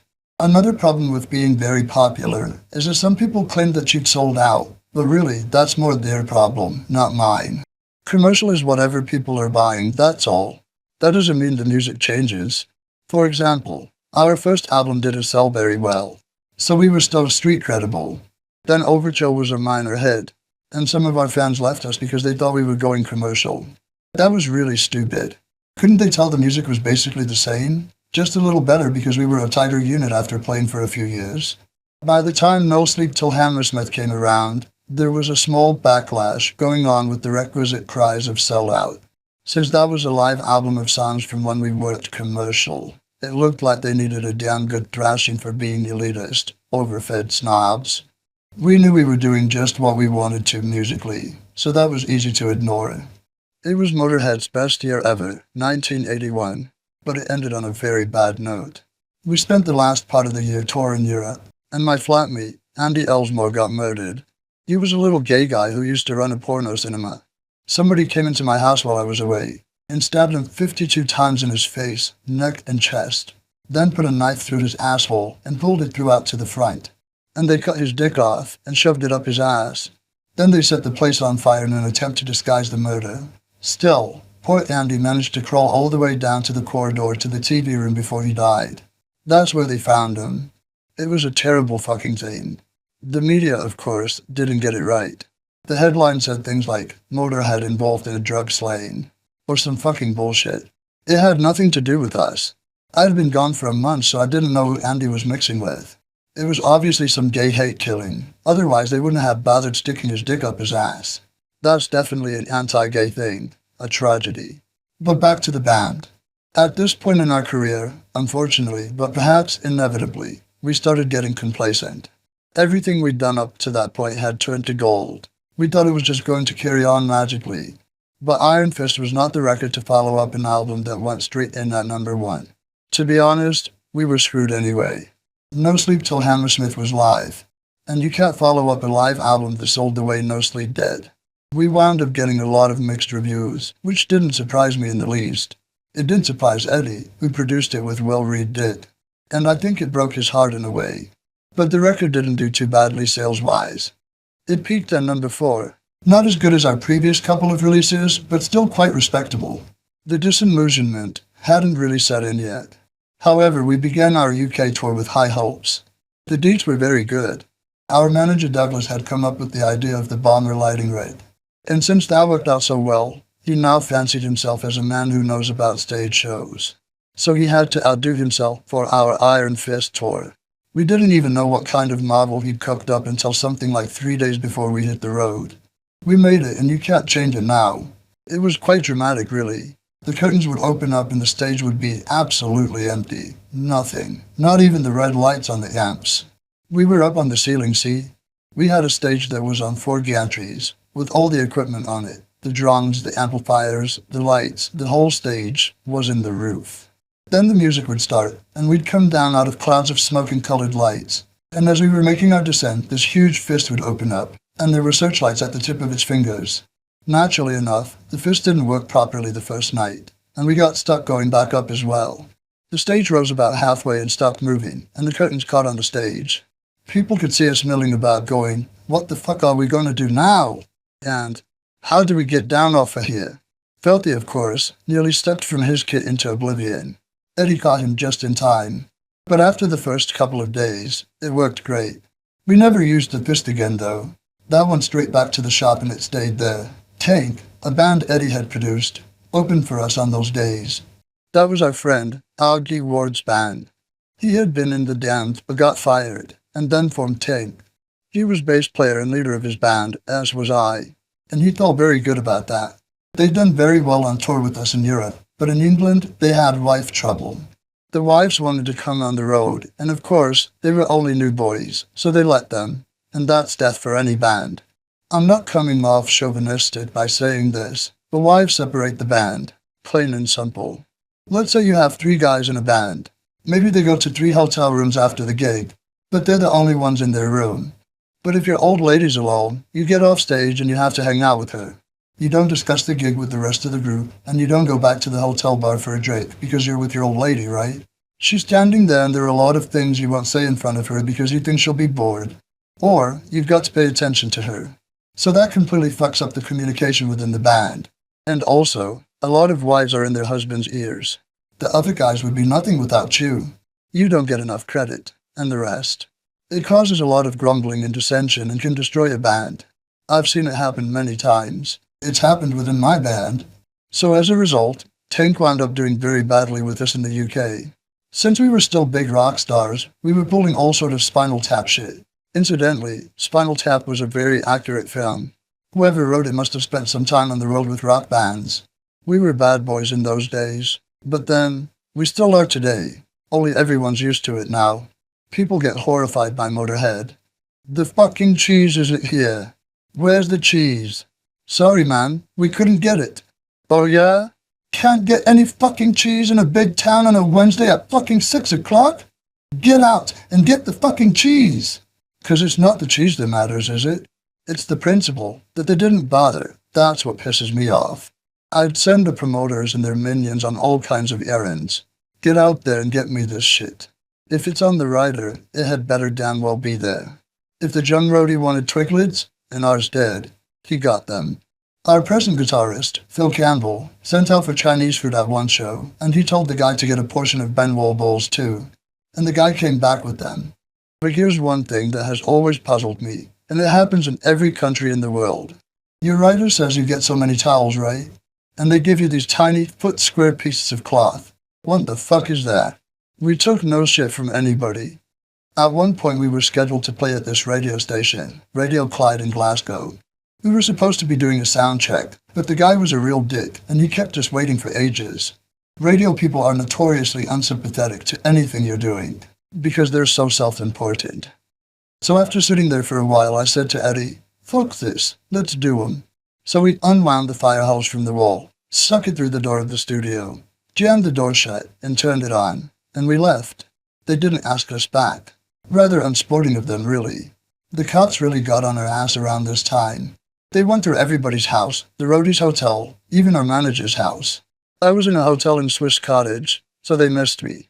They had this serious operation going, dogs, door smashes and all. And out of everybody, 25 crew, 3 band members, the manager and his wife and their staff.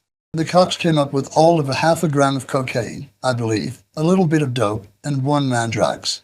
We went down to the Nick and I asked, "What reason did you have for mounting this massive operation?" "It was an anonymous tip-off," the magistrate said. "We heard you were selling acid to the audience from the stage." Jesus, what idiocy. I'm singing and playing bass. When am I going to have time to go down in front and say, "Anybody want any acid?" Not to mention handing out change. I would have needed a change belt instead of a bullet belt. Fucking assholes. As if cops don't have real drug pushers to chase. Or why aren't they catching the Yorkshire Ripper?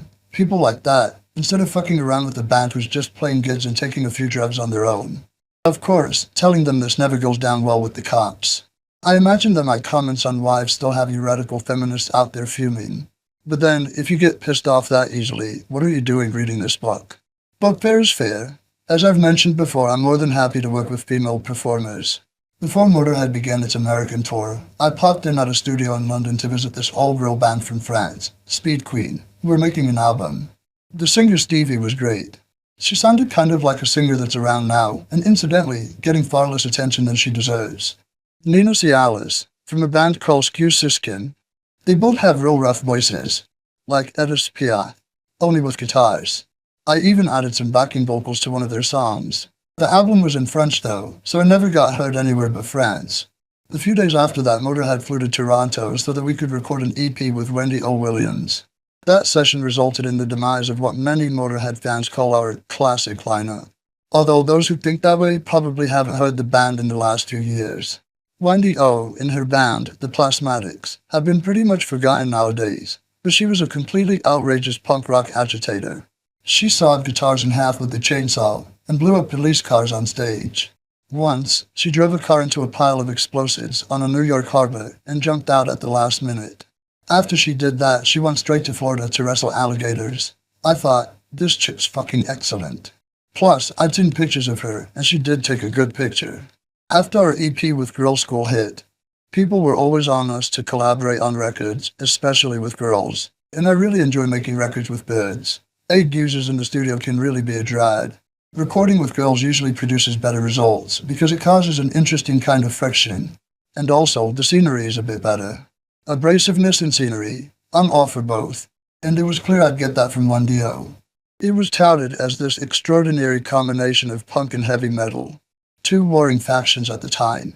The songs we were going to do were a Motörhead tune, No Class, Master Plan, which was a Plasmatics number. And as the single, Stand By Your Man. Yes, the country song. Eddie was supposed to produce the tracks for us, and unfortunately he had Will Reed Dick, whom I generally refer to as Evil Red Dick, in tow again. The session was problematic to say the least. Wendy took a long time to get in tune, and it wound Eddie up. She tried her parts a few times and she sounded terrible. I will say that. You'd think she was never going to get it, but I knew she would if I just worked with her.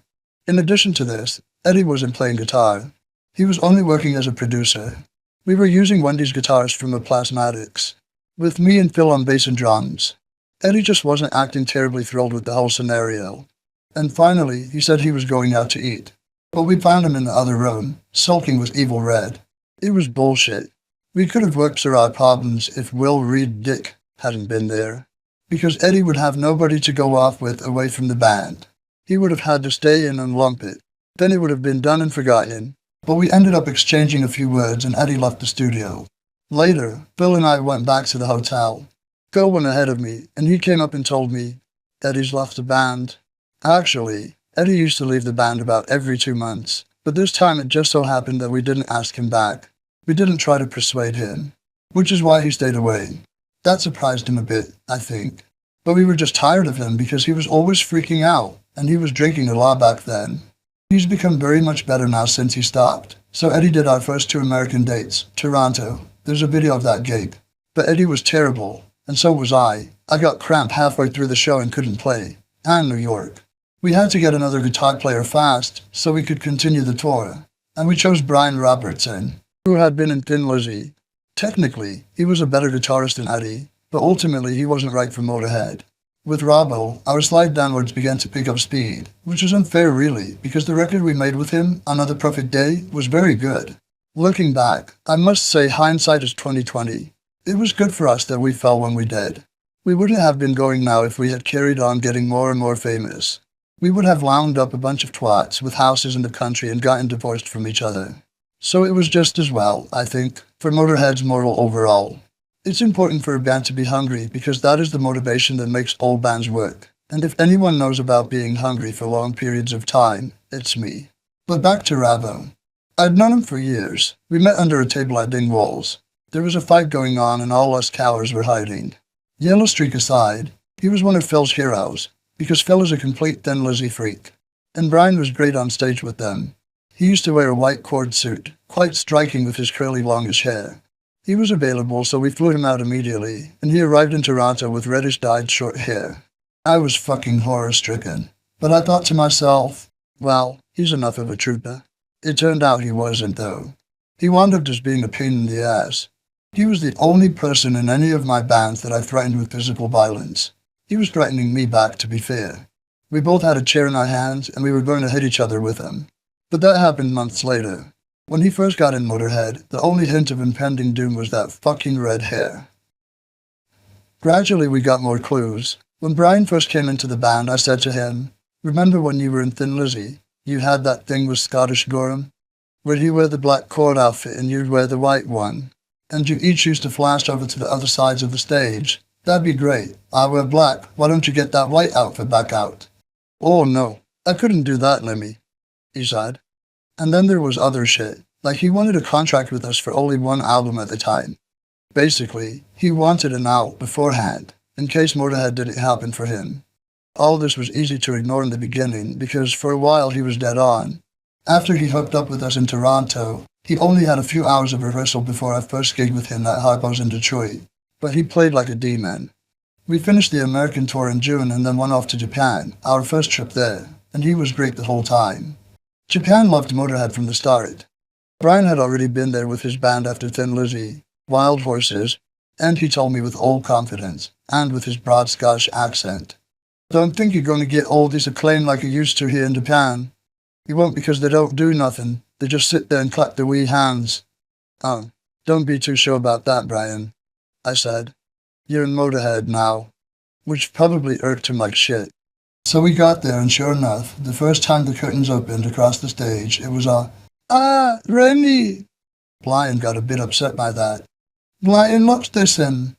That's rather unfortunate, isn't it? I love Japan as much as they loved us. It's a complete culture shock because nothing there is like it is in the West. The girls go out in bunches over there, but they don't mind a bit of adventure. A big group of them will come into your hotel room, and all take their clothes off. It's very much a bonding thing with them. It's because they don't have this guilt we do, courtesy of our stiff Christian upbringing. In Japan they have Buddha, which is much more civilized. Most Japanese girls are very, very pretty. And everyone's polite, which I like. Good manners cost nothing, and most people in America, England, and in many parts of Europe are mainly arrogant, brutal, stupid assholes who don't give a fuck about anybody. They push you to one side and elbow you out of the way. They don't do that in Japan. But make no mistake, they're very horny as well. There are places we wound up visiting every time we went back. Pip's Bar was one of them. Unfortunately, it closed down a while back. Now it's a karaoke bar. They were very friendly there, and they didn't care if you fell on the floor. Plus they had a couple of pin tables, which was great drunken entertainment for me. But that's nothing compared to the amusement arcades. The amusement arcades are unbelievable. It's like being in the Starship Enterprise. The weirdest thing I've ever seen in Japan, however, was about 20 Japanese rockabilly fans walking down the street. They had it down, the quiffs, the leather jackets, the walk, Japanese teddy boys, but it took some getting used to. It was back in England and Brian started getting very strange. He did fine on our first show there, which was at Wrexham Football Club. We were headlining, and down near the bottom of the bill was a new band from America called Twisted Sister. It wasn't long after this gig that Twisted Sister became huge MTV sensations. Keep in mind, MTV was just starting up in 1982. But this was the band's first time in England, ever, and they were terrified, the poor bastards. I ran into them backstage. Here was this group of big geezers, all dressed like women, and they were so nervous they were spitting teeth. I could see that they were just going to fall to bits. So I said, "Listen, I'll go out and introduce you if you won't." And they were all, "Oh yeah, please." So I went out there and said, "These are some friends of mine, so give them a fucking break. Twisted Sister." That made sure they wouldn't get bottled off, at least. I introduced them again when they played the marquee. I mean, I would expect them to do the same thing for us. And the band singer Dee Schneider did so a couple of times. He also got us on MTV when he had his own show. We had some good times with Twisted Sister. Later on in the year, they were on The Tube, a TV program they recorded in Newcastle, and we went up and jammed on It's Only a Rock and Roll at the end of the broadcast. I ran around one side, and I was putting on my bass. Brian suddenly appeared on the other side and banged. He fell straight on his face. It was funny as shit. You could always rely on Brian for some unintentional entertainment. He was less than entertaining at our show after Wrexham, however. It was a stadium gig at Hackney Speedway in London that the Hells Angels put on. Everybody who worked on that show, the crew, everyone, were Hells Angels. They lost a fucking fortune putting it on, and they never promoted another show after that. I remember one of the guys, Goat, was telling me, "I know where you can steal a generator. Up the motorway. They've got loads of them. Nobody'll miss it." "I think they'll miss it," I said. "And I think they'll catch you doing it." Somehow, they got a generator though. So here we were, surrounded by these massive tough bikers, and Brian comes out on stage with his red hair, wearing these green satin shorts. A lot of muttering was going on. "Who's that cunt with the fucking shorts on?" "That's Motörhead's new guitar player." "Ah, let's kill him." You could feel the terrible undercurrent. Brian doesn't know how close he came. I stopped them, but they really were going to kill him. After all, he was reflecting badly on them. The Angels are aggressively masculine, and they don't like shit like that. There he was, poking it right in their eye, whereas that's laughable in a sociological sense. He really could have picked a better place to make a statement. Brian's fashion sense continued to shock and horrify fans throughout our tour of Europe at the end of the year. Let's face it, ballet shoes and Motörhead do not mix. He stood out like a sore thumb, and I guess that's what he wanted. He was trying so hard to proclaim to everybody that he wasn't actually in Motörhead, and he was just a guest artist. Our record label didn't like him either. I think Brahms would have preferred us to break up at this point, really. The Stand By Your Man EP didn't get much promotion, but we did go into the studio in March of '83 to make an album. Another Perfect Day shows a lot of Brian's influence, which musically wasn't a bad thing. Even the producer, Tony Platt, was Brian's boy. But he did a very good job, so I have no complaints about that. Brian, of course, was his usual pain-in-the-ass self. But we dealt with it. The only thing I didn't like about the record was that there was a bit too much guitar. Some of those solos didn't have to be that long, God knows. But other than that, I thought it was excellent. Our fans hated it though. They thought we were going commercial. There's that word again. It got up to about number 20, and that was it. So it wasn't as commercial as people claimed it was. But Another Perfect Day has stood the test of time. A lot of fans have recanted now and come to like it, but that didn't help us back then. I think Another Perfect Day was a good change for us, and maybe it was a mistake that we didn't experiment more earlier. Maybe we should have carried on in that direction, but not with Brian. After the album came out, we toured with him through England and America. That was a loony tour. They didn't know what to do with us, so they kept billing us with bands like the Outlaws. And the audiences just hated him. For one thing, he refused to play any of our old songs we were known for. Ace of Spades, Overkill, Bomber, and Motörhead. He didn't want to be associated with the past. Actually, Phil was in agreement with him on that, and I could see their point. But let's face it, the kids want to hear the old stuff. I mean, if I go to see Little Richard, I want to hear Long Tall Sally, and if I don't, I'm going to be thoroughly pissed off. Even though I'm sick to death of it, Motörhead should do Ace of Spades. People want to hear Ace of Spades, and you can't fight that. To refuse to play it, or those other tunes, is very bad news. And then there was Brian's colding thing too. On our last tour with him, he was wearing what looked like sweatpants. Only they were made out of gabardine. and he had them tied up at the bottom with 2 strips of old white towel, plus the blazing red hair. He was just being awkward for the sake of it. But I didn't fire Brian for any of those reasons. I would have kept him in the band forever if he was playing alright. It was just when he started fucking up that he became unbearable. We were partway through a European tour in the fall of '83, when it just got ridiculous.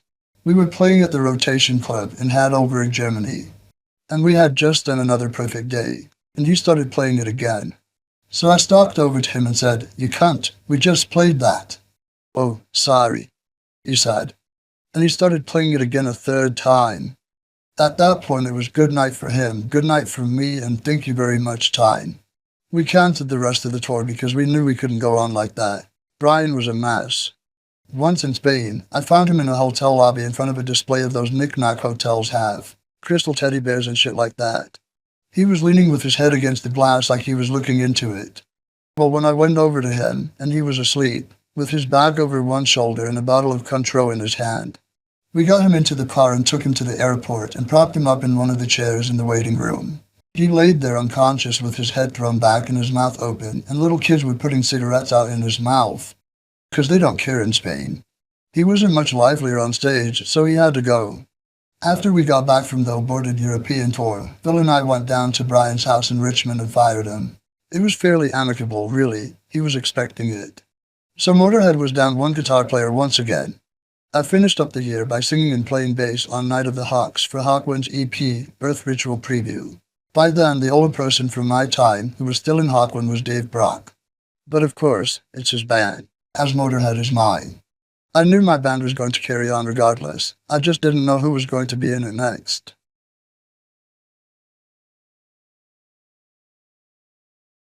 Chapter 9. Back in the Funny Farm. Finding a new guitar player wasn't a difficult process, really. I just did an interview in Melody Maker in which I mentioned that we were going to get somebody unknown this time around, and the applications flocked in. It was so simple, in fact, that we wound up choosing 2 guitarists. After trying out about 7 or 8 guys, Phil and I narrowed it down to 2 contenders. Some of the others were good, but they just weren't right for Motörhead. In the end, Phil Campbell and Nick Wurzel-Buston were the only ones I would have gone near. I had never heard of Phil Campbell's prior band, Persian Risk, but apparently they had recorded a couple of singles. He was in London playing with his band when we were trying out people, and on their way out of town, in the van, he said, "Let me off here, lads. I've just got to go and see somebody about a dog," or some such lie. You can't really tell them you're going to go for an audition, can you? After all, you might not get it. Phil was quite nervous, but he was so sure of his ability that he practically walked in as if he was just showing up for rehearsal. He laid a couple of lines out and went zapping back out, rushing around, speeding out of his head. If this gives you the impression that he was something of a maniac, you're right. I only found out just how much of one later on. He definitely added to the Motörhead legend over the years. Wurzel, on the other hand, was nearly a basket case when he came in, but I was already favorably inclined towards him from the letter he sent me. He'd enclosed a silly-looking photo of himself, and a note that read, "I hear you're looking for an unknown guitarist. Well, there's nobody more unknown than me." That warmed my heart immediately. When he came in to audition, however, he was shaking from fear. On top of that, he had walked all the way from the station carrying his guitar and his bag of pedals. No doubt his arms were killing him. "I've got a list of songs," he said, and the paper was rattling in his hand. "Give me that, fuck's sake," I said, snatching it away from him. "Don't worry. Sit down, have a couple of vodkas, man, you'll be all right." So he had a couple of drinks, after which he played for us and he was all right. Usually at auditions, they fly you in for 10 minutes and send you flying back out again. But I don't see any sense in that. If you want a good guitar player, let him play his best. Wurzel later said in the press that that was the fairest audition he ever did, and it worked, obviously, because he wound up getting the gig. We liked both Phil and Wurzel immensely. Incidentally, both of them lied about their ages. Wurzel said he was younger, and Phil said he was older. I'm the only one who never seems to lie about his age. We couldn't decide between the 2 of them, so we had them both come back. The plan was to hold the battle of the guitarists, to see which of them came out on top. Then, the morning of the final audition, Filthy left the band. Our manager Douglas called me up early, at 9 that morning, and said, "I'm coming to pick you up in 5 minutes." "What for?" I asked. "We've got to see Phil Taylor," he told me. And I knew right then what was up. I hadn't been seeing much of Phil, but I had been getting the impression that he wasn't really keen anymore. Although we didn't discuss his reasons for leaving the band, I think part of it was because he wanted to become a serious musician. Or whatever it is that people think heavy metal isn't, which, if you ask me, is total bullshit.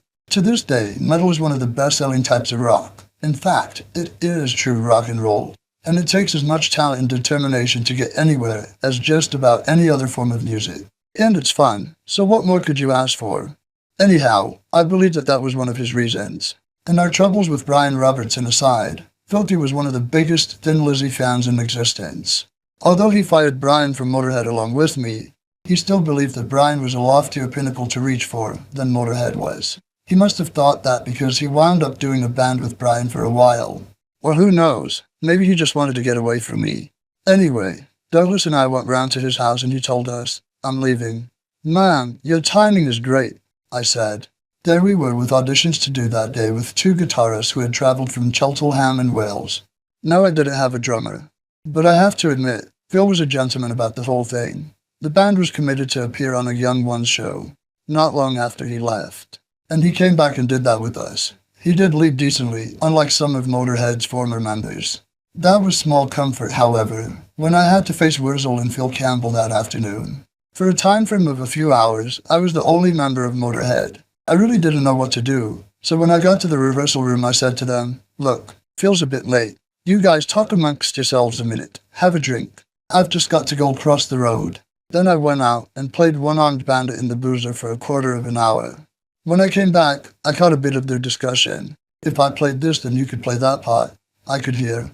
They were already talking over how to persuade me to take them both. But they didn't have to try, because I'd been thinking along the same lines. A four-piece is a lot more capable of playing different stuff. With two guitar players, you're bound to get that. Obviously, I had to take a reduction in money, but it proved worth it for the next decade. Once that was decided, I broke the news about Filthy's leaving. Things were a bit downcast, but only momentarily. Phil Campbell suggested Pete Gill as a replacement, and that seemed like a good choice to me. I remembered him as being a real attacker from the tour he did with us in 1979, when he was with Saxon. Later I heard that Brian Downey, Thin Lizzy's old drummer, was interested in the gig. I wish I'd known about that, and wouldn't it have burned Filthy? But Pete did alright for us for a few years.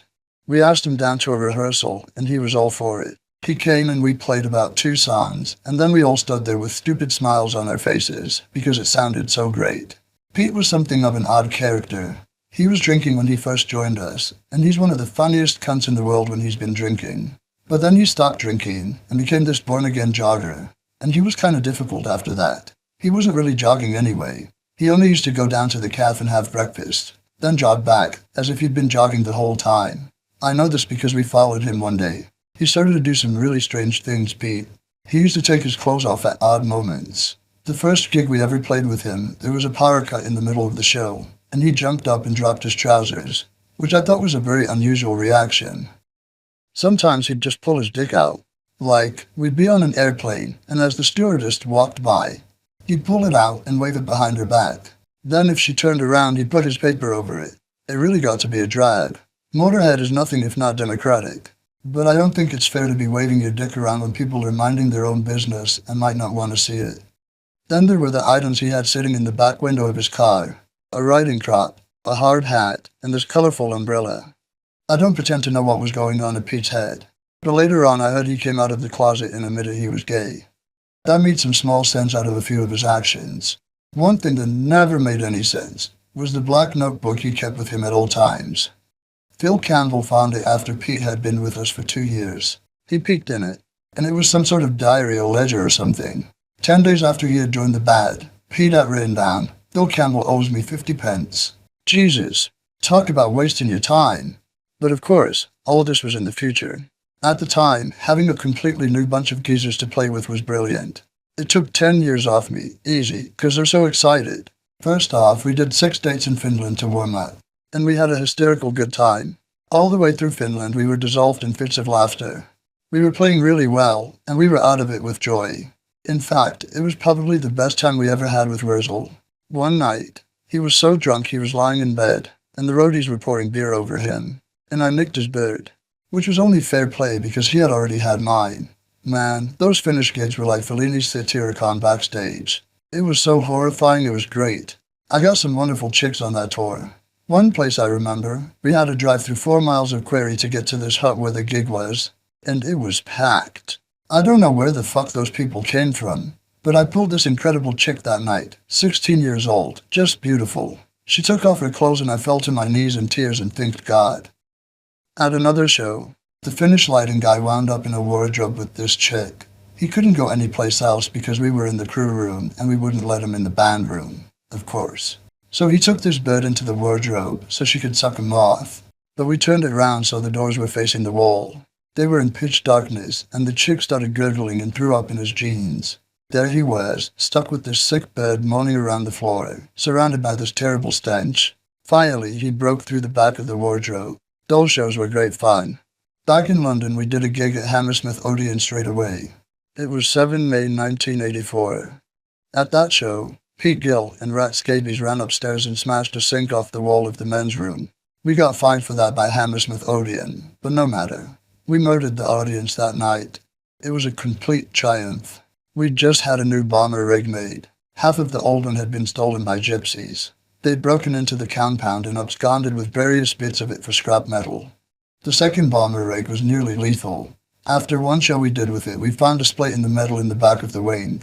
So the rig was liable to collapse at any second, and had it fallen, believe me, we would have been thoroughly crushed. As it was, I got hit on the head by that thing regularly. Still, it was a great prop. Obviously, Motörhead was ready to take the world by storm once again. Our fans were ready for it, and we certainly were ready for it. Our record company, however, had lost it as far as we were concerned. We had bitched a lot about Bronze during the time we were working with them. But looking back on it now, especially considering the subsequent labels we went through, the people there are really great. But by 1984, Jerry Brown had stopped being interested in us personally. And that rankled us a bit because Motörhead was his star turn. Braun signed a lot of people off of our reputation. Grill School, Tank, they even got Hawkwind. Our trouble with Braun's really began after Eddie Clark left the band. They didn't like Brian Robertson, and they didn't seem to have much faith in the new lineup either. For our next album, they wanted to do a compilation of our old songs. That was an indication. When people start putting together compilations of a band's prior shit, you know they're readying the death knell. Braun seemed to think we were finished, and anything more that we did would fail miserably. Boy, did we have news for them. No doubt they would have preferred for us to break up. There was no way that was going to happen though, and I insisted that if they wanted a compilation, they were damn well going to add some new songs by Motörhead's new lineup. I also took charge of selecting the old tracks that appeared on the record, and wrote commentary about each song, so that wound up being No Remorse. During the latter part of May, we recorded 6 songs. 4 of them, Killed by Death, Steal Your Face, Snaggletooth, and Locomotive, ended up on No Remorse. The other 2 tracks we did went on the flip side of the Killed by Death single, and were both called Under the Night. They were 2 completely different songs, however. Maybe that sounds confusing, and it was meant to be. That's what's missing from the record companies, that kind of lunacy for its own sake. That's the great British legacy to the world. Humor like The Goon Show, The Young Ones, and Monty Python. Some people don't get it, which is too bad for them. You're supposed to laugh in life. Laughing exercises all the facial muscles and keeps you from getting old. Looking stern gives you terrible wrinkles. I also advise drinking heavily. It helps the sense of humor. Smoking pot helps the sense of humor no end. But after a while you lose it altogether, and all you can do is talk about the cosmos and shit, which is really boring. But like I was saying earlier, our problem with Bronze were no laughing matter. They did promote No Remorse, and the single very well, I will give them that. But it had the aura of a last hurrah. They advertised the record on television. It wasn't all that great really. Just a live shot of us making a racket and touting us the loudest band in the world, and all that usual schmear. Nothing to write home about there. We did a photo shoot for the single that was funny as fuck though. Each of us in the band were supposed to illustrate the different ways to be killed by death. They put me in an electric chair. Virgil was shown being crucified. Phil was being burnt at the stake, and Pete faced a firing squad. For that last shot, we were dressed up as Mexican revolutionaries with rifles and all. And we took a break to buy Cornish pastries at the supermarket next door. It made the shoppers rather nervous. They backed themselves up against the wall, in fact. But we told them, it's all right. Robbers don't look like this. Too obvious. We also went to Arizona to film a video for Killed by Death. I don't remember who paid for that. I don't think Bronze did. No doubt we probably did. MTV banned it for a really stupid reason. I was riding a motorcycle in it with this girl, and I put my hand on her leg and slid it up behind me. You didn't see me grabbing the offending public hair. But nevertheless, they didn't like that. It was bullshit. That was when they were playing the hell out of Michael Jackson's Thriller video, which had people coming out of the ground with shit pouring out of their nose, but they didn't seem to have a problem with that. Anyhow, photo shoots and TV commercials aside, things just weren't the same with brands, and we decided we wanted off the label. What ensued was nearly 2 years of legal shit, which kept us from recording an album that whole time. We also had other annoyances to deal with too. Phil Campbell was still tied up with Persian Risk's old label, and Pete Gill was in litigation over some money Saxon apparently owed him.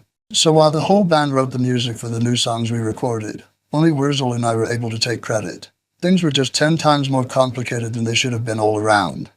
Since we couldn't put any records out for the time being, we just did what came naturally. We spent all of our time on the road. Our first gig after the No Remorse sessions was for the annual TT motorcycle race on the Isle of Man. We drank lots of free Pernod that day, and later I woke up in bed thinking I was really fucking warm in the hotel. Then I noticed my feet were on fire. I'd fallen asleep holding a lit cigarette and the bed was in flames. I had to scoop up all the sheets and chuck them in the bath. Shit like that used to happen to us all the time. Once, at the place where I used to live, I woke up and the whole mattress, except where I was lying, was red. The cigarette had burned through the bedcloths into the mattress and it was about to blow up. I hurled myself off the bed fast, and just as I did, it exploded. Fire up to the fucking ceiling. That scared the shit out of me. After the Isle of Man, we headlined the Heavy Sound Festival in Belgium. That was a classic lineup for the era. On the bill with us were Twisted Sister, Metallica. By then I'd gotten to know them fairly well, and to this day they're amongst our biggest fans. Merciful Fate and Lita Ford, who I knew from her time in the Runaways. Plus a few smaller long-lost bands. A little over a month later, we toured Australia and New Zealand for the first time. Traveling from England to New Zealand is a real pain in the ass, by the way. It took us a nightmare flight of 32 hours to get there, 3-hour layover in Sydney, and propeller plane to the island included. Then we got to the hotel and discovered that yes, the tap water does go round the sink and in a different direction. I turned on the TV to find a 2-year-old episode of Coronation Street. It was a bit of a culture shock. Things are very weird down there. We died a death in Dunedin, our first gig. Then a few days later, in Palmerston North, they had a riot. The audience was freaking out and running around. Some guy got stabbed in the buttocks, and the theater was fucking destroyed. It got better though. Wellington and Auckland were good. Then we went to Australia, and that was very good indeed. Australia is great, because it's like the old American frontier. When you get away from the big cities and drive to the small towns, it's all verandas and old sidewalks. You go into the bar, and the fan's going round, and there are flies everywhere, and the town drunk is slumped over the counter, just like you see in old saloons in the movies. They really loved us in Australia, and especially Melbourne, where our main fan base is. They gave us new guitars at one gig. Wurzel got a blue one, and before we went on stage, we could hear the audience singing, "Who's the man with the blue guitar? Wurzel! Wurzel!" One guy followed us all over the continent. He pawned his VCR to do it. He beat us to town on the trek from Adelaide to Melbourne, which is a long fucking way. His car was dead because that's not a hospitable climate, but apparently it was worth it to him, and he wrote about the experience later. We stopped home in September, just long enough to work up a couple of new tunes, that later round up on Orgasmatron, and then we did a few dates in Hungary. This was before the communist thing went down. It was a very weird experience. No customs at all to deal with. We went straight into the VIP lounge, with all these Russians looking bemusically at us. Obviously, if you're going to be a promoter in communist Hungary, you're going to know the border guards, right? No doubt about that. There was a car on the tarmac, and we were whisked straight through with top-notch treatment. Went right to the venue in Budapest, sound-checked and were taken back to the hotel.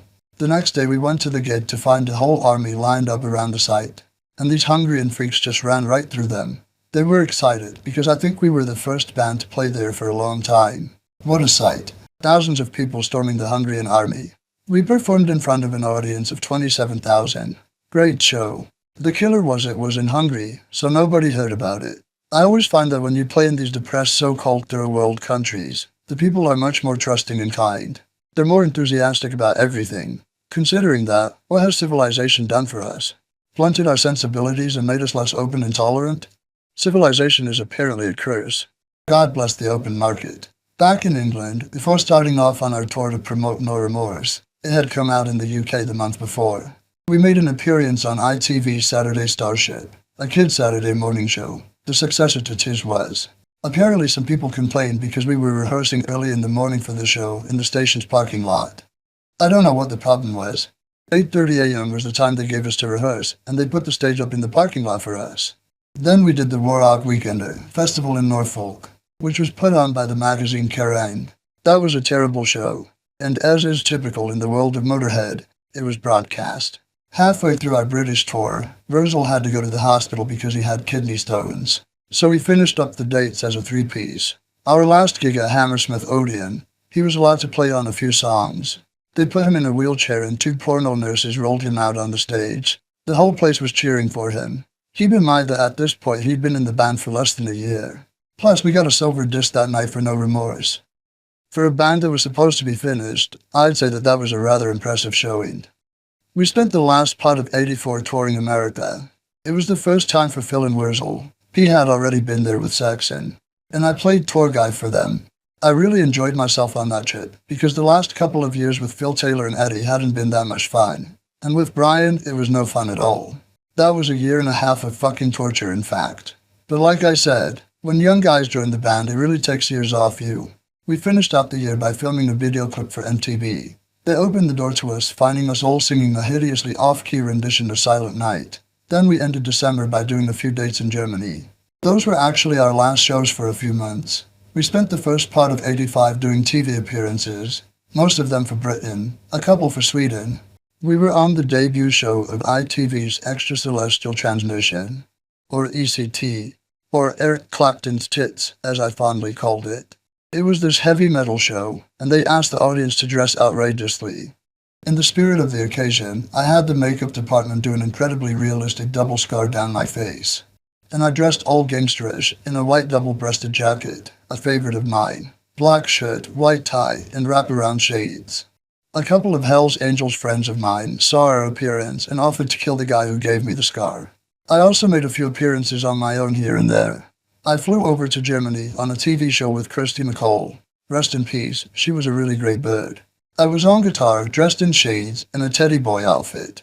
And I sang to my knees doing a solo. Actually, I had no idea what I was playing. Frankie Goes to Hollywood was on the same show, and I came up on the stage with them too. They were all very pleased for some reason, and later, when they did a gig at the Hammersmith Odeon, they asked me up for Relax. I was supposed to play guitar during it, but I didn't know the chords. Nobody knew who I was anyway. Frankie's crowd wasn't exactly Motörheads, and they were all bemused. They had a party at the Holiday Inn in Chelsea that night, which we went to. Gary Glitter was there with a drink and a cigarette in each hand. He didn't know whether he was on his ass or his elbow. And there were two girls in basques hanging around who desperately wanted to fuck Frankie's bass player. Only Holly Johnson and the other singer were gay. That's all they wanted, and he was the only guy that didn't fuck. They had everybody else, including Motörhead. You'd get a blowjob, and as you were leaving, they'd say, "If you see the bass player." But he'd left with his wife over 2 hours before. The last time I saw Holly Johnson was at a Frankie show at Wembley, and he had this huge gay geezer as his boyfriend, who was very obstructionist. One of those types that protects people from everyone, even their friends. Holly was leaving the band, and I told him not to. I said, "You're making a terrible mistake." And it was a mistake, because no one's heard of him since, or any of the others, and they were huge for a while. I also met Samantha Fox that year.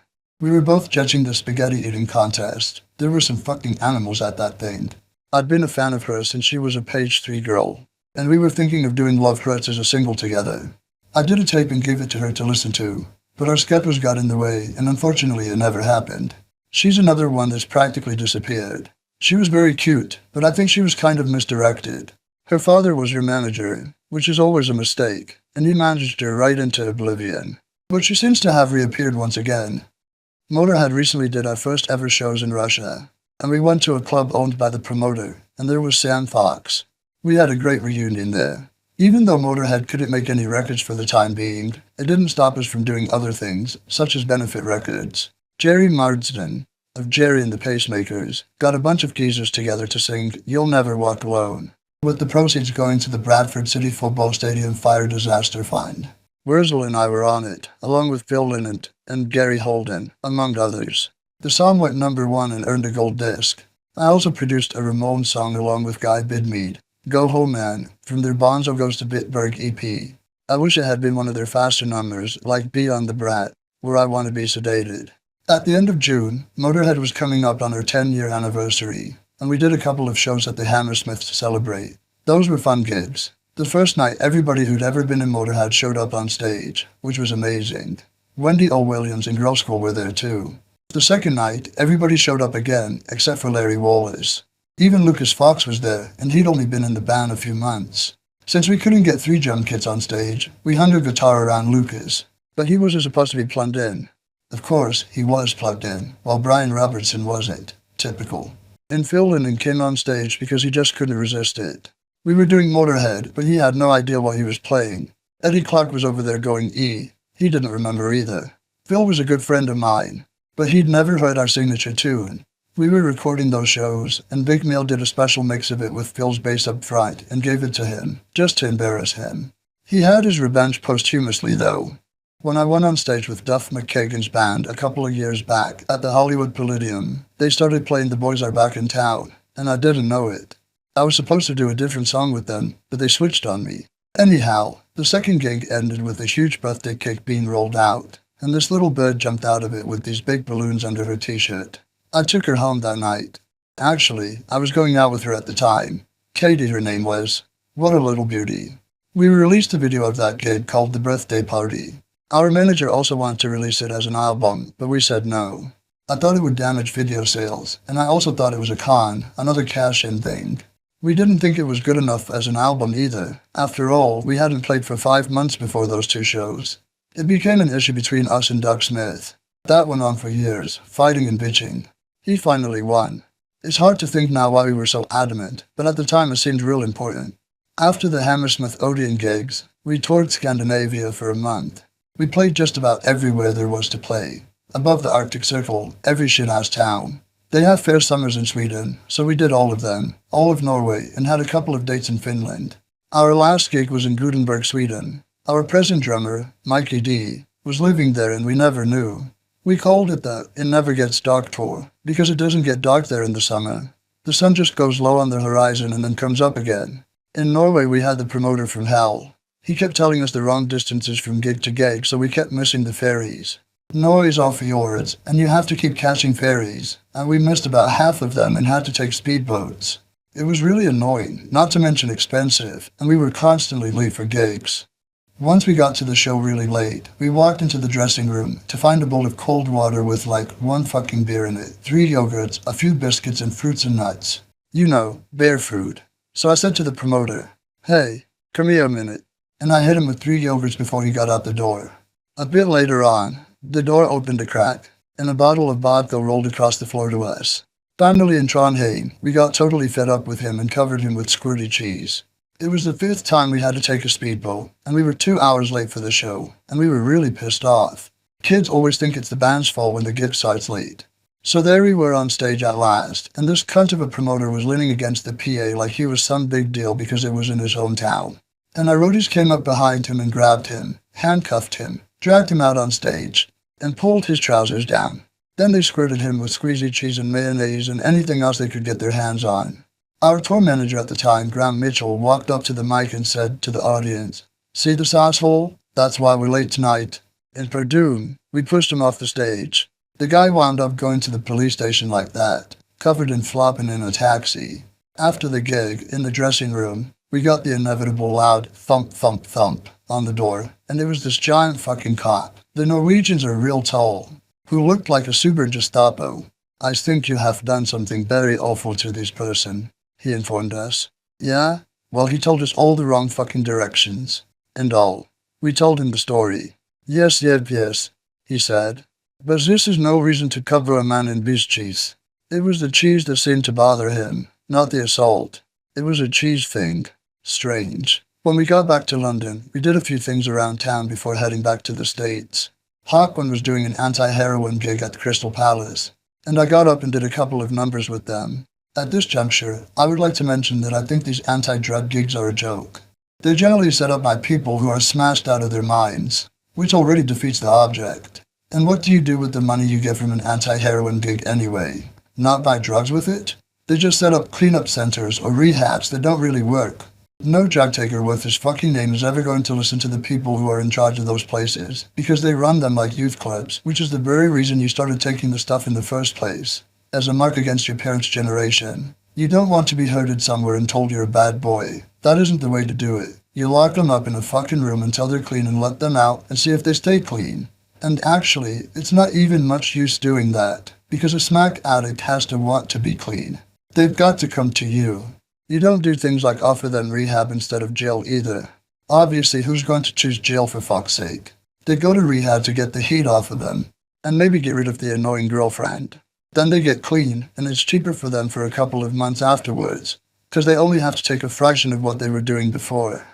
From my vantage point, the whole drug war is a fucking mess. Anyway, enough of that. Wendy L. Williams and the Plasmatics were playing at Camden Palace, so me and Wurzel got up and did a couple of our own songs with them, Jailbait and No Class. They released a video of that show, if you can find it now. The next month, November, we were in the US, and I finished up the tour by appearing on MTV with Dee Schneider. By then, we had very good news. Our litigation problems with Bronze were over, and we could begin 1986 by making a new record.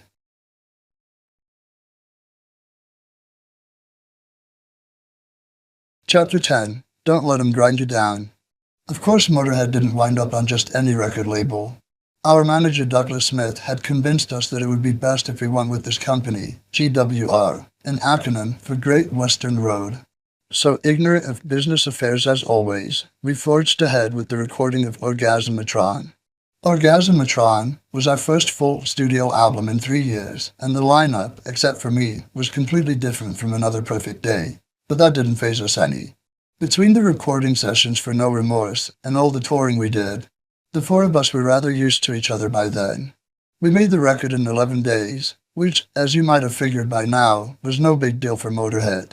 It was very easy, in fact, because the guys were so glad to be there. We gave our producer, Bill Laswell, a bit of a fright the first day, however.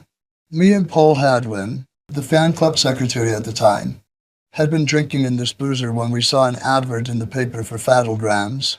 We immediately thought, this is just the thing for Phil Campbell. So we booked one. Then we went in the studio with Bill Laswell and his engineer, Jason Corsaro. They'd just come over from the States, and they didn't know us at all. I'd met Bill for half an hour before this, and of course, nothing had been mentioned about Fattlegrams and such. So Bill and Jason were being old gung-ho American. Let's get it on, boys. It's going to be great, etc. But there was this large lady standing around the lobby. Phil later said he thought she was somebody's mother. And she came into the studio after us asking, "Which one's Phil?" And Phil said, "I am."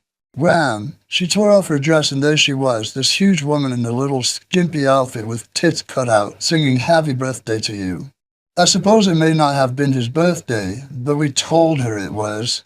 And she grabbed Phil and stuck his head between her tits. All we could see was this little tuft of hair sticking out between them. Then she started slapping him with them. Nearly knocked him out. It was fucking great. And Laswell and Casaro were edging behind the desk, going, "What the fuck is this?" That was their introduction into the world of Motörhead. As it turned out, Bill was good for getting sounds, but he fucked everything up in the mix. It was a much better album when he took it to New York than when he brought it back.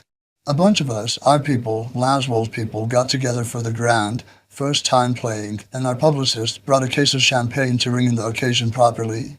It was dreadful. Orgasmatron was mud. There was supposed to be a 4-part harmony on Ain't My Crime, but he wiped 3 of them out. I won't bore you with the rest of the highlights.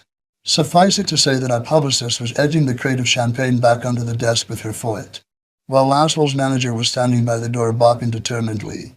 It was hopeless. I tried to remix some of the record, but Bill and Jason weren't being particularly helpful because it was our mix, and we liked it, and that's the way it was, and this difficult musician was coming over trying to teach us our own job. Well, I suppose I am difficult, if you consider wanting to get the job done right difficult. I didn't come up with the title Orgasmatron right off the bat. The album's working title was Riding with the Driver. Each Motörhead studio album, except Bastards, which we made in 1993, is named after one of its songs. But that track didn't turn out as good as we hoped. I didn't even know at the time that an orgasmatron was a contraction in some Woody Allen film. I never saw the movie, but I've been told about it quite often since. However, I made up the word on my own. A lot of our fans consider this album one of our classics, and there are some great songs on it. The title track, Death Forever, for example. I'll always have problems with the way it was mixed though. As far as I'm concerned, it was only half the album it should have been. I do want to know, however, that there's a great picture of Lars Ulrich on the original album sleeve. He had come up to see us at Beverly Sunset a couple of years before while we were in Los Angeles, and he got a bit ill. He was still a youngster in those days, but it's a fallacy to say I taught him how to drink. I actually taught him how to throw up, and that's what he did, all over himself. That's what he got for trying to keep up with older people's habits. A photo of that classic moment in rock history appears on Orgasmatron. With the new album to promote, we were on the road again. Douglas had to undo himself once more with the stage setup. Hence, the Orgasmatron train, to go with the record's cover art. The drums went on the stage of the front of the train, and it came out on the rails in the middle of the stage. Basically, Pete was riding out to the front on the train. But it never fucking worked. You couldn't get the rails on stage properly and things like that. Douglas did have some great ideas. The bomber rig was brilliant. But this was one very botched job. That and the infernal Iron Fist. But the train came with us through most of Europe. Orgasmatron really should have brought us back up to speed. Our new record with the new lineup and all. But nobody bought it. Or should I say, nobody was able to buy it. GWR farmed the album out to various distributors around the world, most of whom did a shoddy job of getting it in the stores. But we played all the usual places: Europe, the Castle Donington Festival, England, and the States. We started off the US tour with Megadeth opening up for us. But they were a very new band then, and they blew it. The first night, in Oakland, they had their stage banner stretched out on the floor across our dressing room doorway. And since we're no respecters of tradition, we walked straight across it. The band's manager dashed in freaking out. "You walked on our banner?" And I said, "Look, there was no way of getting into our dressing room without walking on your banner. Why didn't you put it in some fucking place else?" We were running late at the soundcheck that night. It was the Kaiser Auditorium, I recall. The first show is always fraught. We had new guys in the crew, and people were still setting shit up and learning. And that manager stormed up to our sound man's desk just as he was finishing up the drums and said, "You guys have to get off the stage now. It says in my contract that my band has a sound check now." Dave, our sound guy, turned around and stared at him. "I'm sorry?" he said. "Tell your guys to get off the stage," this idiot commanded. So Dave pulled out the copper's truncheon that he keeps behind the sound desk. "If you don't go away, I'm going to hit you very hard between the eyes with this." So the guy went away, ranting and screaming backstage. Meanwhile, Megadeth's frontman, Dave Mustaine, came in to apologize, and he crashed out in our room. Poor Dave was a bit out of it at the time. He's since cleaned up. And there was the fucking manager, stalking around outside, unaware that his star was possibly dying on our couch. But to be fair to the band, although we threw them off the tour the next day because of all the shit with the manager, it wasn't really their fault. It was the manager. We should have thrown him off the tour, really. Years later, at the NAAM show, Dave Mustaine came up and apologized to me for it. This was really big of him, because he didn't have to. We could have just gone on leading parallel lives, and it would have been all right. More power to him. He's a smart man, Mustaine. He's got freckles, but he's a smart man. Overall, that wasn't our most stellar tour through the US. In New Orleans, the audience was spitting at me. Punks, you know. And I warned them that I would leave if they didn't stop. And they didn't stop, so I left. And there was a riot with fire hoses and all kinds of shit. Then in Aurora, Illinois, Graham, my roadie for years, smashed my favorite bass. It sounded great, and I played nothing else from the time I got it till he broke it. He didn't do it on purpose, but he came to me with the two ends of it hanging around his neck laughing. It was still repairable after he broke it, but he took it into the parking lot and smashed to smithereens in a fit of pique. So I fired him. During the short breaks in between all these various tours, I made all sorts of cameo appearances.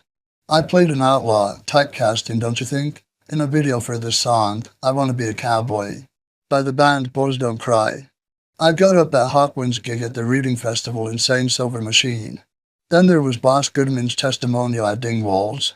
Boss was a roadie, then a manager for the Pink Fairies, and then he ran Dingwalls. He became one of those mover and shaker types. A nice guy, and he was having this testimonial because he was retiring, which in fact turned out to be true. I haven't seen him since. Anyhow, Wurzel and I played some numbers with Rat Scabies of the Damned and Mick Green from the Pirates. Larry Wallace was supposed to play with us as well, but he was also playing in 2 other bands that night, including his own Love Pirates of Doom, and he refused to come and rehearse with us. He was such a drag that Mick Green finally told him, "Look, Larry, we'll be all right, you know what I mean? Thanks anyway." We didn't need Larry anyhow. Mick's a great guitar player, and we did a good show. Also, in the midst of all this, Motörhead did the inevitable BBC Peel Sessions recording, and I appeared briefly in a Doctor and the Medics video. Orgasmatron sales may have been disappointing, but our visibility factor was certainly high in 1986. In early '87, I had a featured role in the film Eat the Rich, and Motörhead did the soundtrack, mostly songs from Orgasmatron, plus the title track. The movie was made by the comic strip people, who were also responsible for the Young Ones TV show and a few other projects. One of their early shows, called Bad News, had been about a mythical heavy metal rock band, a bit like Spinal Tap, but better. Actually, and I'm one to know. Bad News, the band from the show, had opened for us at Donington, and we were all chatting at the gig, and eventually Peter Richardson, who was the film's director, rang me up and asked me if I wanted to be in a movie. I got that part as simply as that. To be honest, I don't like making movies. I've been in several of them now. It's dead boring. They tell you to show up on set at 4 o'clock in the morning, and then at 3 that afternoon they say they don't need you.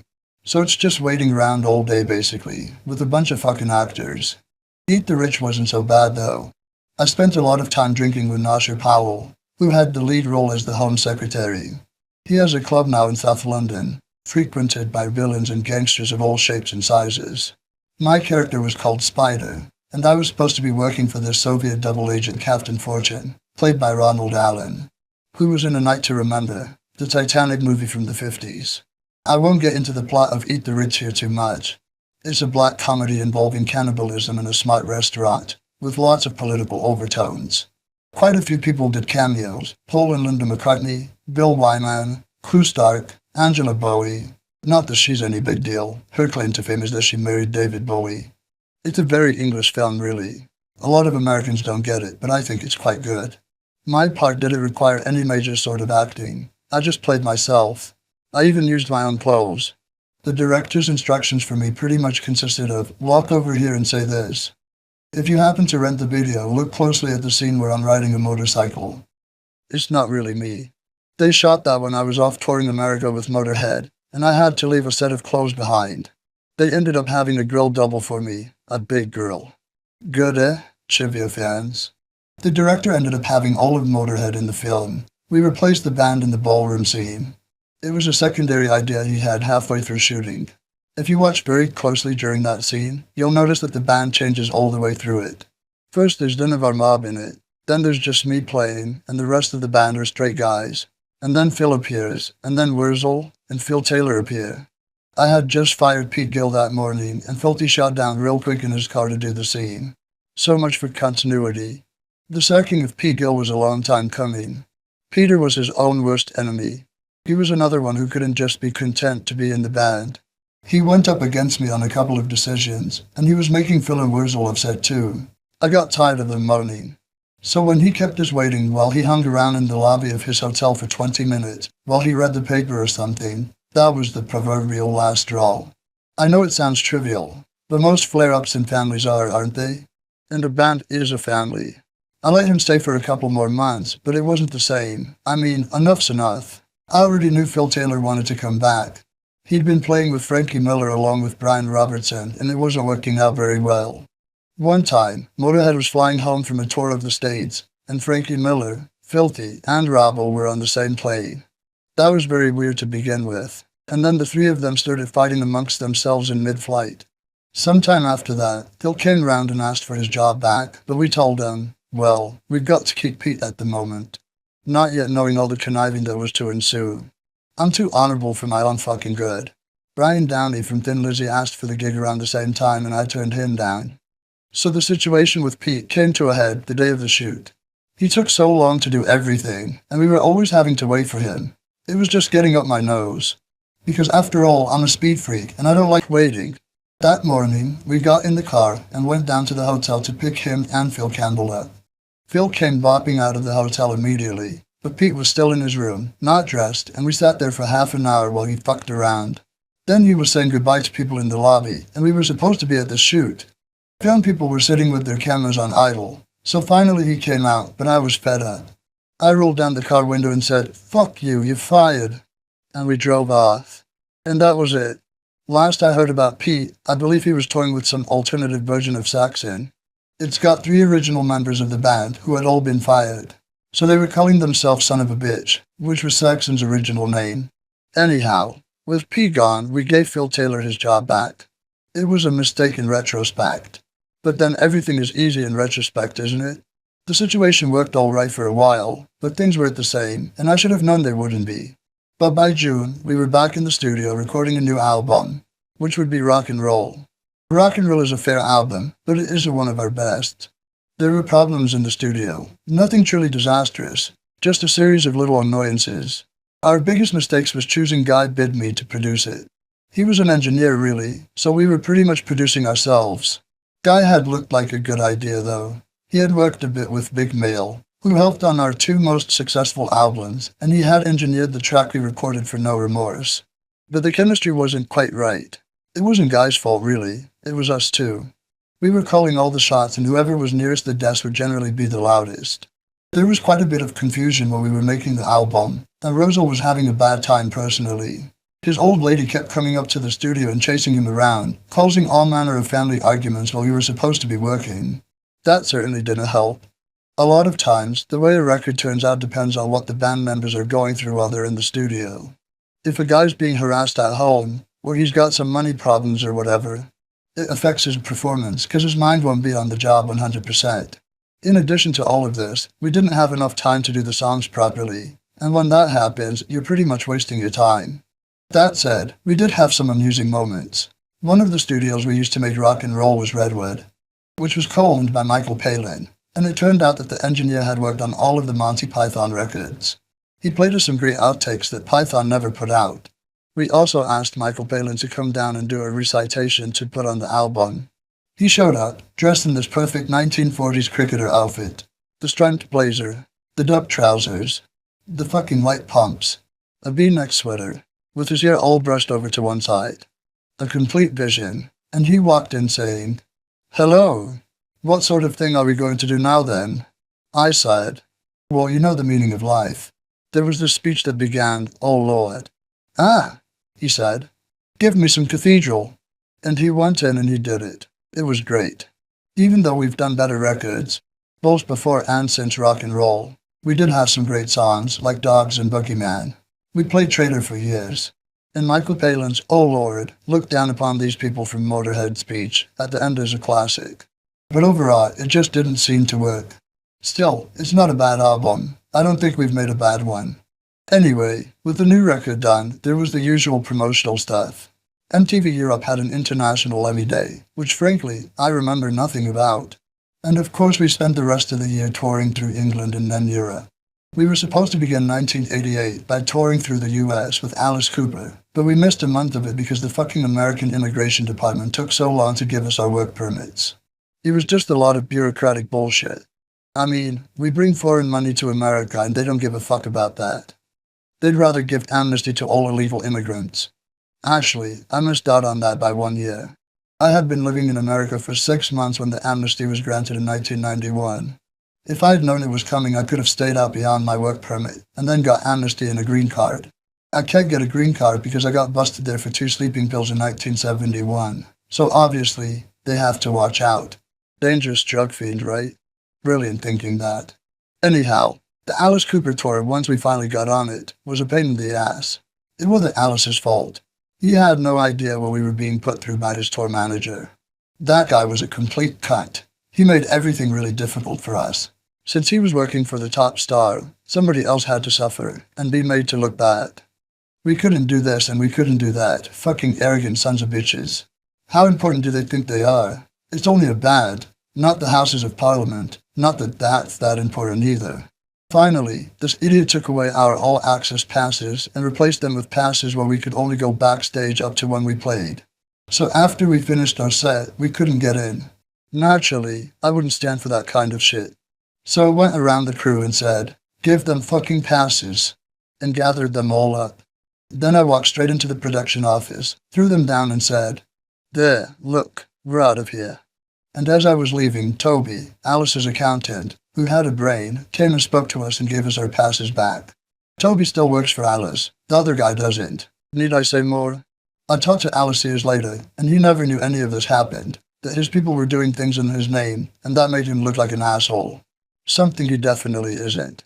One thing, though, I've never understood his fixation with golf. I mean, what's the deal with that? You hit a ball with a stick and then you walk after it and you hit it again? I say if you hit it and then you find it, you got fucking lucky, pal. Put it in your pocket and go home. Thanks, George. We had our own kinds of recreation. Phil Campbell pulled one of Alice's dancers. I never forgave him for that because she was so beautiful. Gail was a great girl, and we still see her when we go through Chicago. And an Alice Cooper show is always an impressive thing to watch. I'm a big Alice fan. On a less pleasant note, it took some effort to get some of those venues. I remember going up to a gig in St. John's, Newfoundland. We had a load of our stuff on a ferry, and it was fucking freezing. So cold that it bit straight through you. And there were icebergs in the water. In the middle of the night, we came out of the cabin to get something out of the bus, and I slid all the way across the deck to the railing, and nearly went over into the fucking sea. The story of the Titanic had fascinated me for years. Well, before the film and all the fuss. And the whole time I was thinking, this is what it was like when the Titanic went down. 'Cause we were at the same latitude. In fact, our next day was in Halifax, Nova Scotia, which is where they brought all the bodies. Imagine jumping into that water voluntarily. The shock when you hit it must have just fucked you up. So on the metal wall, next to the rail where I landed, I wrote, "Remember and be thankful it wasn't you on the Titanic, 1912, 14th of April. We spent a good portion of 1980 on the road. It had been our natural habitat for a long time, and it still is that way today. It's funny. The metabolism you need to tour is unlike anything any doctor has come across, ever. Forget the Elephant Man. At least he was all in one piece and working in the same direction, deformed as he was. We are deformed. Not that much, just slightly deformed. Correct that. We're very deformed. The physical requirements for touring are unique. We're no good for anything else. You've got to get up on stage every night and suddenly be energetic within minutes, or everybody in the world is going to die. They're going to go home and shoot themselves because you didn't go on stage that night. We've gone on stage in all kinds of conditions. Once, in April of 1988 in Paris, Phil Campbell broke his ankle. He was fighting with Phil Taylor, and they fell under a table and only one of them got up. He did the gigs we had scheduled after that in a cast. And I've already enlightened you about the various states of Filthy's health, both physical and mental. We have missed a gig here and there because of injuries or illness, but those have been very, very rare occasions. I can't understand any other way of being alive than playing in a rock and roll band all over the world. For 2 years we were home for a month in each year. It was great fun though, kind of blurred but fine. Occasionally, during the brief periods of time we spent at home, we'd attend some really stellar event. That spring we saw the Rolling Stones play a surprise show at the 100 Club, an old jazz club on Oxford Street that turned to rock and blues. That was an extremely good evening. Everyone, Jeff Beck, Eric Clapton, and the like, showed up with their guitars and jammed. So it obviously wasn't that much of a surprise. The real surprise was Wurzel. I think he was even a surprise to himself. We got to attend the after party at Keith's suite at the Savory because of a friend of ours, Simon Seltzer, had an uncle who worked for Keith. But Wurzel had already begun his evening of terror at the 100 Club by knocking Bill Wyman flat on his back. He was flying down the stairs and Wyman just happened to be in his path. We managed to arrive at the party without any further mishaps. But there were more to come.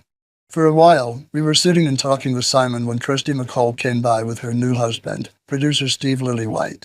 Kirsty was a great old friend of mine. I was in a video of hers once, so I gave her a big hug, and Wurzel turned to Steve Lillywhite and said, "Who's that old boiler Lemmy's got a hold of?" Steve gave him this look and replied, "That's my wife, actually." "Ah," said Wurzel. "Could I have some more coffee, please?" Then about half an hour later he was standing by the bar next to Ronnie Wood. Joe Howard, Ron's stunning wife, walked past, and everything was moving, you know what I mean? And Wurzel leered. I'd like to fuck her, wouldn't you? Imran said, I do actually. She's my wife. Talk about putting your foot in your mouth. Wurzel had both feet up to the knees.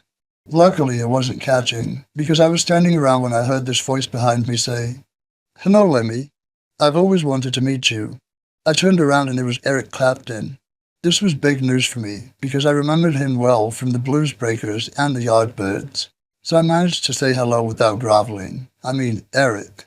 I also wrote some songs that year for people other than Motörhead.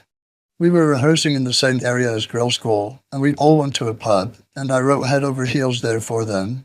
I scribbled it down on the back of a beer mat or something, and Kim took it away with her. I also wrote a song, Can't Catch Me, for Lita Ford's record Lita, which turned out to be her most successful album. We were in LA at the time, and she had come down to our hotel, the Park Sunset, and told me she needed songs. Once again, I wrote it right there and gave it to her. I wrote it as a 12-bar, but she didn't record it that way. I'd known Lita since 1975, when she was in the Runaways. At their first gig in London, Joan Jett wore my bullet belt. I thought Lita was the best thing in the band. She had great tits and played mean guitar, but Joan looked meaner. Probably because she was. Lita made a great solo record, but then I think that she let the people around her have too much say in her career. For a start, she was too dressed up, and it looked like she was being pushed way too hard to try to be the next big thing. It just didn't work for her. She was a real rock and roller, not the blousy chick they made her out to be. Then her mother died, and she was really devastated by that. Last time I saw her was a few years ago at a music convention in LA. We were on a pail together, but she was quite short, just, hi Lem, and a quick squeeze and she was gone. She didn't hang around at all, which I thought was very strange. So Miss Ford, give me a call, we'll talk. A lot of performers from the 80s haven't fared very well. That's obvious from watching The Decline of Western Civilization Part 2, The Metal Years. Where are all these people now? That film probably helped kill their careers. It made everyone who liked heavy metal look like morons. I was filmed for a segment of that, but I came off okay. No thanks to the director, Penelope Spheris. She took me up to the Mulholland Boulevard in Hollywood Hills, and the camera crew was about 20 yards away from me. Penelope had to shout her questions at me. I said, Can you ask me questions from a bit closer? I don't want to be in the shot. You don't have to be in the shot. Nah, I'm going to read them from here. Fucking idiots. They could have come closer, used a different lens or something, but no. It was a stupid movie anyway. Everybody always says I'm the best thing in it, and I tell them the only reason I was good is because all the rest of them were so terrible. I've had a lot of strange appearances. I was interviewed on the radio by some TV psychiatrist. That guy used to reduce a lot of people to tears on his show. Room 13, I think it was called.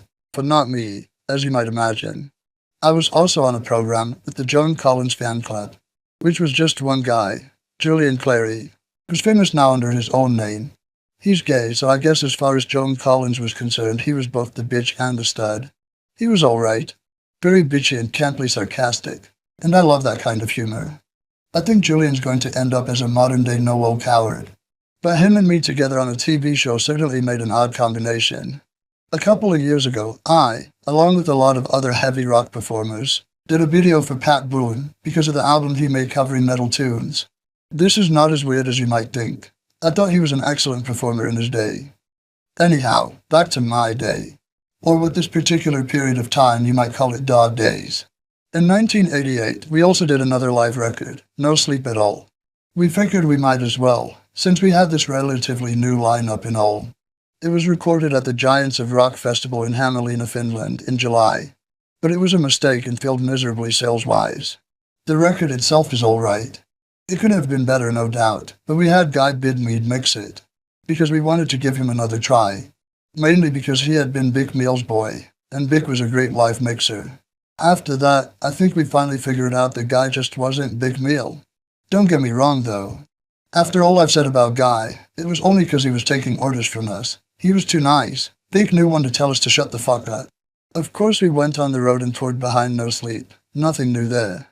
When we went through the States, we opened for Slayer. Tom Araya is a really nice guy. Plus he plays bass and sings as I do. But I'm not too sure about the band's philosophy of terror and gore. They don't realize what they're doing. Like, in the middle of their show, Tom would say something to the effect of, "Do you want to see blood?" One day I told him, You don't want to be saying that, Tommy. Someday that's gonna backfire on you. And he insisted. Oh, these are my people, man. I understand them and they understand me. Then the very next night in Austin, Texas, there he was. Do you want to see blood? And half of a chair went past his head, missing him by about an inch. He lost it altogether. He got the mic and gave the audience a fucking sermon, waving his finger about and stomping up and down. He was beside himself with fury. And when he came off the stage, I was standing there going, your people, eh? I enjoyed that talk quite a bit, actually. On the last night during Slayer's set, I went behind guitarist Jeff Hanneman and just stood there, dressed up as Adolf Hitler. We took a short break at the beginning of 1989, during which Phil Campbell went off to Germany to do some tracks for some Swiss band called Drifter. Then after we went through the UK, we headed to South America for the first time. We'd never seen anything like Brazil. On one hand, you've got Copacabana Beach, with bronze billionaires and their malls. Then 200 yards away, there are people living in cardboard boxes, amongst sewers running through the sand. You've got shopping malls with everything in them that you could possibly want, and next door, literally, at the edge of the parking lot, is a shanty town with one wire running from the telegraph pole with a light bulb in each cardboard box.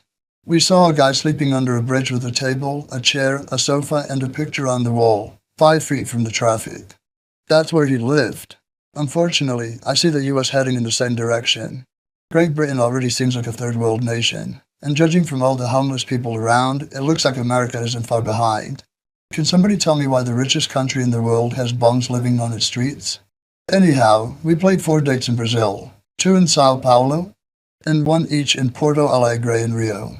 The venue in Rio was underground, an incredibly hot concrete bunker. They weren't these massive stadiums that one had heard about. Although we did play in those when we came back. It wasn't that great a tour the first time we went, but it was amazing all the same. We went home with mountains of practically worthless currency. It was like Weimar, Germany. Interesting place, but rather frightening, really. Another country we toured that year was Yugoslavia. That was where Phil Campbell made one of several attempts to quit Motörhead. For a while, it seemed like he was quitting every other day. I'm not sure what was really going on with him at the time. It seemed like he was having a nervous breakdown or something. Anyway, we were driving across Croatia, in the mountains. It was in the middle of fucking nowhere. All they got up there is sheep, goats, crags, and the odd shepherd. And it was the middle of the night, and Phil was having a row with somebody. I forget what the problem was, but he was storming up and down the bus, packing his bags and yelling, "Stop this bus!" The Yugoslav bus driver didn't care. He stopped the bus and vroom, opened the door. So Phil stepped out of the bus with 2 suitcases into 3 feet of snow. There was a blizzard howling horizontally as he looked around. On one side of him was a snowdrift, and down the valley, miles away, there was one light. It went out as he was looking at it. Fucking great. That was a treasured moment in Motörhead history. Needless to say, Phil didn't quit the band that night. He did keep trying, though. We were on our way to Berlin, and he was doing it again. "I'm leaving the band." He came up from behind the bus driver and said, "Take me to the airport." "This bus is going to the gig," I said. "Well, I'm hiring the bus as well as you are, and I want to go to the airport." "This is paid for by the band," I replied. "And you're now a civilian. The band is going to the gig on the band's bus. So if you want to go to the airport, you can get out and get a fucking taxi, right? And you can ring one from the gig, because you can't use the band's mobile phone anymore, okay? You're a civilian now, Phil."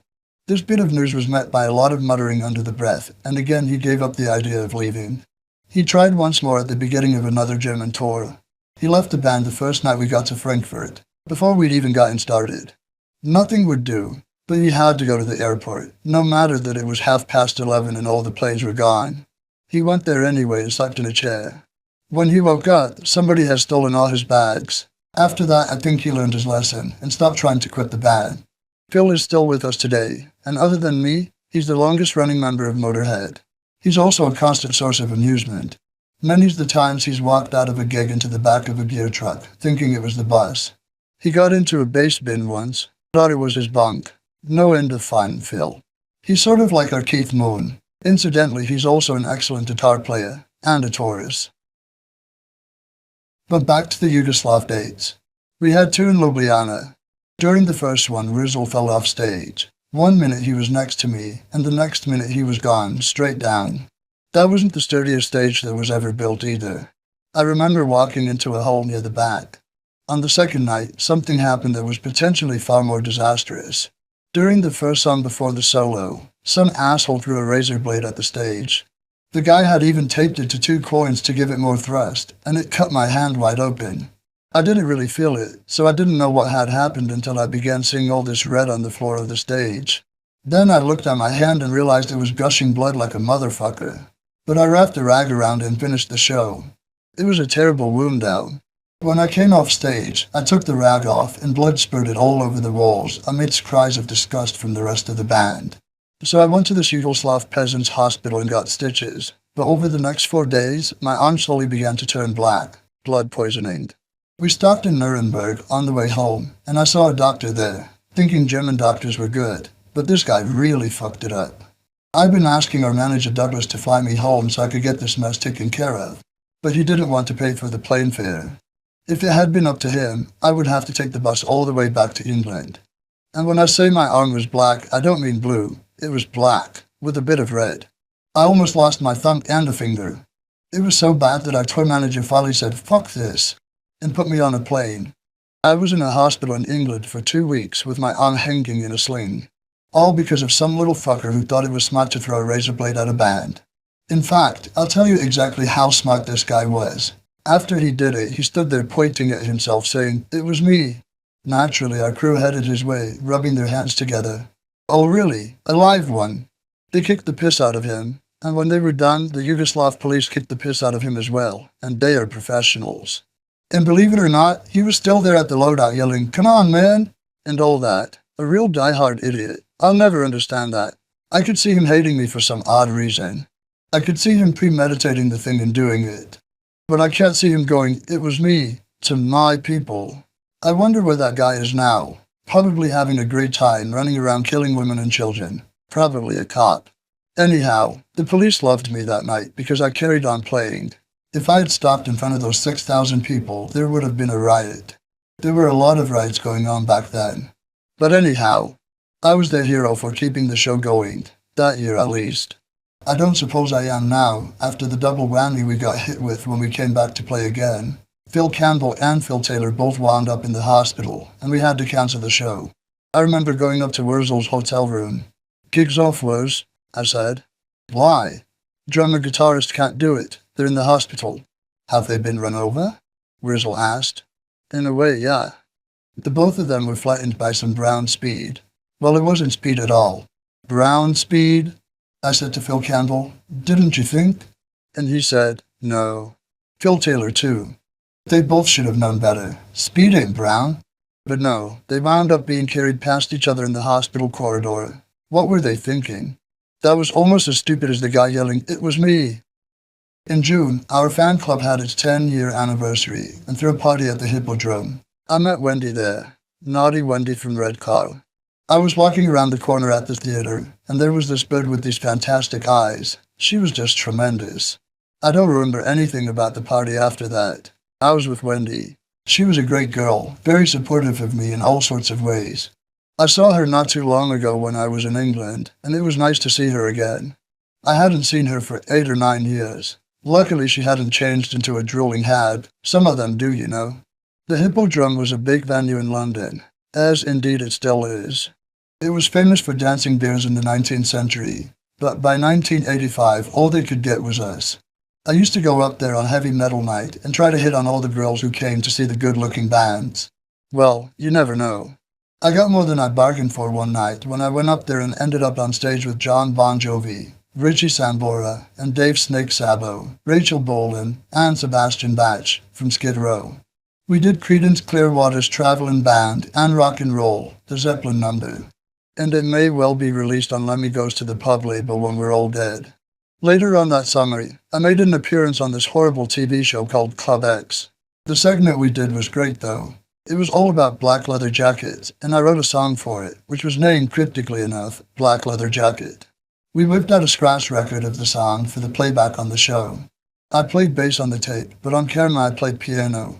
The sax player we had laid down 3 tracks, so he brought in 2 of his friends to mime the other parts. Phil Campbell was on guitar and Filthy on drums, and Fast Eddie was on my bass, which was stolen the night of the filming. I never did find out who took it, although there were several leading suspects, aren't there always? I also played a Nina Hagen record sometime around here. I'd met her at a festival and I've always liked her. She's a crazy woman, just great, besides which she's very pretty. Anyhow, she asked me to play on her record, and I didn't happen to be doing anything that day, so I said yes. I've appeared in a lot of different people's albums. I have some free time, why not? Motörhead was also spending time in the studio, working up songs for a new record. It was at the studio that I found Wurzel feeding his dog with a spoon. I walked downstairs one day and there he was, on his hands and knees. "What are you doing, Wurz?" I asked.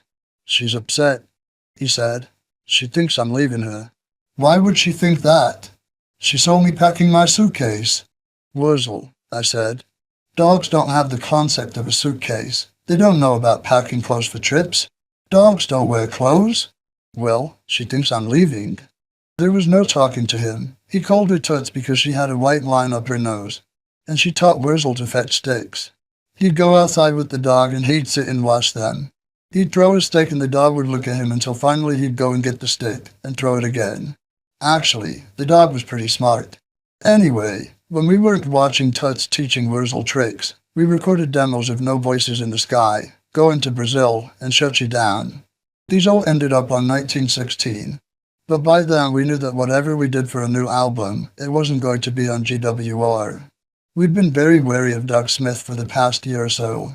Our attorney, Alex Grower, was looking closely at him around this time, and it became clear that Doug and his wife, Eve, were not the people who had the band's best interests at heart. So we spent several months extricating ourselves from Douglas's management and finding someone new. Wurzel brought this guy, Phil Carson, round to my house one day, and we took him on as manager for the next couple of years. He used to be involved, if that's the word I want, with Peter Grant and Led Zeppelin, and he managed Robert Plant for a while after that. Phil's barmy like me, but with more string and/or discipline, as we say in the trade. I really liked him, and still do. Phil would get assigned to Sony, after 15 years, Motörhead's first truly major American record deal. We went quite far with that. Not anywhere near far enough, what else is new? But that story's for another chapter. In fact, it's the one coming up next. Chapter 11. Angel City. The real big news of 1990, as far as I was concerned, was that I moved to America. I'd started planning it in 1989, but a few months later, when it finally happened, it happened in a flash. One moment I was in London, and the next I was living in West Hollywood, down the street from the Rainbow and the Sunset Strip. The Rainbow, for the few who don't know, is the oldest rock and roll bar in Hollywood, and my home away from home. Actually, it's only 2 blocks away from my home. Quite a lot went on before that. I played a bit part in another comic strip special, South Atlantic Raiders. It was a parody on the Falklands War, and I was supposed to be some sort of sergeant. Basically, it just involved me speaking a few lines in a terrible Spanish accent, and then falling for it on some noisome mattress. Typecasting? I was also cast as a river taxi driver in a movie called Hardware. That was a tedious experience. The director thought he was some gothic artiste, and it was really a fucking pain in the ass. We were standing around all day, and they made the terrible mistake of giving me the whiskey early. I was supposed to have a bottle, but they handed it over when I got there. So by the time they got around to my scenes, I was thoroughly wrecked and tired and emotional. I got paid up front, which was alright, but filming, like I said, is just a fucking bore. On a more entertaining note, Mick Green, the guitarist of one of my favorite bands of the 60s and 70s, the Pirates, asked me if I wanted to do some recording with him, and of course, I said yes. We did Blue Suede Shoes, which wound up on some NME benefit album of Elvis covers. We were listed as Lemmy and the Upsetters. The song was later released as a single, and the flip side was a song Mick and I wrote together called Paradise. I enjoyed working with Mick. He's one of my heroes. People don't know about it today, but back in the early 60s, he was legendary. Right alongside Clapton and Jeff Beck. It's just that Mick was the one who didn't get lucky. And of course, I couldn't let too much time go by before getting Motörhead back on the road. During one of the British dates, some kid spat at me and this big gob of mucus landed on my guitar. I really hate that shit. So I walked to the front of the stage and said, "See this?" I took the gob of spit and smeared it in my hair. "I'm going to wash my hair tonight, but tomorrow you'll still be an asshole." That got a huge crowd response, and even got written up. But I actually pinched that line from Winston Churchill. He was at a dinner party, and a woman said to him, "You, sir, are drunk." "Yes, madam," he replied. "And you are ugly. But tomorrow I shall be sober." Ain't that a beauty? Who says history's dull? It was after a tour through Europe that I moved. Phil Carson set it all up. His people found the apartment, and I went over at the beginning of June. The rest of the band stayed in England, but my living on another continent didn't really affect things. It wasn't like we were hanging out with each other constantly. I mean, when you've been on a bus with somebody for 6 months, you don't want to be around them on your time off. It was right about that time, though, that Wurzel started to hate America. Maybe it was some form of jealousy. I really don't know. Living here wasn't that big a change for me, as I'd been coming to the States for so long anyway. I just didn't realize the amount of corruption in the government, the extent to which the rot had set in. But that's the same in any country, really. And it's a lot more overtly racist here than it is in England. Back home, they're far sneakier about it. But I can get groceries delivered to my door, and there's a lot more emphasis here on giving the customer what he wants, not what you think he needs.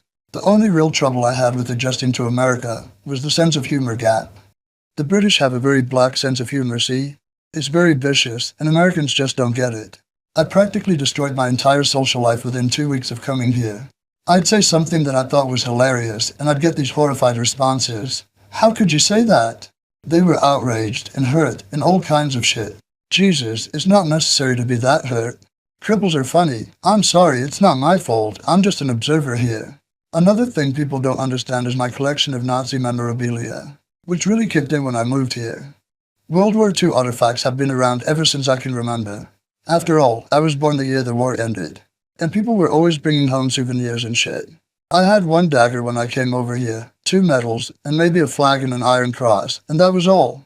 And like with any hobby, the more you get into it, the more interesting it gets, if it has any depth to it. So now I have a huge collection of stuff from wartime Germany. Daggers, medals, flags, you name it. I like having all this stuff around because it's a reminder of what happened and that it's in the past. For the most part, Nazism still exists, but at the margins. I don't understand people who believe that if you ignore something, it'll go away. That's completely wrong. If it's ignored, it gathers strength. Europe ignored Hitler for 20 years. We could have beaten him in 1936. The French army could have chased him out of the Rhineland, and he would have been done. His people would have been toppled from power. But the French ran away, again, and let him in. As a result, he slaughtered a quarter of the world. And he was a non-smoker, non-drinker, vegetarian, smart suit, short hair, well turned out. Would have been served in any restaurant in America. Unlike Jesse Owens, the hero of the 1936 Olympics. Jesse Owens came home, covered in glory and 8 medals after showing Hitler the benefits of democracy and a multiracial society. And they wouldn't serve him dinner in a restaurant in his own town. What the fuck is that? That kind of double standard is what really pisses me off. Do you know that there are still clubs in England and America where Jews aren't allowed? This is a country of denial. Look at the model airplane industry. They won't put a swastika on the model of the Messerschmitt 109, and that was the national insignia of Germany at the time. So does that mean that in the future there will be no white stars on the side of a fucking Mustang kit because somebody in the planning room believes it's a symbol of American imperialism? Are any Jews less dead because they won't allow a swastika on a plastic model airplane? No. And let's not even get into what so-called Americans did to the real Americans, the Indians. As you can probably tell, I've had my share of arguments over all of this. Apparently people don't like the truth, but I do like it. I like it because it upsets a lot of people. If you show them enough times that their arguments are bullshit, then maybe just once, one of them will say, "Oh, wait a minute, I was wrong." I live for that happening. Rare, I assure you. Anyhow, let's get back to business, meaning the nasty business of the record industry. That was one of the main reasons I moved to Los Angeles, to be near our record company. We'd had a meeting with Jerry Greenberg, the head of WTG, in London, and he was most interested in us and very supportive. But I immediately thought to myself, I've got to be on the spot. I couldn't be in England with Motörhead on an American label because it had never worked before. And this was the first time we'd actually been signed to make a record. Each time before, the American corporation was just picking up a record we'd made for a British company. So it was even more important for me to keep an eye on things. From the start I knew my suspicions were justified. The first thing the record company did when I arrived was to give me a brunch at their offices. Brunch. I mean, what the fuck is brunch? Can't they spell lunch? Do they have a problem with the letter ow? And do you know what this big deal welcome aboard brunch consisted of? Take-out Chinese food in foil pans. You want some more sweet and sour pork, Lemmy? Great to have you over here, man. Motörhead has always been one of my favorite bands. Ha! None of them have ever fucking heard a thing we did, except for the week before they had to cram. It's such shit, and so obvious, yet they thought I couldn't see them for what they really were. Nearly everyone there was some old industry executive shoved into a new position at a new label. I didn't see anybody new and vibrant about. That said, I do want to mention that Jerry Greenberg was great, as was his assistant Leslie Hawley. Leslie used to let us use the office phone to call around for gigs and new management. We couldn't have afforded all those transatlantic phone calls on our own, so that really saved our butts. What we didn't realize at the time was that we were being taken for a ride, and so was Jerry Greenberg. All I can figure in retrospect is that Sony must have been using WTG as a write-off, because those fucking executives seemed to do everything they could to guarantee the WTG, and as a result, anything Motörhead did for them would lose money. But let's face it, when have record labels not been manned by a bunch of idiots? Like the old CD long box affair during our time with Sony. They were having a huge fight over the long box. It was one of the most inconvenient forms of packaging anyone ever came up with. And there were people at Sony losing their jobs over the loss of the fucking long box. That alone says a lot about what's wrong with the industry. Fuck it. Call me old-fashioned, but I've always preferred vinyl over CDs anyhow. Record company stupidity and Chinese takeout brunches aside, people did take note of my move to Los Angeles. There was a real buzz going on for us when we got signed to WTG and when I moved over here. I was on the cover of BM and getting all these invites from people. It was great being big news again for a while, and we were about to live up to all the hype and attention, brief as it was, by making one of the best records of our career. But before we even got into the studio, we had a record coming out, totally against our wishes. Our former manager, Doug Smith, released that live recording of our 10th birthday party show. We had told Douglas back in 1986 that that video of the show was enough, and we didn't want it out. So he'd been sitting on it ever since. Once we were away from him, though, he did what he wanted with it. It was a purely cash-in thing, of course. We slapped an injunction on him to keep him from releasing it. Actually, Wurzel was the one who took action in England, as I was already living in the States. And that kept it at bay for a while. But we gave up in the end. It was just too much work. And besides, like I mentioned, we were working on a new record, so we were quite busy. Of course, being Motörhead, it couldn't possibly go off without a hitch. The first thing we had to overcome was the album's original producer, Ed Stasium. We recorded 4 songs with him before we decided he had to go. See, he overstepped his mark. One day we were listening to a mix of Going to Brazil, and I said, "Turn up them 4 tracks there." He did, and there were all these claves and fucking trombones that he'd put on. He must have gone in after our session and added all that junk. He certainly didn't do it while we were there. That was very strange, and so we fired him. After that we got Pete Soley, who was great. Several of the songs on 1916, Love Me Forever and 1916, for example, were very different from anything we'd done before. But it's not like we were trying to change. We just did. Things started to change when I came to the States to live, and we just sort of continued on from there. But quite a lot of 1916 was exactly what our fans had come to expect of us. Only better, of course. Take I'm So Bad. It's a loud rock and roll song with absurd lyrics, just typical Motörhead. What's really strange, though, is that some woman from the Melody Maker said that the lyrics are sexist. I don't know where she got that. I make love to mountain lions, sleep on red-hot branding irons. When I walk, the roadway shakes. Bed's a mess of rattlesnakes. You tell me how that could lead to the oppression of women. Then there's my usual Chuck Berry fixation on Going to Brazil. Ramones, the fastest and the shortest song on the album, actually started off as a slow number. Then at one point I said, let's play it a bit faster. And it sounded just like the Ramones, so that's how that came about. And although Angel City was about living here in LA, I wrote the lyrics before I moved. I'm gonna live in LA, drinking all day, lay by the pool and let the record company pay. That's really not too far from the truth. I'm gonna kick ass, I'm gonna spit broken glass, I'm gonna shoot out all of your lights. It was one of them songs where I cracked myself up writing it. I was all by myself laughing outrageously. And we put some saxophone on it. That was something new. But what really surprised people, in a positive manner I hasten to add, were some of the other tracks. Nightmare Slash of the Dreamtime and 1916 both relied heavily on keyboards, which is very different from Motörhead, or any heavy band in 1990. In fact, 1960 also had cello and no guitars whatsoever. I wrote the words before I wrote the music. It's about the Battle of the Somme in World War I.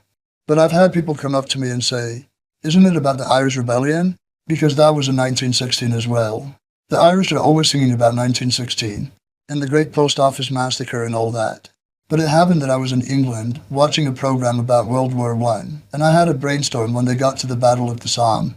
19,000 Englishmen were killed before noon, a whole generation destroyed in 3 hours. Think about that. It was just terrible. There were 3 or 4 towns in northern Lancashire and South Yorkshire where that whole generation of men were completely wiped out. And those towns are still suffering from it because they were never able to build their population up again. Places like Accrington and Lancashire were fucking destroyed. They brought 5 old guys back to the battlefield in this TV special. One guy who was about 90 said, "They told us to walk, not run. And we walked across, and all the lads around me laid down. I thought there might have been an order from the rear that I hadn't heard. And then I realized they were all dead." It's a case of the English killing more Englishmen than Germans. Heidenberg, who later became president of Germany, said, "The lions were led by donkeys." So I wrote a song about it. But I do have a lot of ambivalence about that tune. This kid wrote to me and said he played it for his grandfather who was there, and the old man cried all the way through it. That's a very great compliment. But I'm not sure I like the guy feeling that bad for my gratification. It's an amazing thing to happen, though, to reach back over all those years and touch somebody like that. We were quite happy with the recording of 1916. The artwork, of course, was another matter, but that's because the record label was sticking its grimy hands in it. Whenever that happens, you can pretty much guarantee that things are going to get fucked up. Bronze did the same thing with Overkill. We were all gathered in the conference room. The tables were removed, and there was this easel sitting there with an overhead light shining on it. They pulled off the cloth, gave it a grand unveiling, and there it was. A motorcycle engine block with a woman's nude torso coming out of it. She was sprayed with red and the background was blue. It was just pathetic. And the company man says, "There you are. So what do you think?" And I picked it up and said, "That's your best shot, is it?" And I threw it out the window. I think he figured out that I wasn't too pleased.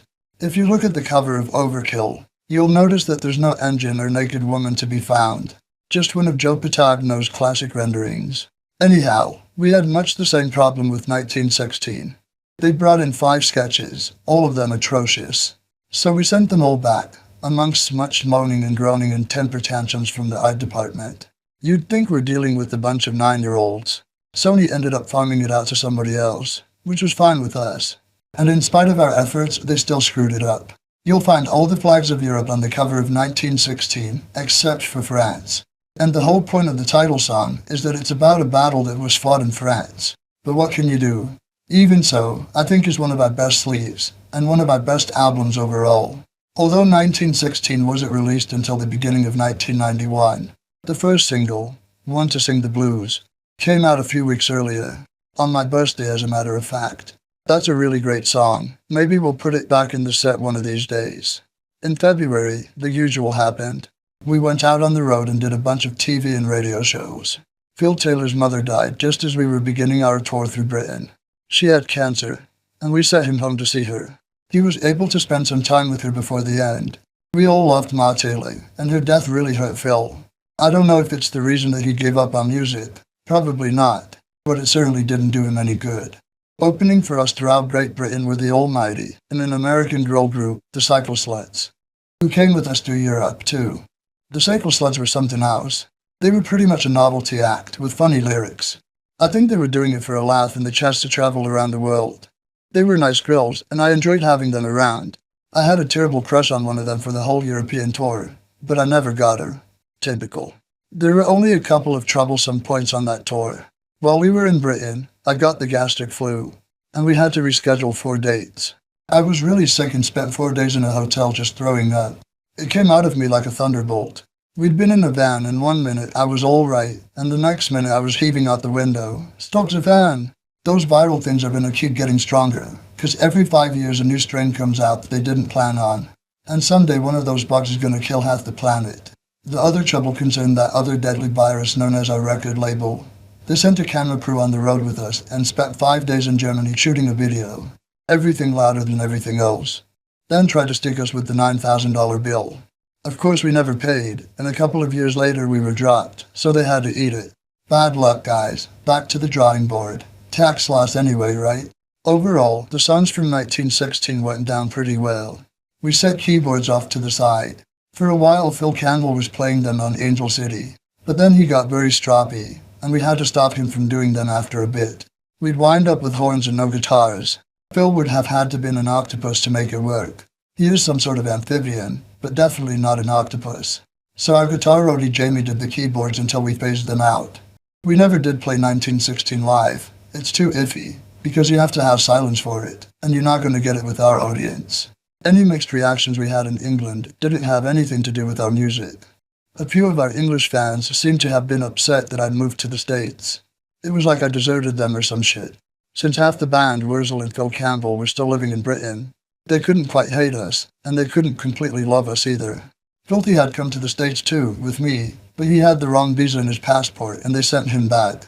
Another Motörhead foul-up. They didn't really know what to do with us. The main trouble was that we didn't totally sell out the venues, so all the English promoters stopped booking us, except in London, for the next 5 years. They were the only country in all of Europe, the whole world actually, that would underwrite our shows and guarantee the money. And we certainly couldn't afford to put up the cash. It would have amounted to something like £100,000 to tour our own country. I certainly didn't have that kind of money, and if I had, I would have spent it on something else. We finally got to go back to tour England in 1997, and it thoroughly amused me to see that we sold out everywhere we played.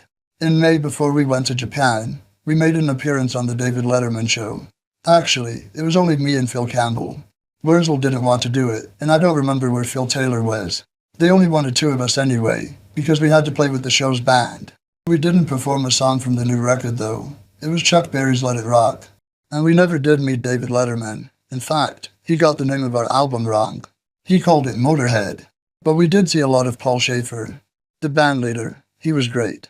All in all though, the David Letterman experience was not that impressive. They gave me a hard time about my cigarettes. Pardon me, but you can't smoke in here. Why not? It fogs up the camera lenses. Stupid excuse number 1869, you know? By the time we went to Japan, we had changed managers again. Phil Carson was offered a job at Victor Records, and I can't blame him for taking it. So he went with Sharon Osbourne, Ozzy's wife, but that only lasted for a few weeks. I'd been asking her to work for us for ages, because I knew she was a great manager. But as it turned out, she wasn't for us. It did not go at all well. Our trip to Japan was the clincher. We wanted to take our tour manager with us, because he knew us.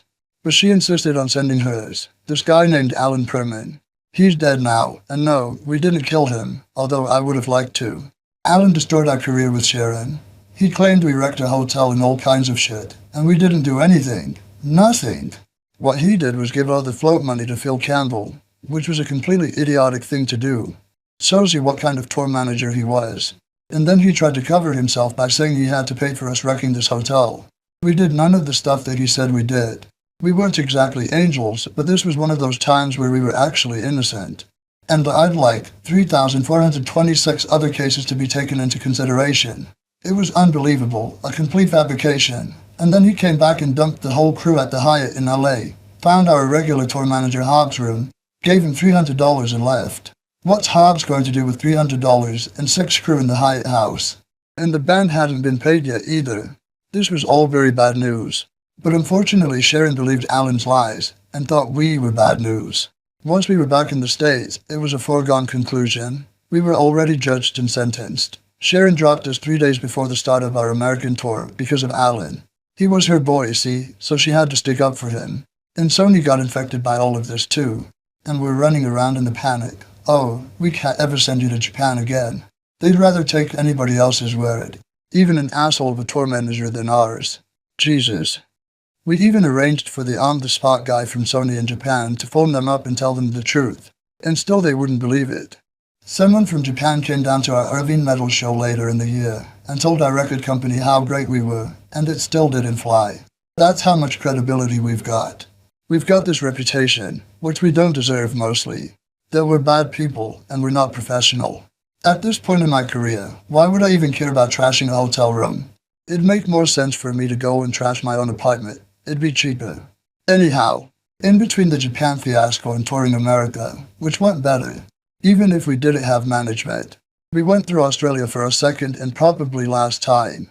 That was a disaster. I walked off stage at one show because once again some kids were spitting on me. I don't like being spat on. And really, who does? Even the punk bands in the 70s didn't like it. Call me old-fashioned if you like, but I won't put up with it. I told them, like I always tell such crowds, if you carry on doing that, I'm leaving. And I won't be coming back. So if you see anybody doing this, cripple him, because he just stopped a show. Usually it works, but it didn't on the Gold Coast. It was really a shame, because I don't like walking off stage. But I will not be fucking spat on.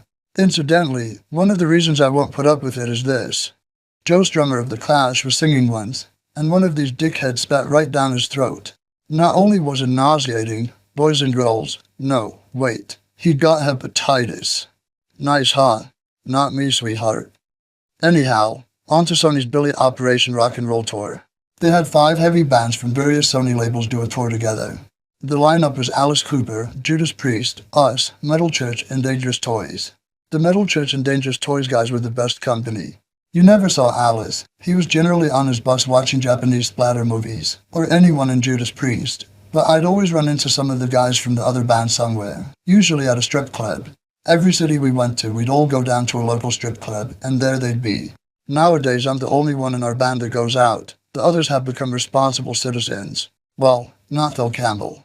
Anyhow, the record label sent us all off in displays of manufactured glory. Things were a bit rough for us at the start, since we didn't have a manager, but Hobbs picked up the slack wonderfully. Leslie Hawley, at WTG, lent us a hand as well, and I'll forever be grateful to the two of them. Then the other band's crews pitched in too. They'd finish their meals early and come out to do our shows in for nothing. That was really nice of them. We stole nearly every show on that tour, but you don't have to take my word for it. Track down any of the reviews, and you'll have proof enough. The LA Times, for example, called us the tangy mustard in a bland noise sandwich, which I thought was odd, but nice. We were getting our pictures in the paper, and Alice and Judas Priest weren't. But some nights when a band had to be bumped off the bill, guess who wound up the loser? If you've hung in with me till now, I think you know the answer. To be fair, we did cost more than the bottom 2 bands, and Metal Church did get bumped off some dates too. Dangerous Toys stayed on because they were the apple of Sony's eye at the time. The singer had red hair and sang with a falsetto, just like Axl Rose, so you figure out their motives. We ended up being cut out of 6 or 7 dates. In North Carolina, when we got scratched, we went down to South Carolina with Metal Church and did our own gig. The problem was nobody was fighting for us, since we didn't have a manager. If we had the manager we have now, believe me, we would have been on every fucking night of that tour. Unfortunately, we missed the last 4 gigs of that tour, and amazingly enough, it wasn't Sony's fault. There was an accident backstage in Boston and I broke my ribs. See, I was climbing all over this bird at the side of the stage, and she was really keen, and I was really keen. "Do you want another drink?" I said, and she said, "Yeah." So I reached over for my drink and fell over my own equipment and cracked 2 ribs. It only took me about a week to heal, just long enough to miss the end of the tour. We found another manager finally, on the Operation Rock and Roll Tour, Doug Banker. He'd worked with Ted Nugent, and he had also created some gambling system that got him banned from Las Vegas. But anyway, he came up to us at one of the shows, and we decided to work with him. When he started, he seemed quite good, but then it began to degenerate. I think part of it was that he lived in Detroit, and we really needed to have somebody right there on hand, not halfway across the continent. Plus, he still had things going with Ted Nugent, in some form or another. I'm not quite sure what happened really. The bottom line is he just didn't get into it enough. And with Motörhead, you've got to be all or nothing. Either do it completely or don't bother. Because it's hard to fight for us. And we need someone who's going to fight full time. I don't think Doug Banker realized that. And that he would have to put up with too much shit. Record label shit. Accusations regarding incidents we weren't guilty of, etc. I admit we're a fucking tough band to work with. But it took Doug, and us, a few months to realize how transitory our working relationship was going to be. In the months after the Operation Rock and Roll Tour, things were looking up, which was a change. Things hadn't looked up for Motörhead in about a decade. We had all these great reviews, our new management, which hadn't had the time to sour, and 1916 got nominated for a Grammy. To be honest, I was quite surprised when I got word of it. If I'd known what an anticlimax the ceremony was going to be, I probably would have just said fuck off and left it at that. I was beginning to do quite nicely financially after more than a quarter of a century in the music business. A good portion of this was thanks to Ozzy Osbourne's album, No More Tears. That record sold millions, and I wrote the lyrics to 4 songs on it. I've since written more, and a couple appear on Osmosis. That was one of the easiest gigs I ever had. Sharon rang me up and said, "I'll give you X amount of money to write some songs for Ozzy."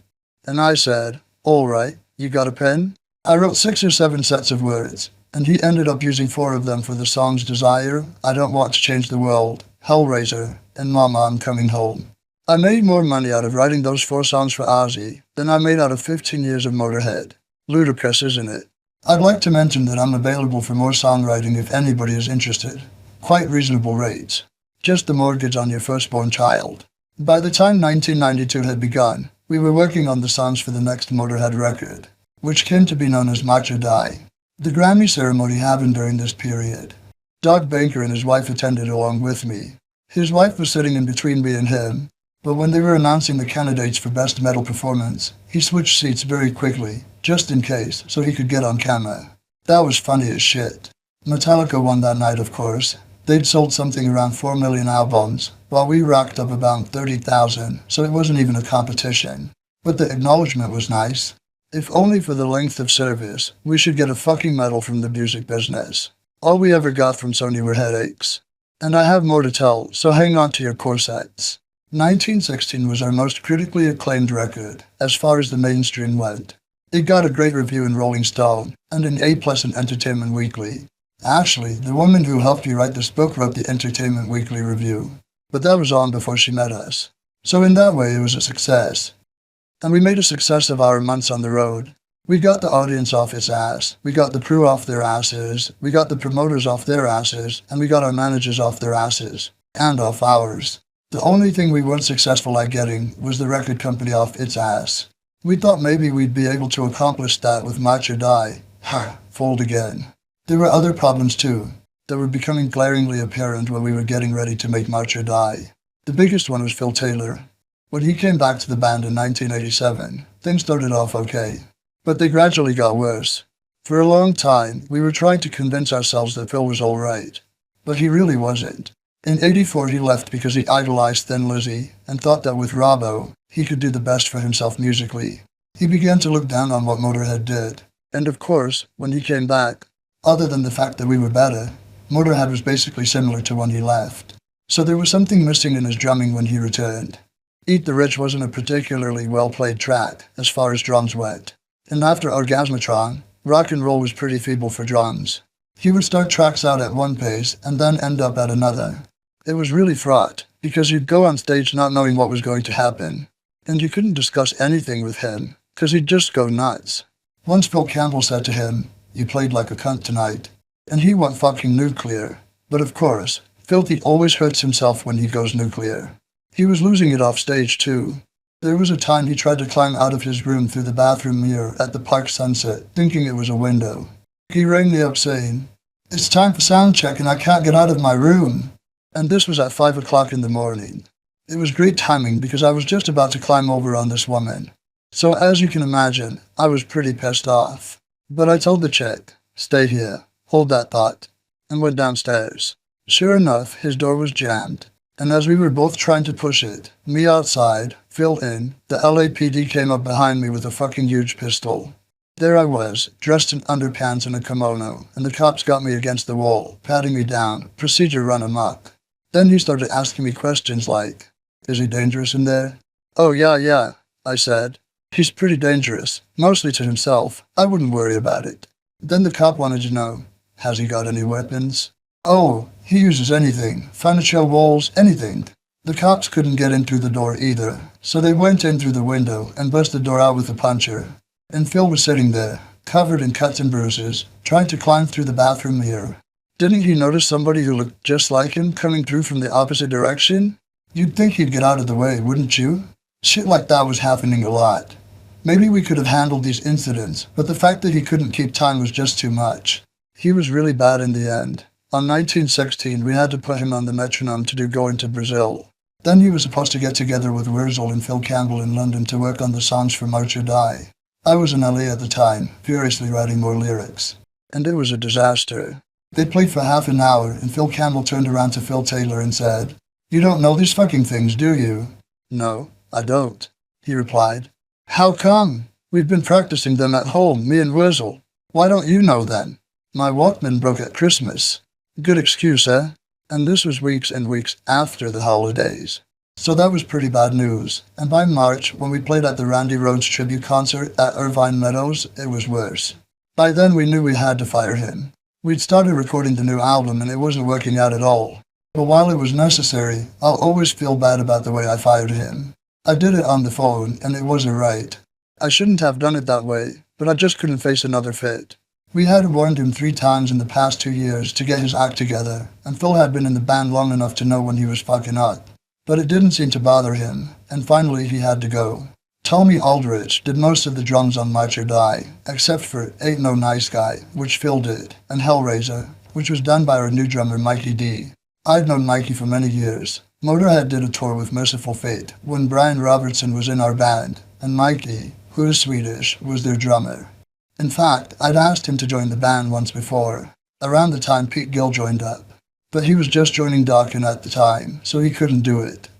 This time, I'd cornered him at the Rainbow. He was living in LA at the time, and he was free.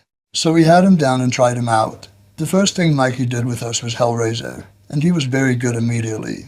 It was obvious that it was going to work. We did 2 songs with him in studio, Hellraiser and Hell on Earth, one of Motörhead's eternally amazing lost tracks. And then we immediately went on the road with Ozzy. It was trial by fire time for Mikey, and he was scared shitless. But he performed miraculously. It was really funny, really, because the rest of the band had their doubts about him. After all, here was Mikey with his big blonde hair, and he's good looking and he knows it. So there were a lot of snide, big hair comments going on, and all this shit about glam rock sissies. But it only took Mikey 1 show to shut them all up. It was Zippo time, not even a word after that. Everyone was going, "Jesus Christ," and I was laughing and saying, "Yeah? Wasn't it you guys that were going on about sissies and glam rock just an hour earlier?" Mikey, I have to say, is the best drummer I've ever played with. Having said that, I want to add that Phil Taylor was excellent in his day too. Between being such a great drummer and having that mass of big blonde hair, Mikey is an absolute wonder as far as attitude goes. He's even more arrogant than me, and that's saying something. But he's got a sense of humor about himself, which makes it all right. I mean, if he didn't have a sense of humor about himself, he'd be unbearable. But he's so flash that it sends me into fucking fits. He knows what he's doing the whole time. He'll be doing a number on a bunch of birds, and then he'll catch my eye, and we'll just laugh. Occasionally, however, he'll have a false sense of security. One time we were in a whorehouse in France, on a boat, and for some reason, there were all these little floating brothels. Mikey, Phil, and a couple of lads from the crew and myself were there because there was nowhere else to go. Basically, we had thought it was a strip bar, but it turned out to be a whorehouse. Doesn't make much a difference in France. They only had champagne, and I didn't have anything to drink, but the other guys did. At the end of the night, we got a bill of something like 200,000 fucking francs. So Mikey went completely apeshit, screaming, "I'm not going to fucking pay them," with this thick Swedish accent that comes out when he's pissed off. They called the cops immediately, and the French cops hate Englishmen even more than they hate other Frenchmen. So the CRS, the riot police, came in and they had guns, and Mikey's shouting, "Why are you here? It's a fucking whorehouse. You're a fucking part of this kid joint. You fucking French cunt." And all this shit. And this cop has his pistol pulled, and Mikey was tearing open his shirt and yelling, "Go on, shoot me." And we kept telling him, "Don't do that, mate, 'cause he will shoot you. He wants to shoot you." Finally, we were able to drag him out. He kicked the police car, and the cops were right behind him, but he got away with it all. They probably didn't want anything to do with a loony like him. And that champagne couldn't have been very good, because after 4 drinks, Mikey's usually on one knee. Generally, we don't have any trouble with Mikey at all. He's part of the band, not like Brian Robertson pretending to be some kind of guest star. And he wants to be involved in everything, which is very good. Sometimes, though, he'll come on the bus in the middle of the night when everybody's sleeping and blast the stereo. Me and Phil usually get bunks as far away from the front lounge as possible, but that's a very small price to pay for what we get having Mikey in the band. Anyway, I need to backtrack a bit and talk about the making of March or Die. because quite a lot went on during that time in addition to our changing drummers. For one thing, Los Angeles had a riot after the Rodney King verdict. We were at the Music Grinder, which was the east part of Hollywood, right on Hollywood Boulevard, in fact, recording Hellraiser rather appropriately. I came out from doing my vocal, and there was a TV in the lounge showing a burning house. And I looked out the window and saw the very same house from the other side. It was right down the street. Everything was on fire. People were running around. It was complete mayhem. Mikey was there and he was screaming, my car's outside. And the guy from the studio came in and said, we've got to cut it a bit short today, boys, as you can tell. We weren't terribly concerned with the historical significance of this event. We went home. There was a curfew, it turned out, for about 4 days. And it was like driving through a battle zone. The rioters, I heard later, got as far as the Beverly Center, but not all the way to Beverly Hills, which, if you ask me, would have been the logical place to go if you're downtrodden. You know, kill their aristos and all that. But no, they attacked each other, which I thought was really stupid. Black people were attacking Koreans. Where the fuck did that come from? I don't care how lippy the Koreans are in their stores. You don't have to go to that store then, do you? Take your business somewhere else. And then they burn their own quarter stores. That's really smart, isn't it?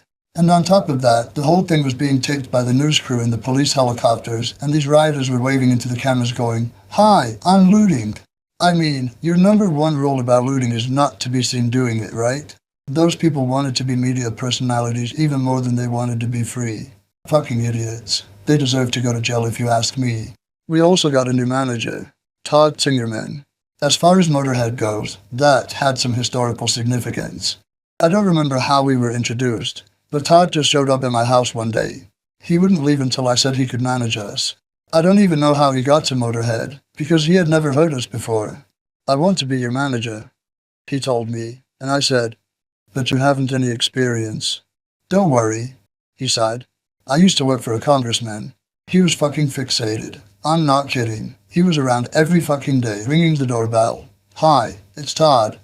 And I was like, oh fuck. But he was chauffeuring me around and taking me to parties and different things, you know, showing how useful he was. Finally, he wore me down. Doug Binker wasn't working out, and I knew we needed another guy. So I said to the rest of the band, look, we need a new manager. And they were game, because they'd been after me to get rid of Doug Binker for a while. And I told them, I've got this guy, Todd Singerman. I think he'd be good. Wurzel was suspicious. After Doug Smith, he never trusted anyone.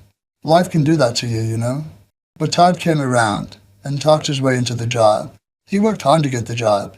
And now that he has it, he has to work even harder. Anytime he complains about being snowed under, I just tell him, look, you fucking volunteered for the job, man. Too bad. And he does an excellent job. Todd's a fighter, and we need someone like that. He's persistent too, something I learned about him early on. Somewhere in the midst of all this, and there's even more to come, Motörhead got mead. We used Pete Soley again, but as often happens with our producers, he wasn't as good the second time around. I think the title track to the album was the sticking point, because he had his version of Motörhead, and that was it. I wanted a few things changed, and he didn't help me at all. He just sat there, put his feet up on a chair, and let the engineer work on it. I thought that was a bit crappy. That's why Motörhead didn't work. It should have. It was a tremendous track, and I have a couple of takes on it. And I have a couple of takes on it on tape that are much better than the version on the album. Other tracks are quite good, like Stand and You Better Run. The record label wanted us to cover a standard, and it was Phil Campbell, I believe, who came up with the idea of doing Ted Nugent's Cat Scratch Fever. Frankly, I like our version of it better than Nugent's. His is very thin if you ask me. Ours knocked his out of the fucking loop. Of course, nobody remembers ours. Overall, I think Motörhead is underrated. I bet you think I'm going to put a good portion of the blame for that on the record company. And you're right. WTG was dying as we were making this record. Every time we came by their offices, there were fewer and fewer people there. And by the time the album was released, only Jerry Greenberg and Leslie Hawley were left. But the biggest indication about where we stood with our parent company, Sony, came when we released Motörhead's single, Ain't No Nice Guy. That track had everything going for it. It was a great song to begin with, and since it had a ballad, it had serious radial potential. Then I wound up having Ozzy sing on the track along with me. Initially, he wanted the song for himself, but I wouldn't give it to him. Maybe I should have let him have it. More people would have heard it. So I had him come in and put vocals on, and Flash from Guns N' Roses contributed to the guitar solo. He came in one day and had a few drinks and laid down a couple of guitar tracks. Incidentally, I like Slash quite a bit. Guns N' Roses may have had a nasty reputation, but he's a very nice, very genuine guy. Anyhow, we had this great song featuring two of the biggest performers in heavy rock. Jerry at WTG knew it was a great song. There was no way it could lose. That is, unless our record company tried to purposely sabotage it. And that is exactly what happened. It was a band's worst nightmare. Ain't No Nice Guy was actually a radio hit. But that was completely down to us, without any help from Sony, or its marketing department at Epic. We asked them to get it on OAR, album-orientated rock radio, and they wouldn't do it. They said, we asked ONR, and they wouldn't play it. That we knew was a blatant lie, because our management got it on. One of our own men, Rob Jones, and another guy we hired to make all the calls to the radio stations. With 2 phones, we got 82 AOR stations in 2 months. And all these stations told us that Sony never pushed it. These people had never even heard of the track until we told them about it. Ain't No Nice Guy wound up number 10 on the radio charts. And Sony didn't make call 1. Imagine what would have happened if they would have given it just the slightest amount of effort. But no, they actually tried to stop it from being played. One of the label's radio guys called up the station in Kansas City and said, I heard you playing Ain't No Nice Guy. I wish you wouldn't. We didn't give it to you. What a fucking asshole. Here they had a hit song and they were going around trying to kill it. Our manager Todd rang this goon and totally lost it with him. I've been kissing your ass for 1.5 years to try to make you do your job, he told the jerk. I've done my job, and the only person who hasn't is you. If that record isn't back on rotation by 10:30 tonight, I've got some cousins in South Central who'll make sure you don't write any more rejection slips for anybody. Of course, we were back on the air an hour later. But isn't it sad that they make you go to that level? They give you no recourse. If you're nice to them, they think you're a pushover and write all over you. If you're an asshole, at least you're dealing with them on terms that they can understand.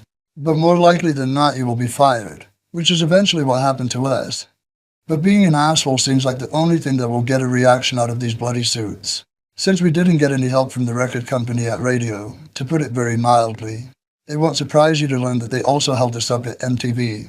Here we were with this number 10 song on rock radio, and all we needed was about 15 grand or so to shoot a video, but they wouldn't let us have it. So we took about $8,000 of our own money and made our own. Ozzy and Slash, nice guys that they are, even came down and appeared in it. Although the video's a bit jumbled, it didn't turn out too badly. But MTV didn't play it for a while because Sony took 3 weeks to sign the release. Let's talk about another thing we did that Sony wouldn't let us do. Let's talk about another thing we did that Sony wouldn't do for us. We got on The Tonight Show, and we were the first heavy rock band to appear on that show, ever. It was our manager again, along with our independently hired publicist, Annette Manolfo, who used their connections to get us on. Of course, the day we were taping, the record company sent a couple of corporate types to keep an eye on us. But that didn't disguise the fact that they'd done nothing to get us on. In fact, they had told us it couldn't be done. I really enjoyed being on The Tonight Show. Jay Leno was really a gentleman, much nicer than David Letterman, whom we never even met when we did his show. Jay came up to the dressing room 2 hours before the show and asked us, "Have you got everything you need?" He didn't have to do that. During rehearsal, people were running around, panicking over the usual nonsense. "You can't have it that loud. It vibrates the cameras." So I said, "How did they shoot all those train crashes then?" It's bullshit. Nothing shakes those fucking cameras. They were saying the same thing at the BBC 20 years ago, and it was lies then too. But the actual show was a lot of fun. After our first number, I had to give $5 to Branford Marsalis, who was the Tonight Show band leader at the time. Todd had introduced me to him at the nightclub in Hollywood one night, when he'd just started with Jay in the Tonight Show. I said to him, "You should have us on the show." And he said, "Yeah, we will." "Ha, I bet you $5 you don't." He said, "Okay." And we did get on. The other guests included that kid, Neil Patrick Harris, from the TV series called Doogie Howser, and character actress Edie McClure. She was a great girl. I had fun talking with Jay and joking around with Edie. We played 2 numbers and overall it was a very good show, no thanks to Sony. A couple of weeks prior to our Tonight Show appearance, we also played 3 West Coast dates on the Metallica Guns N' Roses Stadium Tour. I'm not sure how we got on. It was probably Metallica's work. They're the only band who has ever acknowledged their debt to us. Those 3 stadium dates went well, especially the latter two. We got all the PA and were treated with a decent amount of respect, which is as it should be. Speaking of respect, I suppose this is as good a time to get back to talking about the ugly business with Sony, where we had no respect whatsoever. I can only conclude that WTG was used as the tax loss for Sony because of their attitude towards us. It seems as if they did nothing at all to help us, and everything to damage the sales potential of our records, especially March or Die. When that album came out, and only Jerry and his assistant were left, we knew that WTG was on his way out, but we figured that Sony would put us on one of their other labels, probably Epic, because that's what was doing our marketing. That's the sort of thing that usually happens, and with the Grammy nomination and the great reviews we got for 1916, and on March or Die for that matter, it only made sense. But no, they dropped us. And to be perfectly honest, I think they did us a favor. Those Neanderthal corporate executives at Sony are all stupid, ignorant, fucking elitist twats.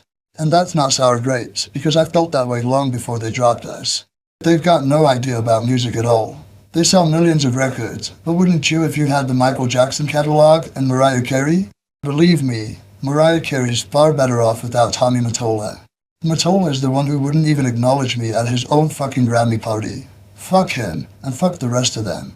They're the most inept bunch of motherfuckers I've ever seen in my life. Oh yes. We did some headlining dates in Argentina and Brazil. And then, before having to regroup and think about getting a new record company, we attended the CMJ convention in New York. CMJ is a college music trade paper, and it holds a convention every year. Several organizations have these music conferences, and I've been to quite a few of them. They're odd affairs. There are generally a bunch of minor executives slapping each other on the back and spending their expense accounts at the bar. But there are also a lot of younger people, not much more than fans, who are just starting their careers in the music business. Poor souls. And of course, the corporate suits have a few artists they're trying to parade around. I was there, but nobody was parading me around. Nobody dared. Wurzel and I were on the panel. Those things are such jokes. Nothing meaningful ever gets said. At this particular one, some woman metal singer who called herself the Great Cat wasted everyone's time babbling on and on about how wonderful she was. Wurzel, meanwhile, was taking a piss in a bottle behind the tablecloth. But I do remember that particular year's convention fondly, because Wurzel and I ran into a man that I very much admire, guitarist Leslie West. Leslie West is great, a complete maniac with these mad fucking psycho eyes. I introduced him to Wurzel, and he gave Wurzel this look and said, "Tell me, is that a name your mother heard of, or was it given to you later?" Wurzel, who was a bit unnerved by Leslie's mad stare, replied, "Later in school." "Tell me, Wurzel, tell me the truth. Do you take drugs?" "Yes, I do." "Step this way." So they disappeared into the men's room, both of them in one stall, which is not an easy thing to do, considering Leslie's size. West dropped the cocaine on his shoe and said, "I don't want you to think the wrong thing of me, Wurzel, but you're going to have to go down on me now." So Wurzel had to get down and snort it off his boot. Leslie West didn't have much patience with this convention. "I can't stay here, Lemmy," he told me. "All these people are fucking peasants." "I know that," I sighed. "I'm trying to get out of here myself." "Well, I'm leaving," he said. "It grieves me, Lemmy, to leave you alone here, but I'm going." And he went out to his car and took off. I can't say I blame him. They never did shit for him, any of his record labels. There's a guy who should be number one, but he's been ignored for years by the hit machine. Anyhow, by the end of the year, we were without a label once again, but we were much better off if you ask me.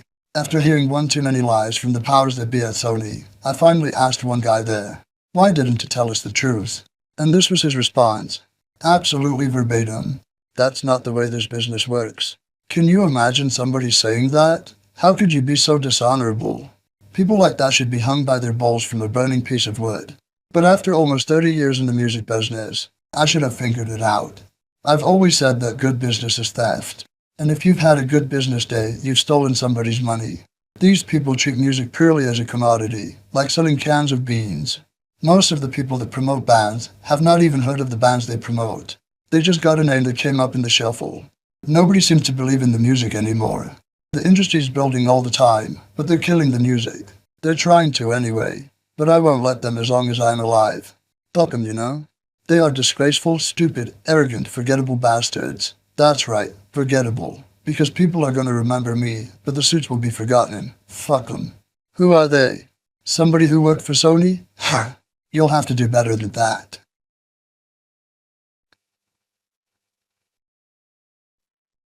Chapter 12.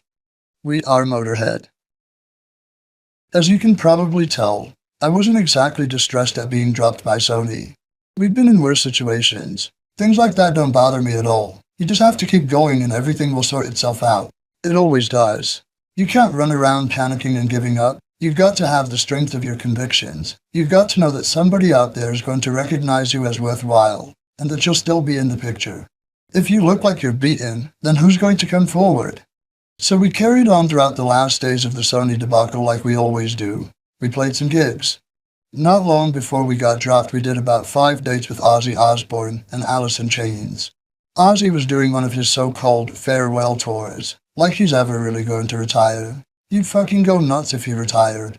Ozzy is one of the most charismatic performers in the world. That's what he does. Take that away from him, and he'd go completely crazy. If he could see himself the way everybody else does, he'd never go on about retiring ever again. He will have to retire one day, I suppose, but not until he can't walk anymore. But anyway, we only played a few of those retirement shows, and then got thrown off the bill because we did the Guns N' Roses Metallica dates on our off days. That wasn't very rock and roll if you ask me, but since we're playing third under Alice in Chains, I really didn't care. We also did some recording. We had a couple of songs on the soundtrack to Clive Barker's Hellraiser 3, Hell on Earth, Hellraiser, perhaps not surprisingly, and Hell on Earth, which were recorded in the same session. In addition to those, we recorded Born to Raise Hell, on which I shared vocals with Ice-T and Whitfield Crane, the singer from Ugly Kid Joe. He's a nice guy. Now he's a nice guy. Hi, Whit. The latter song was a last-minute thing. It played over the end credits, and it didn't appear on the soundtrack album. We actually did a video for Hellraiser, but Sony, of course, didn't pay for it. I think it was the movie company's doing. So as you can see, our career wasn't all that dependent on anything Sony did, and thank God for that. Later we did some shows in Argentina and Brazil, with Alice in Chains opening for us. Some of those South American countries are virtually lawless, and you really have to watch your ass there. One year when we were down to do some shows in Brazil, we got invited to the president's son's house, and the cops tried to railroad us on the way. That's a great source of income for them, to arrest people like us and then ransom us for a lot of money. And of course, all rock bands are hugely wealthy. Ha ha. This particular time, we were playing with Iron Maiden in Skid Row, and after we finished, we walked up to the parking lot, and all of these security guys were standing around the van we were supposed to use to get to the hotel, and one of them was inside fooling around with one of the seats. He came out looking real shifty, and I thought, fuck that. So I went over to my guys and I said, nobody gets in the fucking van. And I insisted that we get another one. The guy tried to tell me, oh, there are no other vans. And I said, then we'll stay here the fucking night. I'm sleeping in the dressing room, okay? Another van was somehow found, and we dropped off the people who were staying in the hotel and headed for the president's son's house. About 10 yards up the promenade. What do you know? But we had a cop on our tail. The guy got us all out and went straight for that seat. There was nothing there, of course, and he didn't know what to do. He asked us some lean questions. How old are these girls? And all that. But he was screwed and he knew it. Then we had to wait. He said the van was overcrowded, until they brought us another van, and I thought it was going to be the same scam again. I went walking off down the promenade to the hotel, with Todd following me.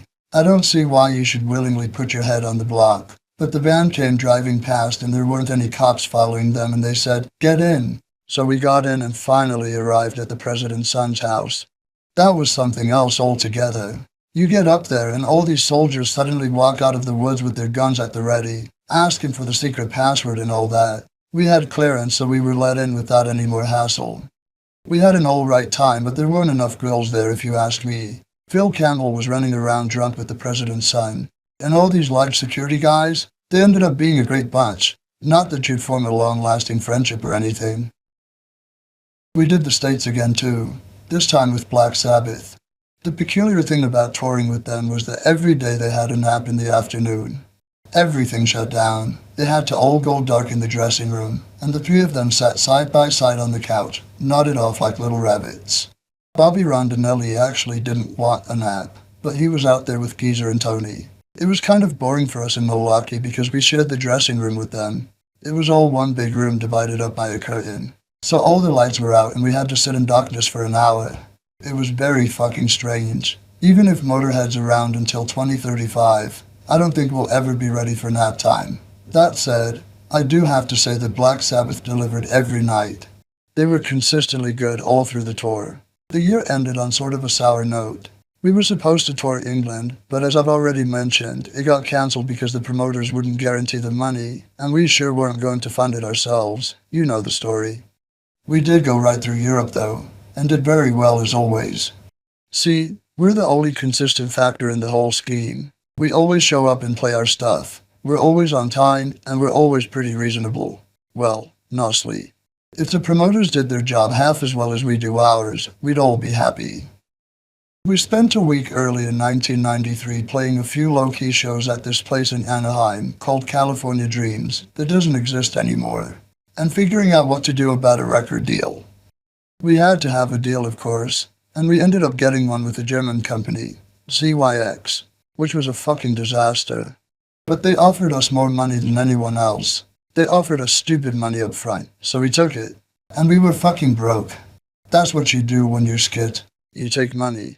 It did start off looking good, I have to admit. For one thing, Germany had been our best market for years, so it made sense to sign with the German label. And they made all kinds of promises, and they flew across the Atlantic all the time to see us. Since CYX was primarily a dance label, that should have tipped us off right there. They said we could do the distribution and have our own subsidiary label and all that. But in the end they insisted on doing it all themselves, which was a complete nightmare. They didn't know anything about American marketing. Plus the guy that runs the place is the one who started the company back in 1926 or whatever. He was so fucking old he spit Noah's Ark, and all decisions had to be run by him. I don't recall how many times Todd went across the Atlantic to deal with them, but it was more than they did coming to see us. Todd had only been managing us for a little over a year during all this, and those months were really a baptism of fire for him. However, he rose to the occasion remarkably well. Anyhow, we had no clue about what we had gotten ourselves into, and we just went along with making an album, like we always do. This was the first time Mikey was in with us, and from the start he turned out to be even better than we expected. He was very involved in the songwriting process for this album, which came to be called Bastards. Phil Taylor hadn't been interested in the writing process for a very long time before we fired him, and Mikey also came through when we got in the studio. He banged out the drum tracks in record time. He was amazing, and has continued to be amazing to this day, not to mention amusing. We also got a new producer for this album. For the better part of our careers, it seemed like Motörhead changed producers every other album. Jimmy Miller did too, as did Vic Meal and Peter Soley. They never seemed to be any good for more than that. I think we wear them out. I don't remember the name of the other guy we were looking at for the new record, but it was between him and Howard Benson, and we went with Howard.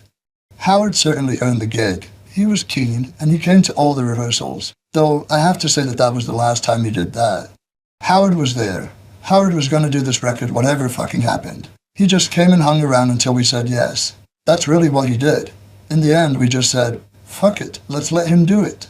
He really wanted this album, and we gave it to him, and amazingly enough, he stayed with us for the 4 albums. I don't know how he managed to break the 2-album barrier, but he did. And we were generally happy with him in spite of some of his weird habits. I'll get into those later, but don't hold your breath. They aren't that exciting. He did a great job on Bastards. I think it's one of the best albums Motörhead has made so far. Every song on it is strong. Death or Glory and I Am the Sword are probably my favorites, along with Lost in the Ozone. Then there's Don't Let Daddy Kiss Me, which is about child abuse. I wrote that one on my own, and I'd had it for 3 years in my pocket. I offered it to everybody, Lita Ford, Joan Jett, because I thought a girl should sing it, but no one ever took it up. They would hear the song and say, I love it, I must sing it, you've got to let me have that song. And then 3 weeks later the manager would call and say no. So I wound up singing it myself. We really enjoyed making Bastards. Although he was with us for the next album, Sacrifice, I really consider it Ruzel's last Motörhead record, because it was the last one where he was really there in spirit. And we had fun showing Howard how to work with us. He gets really girly in the studio, and it's a simple thing to get him upset. He'll start going on, "Don't insult me, man," and all. And I'll just say, "It's impossible to insult you, Howard. Why should I bother? You're going to do that all by yourself." Once he was wearing a shirt that had, I don't know, the number 36 or something on it, and Phil said, "Is that shirt flowing, Howard?" He said, "No, why?" And Phil replied, "I've never seen cat spout like that before." We got him twice with that, and finally he started freaking out. "Why did you hire me then if you don't like me?" And Phil said, "Well, you were the only one in our price range." Despite this, Howard really liked being our producer. He certainly won't stand to have anyone else talking shit about us, that's for sure. I think he's probably had to defend us at some length at one time or another. We did argue quite a bit while we were in the studio though, me and him. Early on in our working relationship, there was one day where I'd been waiting around to do some vocals for endless hours while he was going over some guitar part or something. So I finally got a hamburger and I was just starting to eat it when he said, "Right, vocals." "Oh, you cunt," I said. "Why don't you let me eat my fucking hamburger?" But no. Come on, we're on a deadline. Howard being a bitch in the studio, you know? So I did the logical thing. I shoved the burger's contents into the mixing board. I figured it was fair. Howard's eating habits incidentally leave quite a bit to be desired. He eats all these terrible vegetarian things, fruits and nuts. That shit's not healthy. Human beings are carnivores. Just look at our teeth. Our digestive systems are not made to handle vegetarian food. It makes you fart all the time and you get intestinal flora. Vegetarianism is unrealistic. That's why cows have 4 stomachs and we have 1. Think about it. Hi, Howard. And don't forget, Hitler was a vegetarian. The whole time we were working with ZYX, recording the album was the only thing that went smoothly. But when we're in the studio, that's generally the way things go anyway. Mikey, when he first began recording with us, was surprised at the way we do everything off the cuff. He was used to people like Don Decken, who work on the same record for 3 years and have everything planned out beforehand. I can't stand working that way. We go in with nothing and just hammer it out. It costs less that way, and obviously it works. If it didn't, we'd do it another way. Anyhow, the record was great, but the problem was you couldn't find it anywhere. You could find it in Germany. It's a German label, and that's the only market they know. Everywhere else, it was terrible. It took a while, but they finally got it in Japan. In the US, nobody even knew we had a record out. We toured a lot behind it anyway. We figured that if you can't get the record, then we'd better get out there and play it for you. But really, the whole situation was tragic. Bastards was one of the very best albums we ever did, and it just vanished completely. It's just so disappointing when you pull out all the stops for an album and you're really thrilled with it and nobody else cares, especially not your own record company. We couldn't even get ZYX to pay for promotional copies.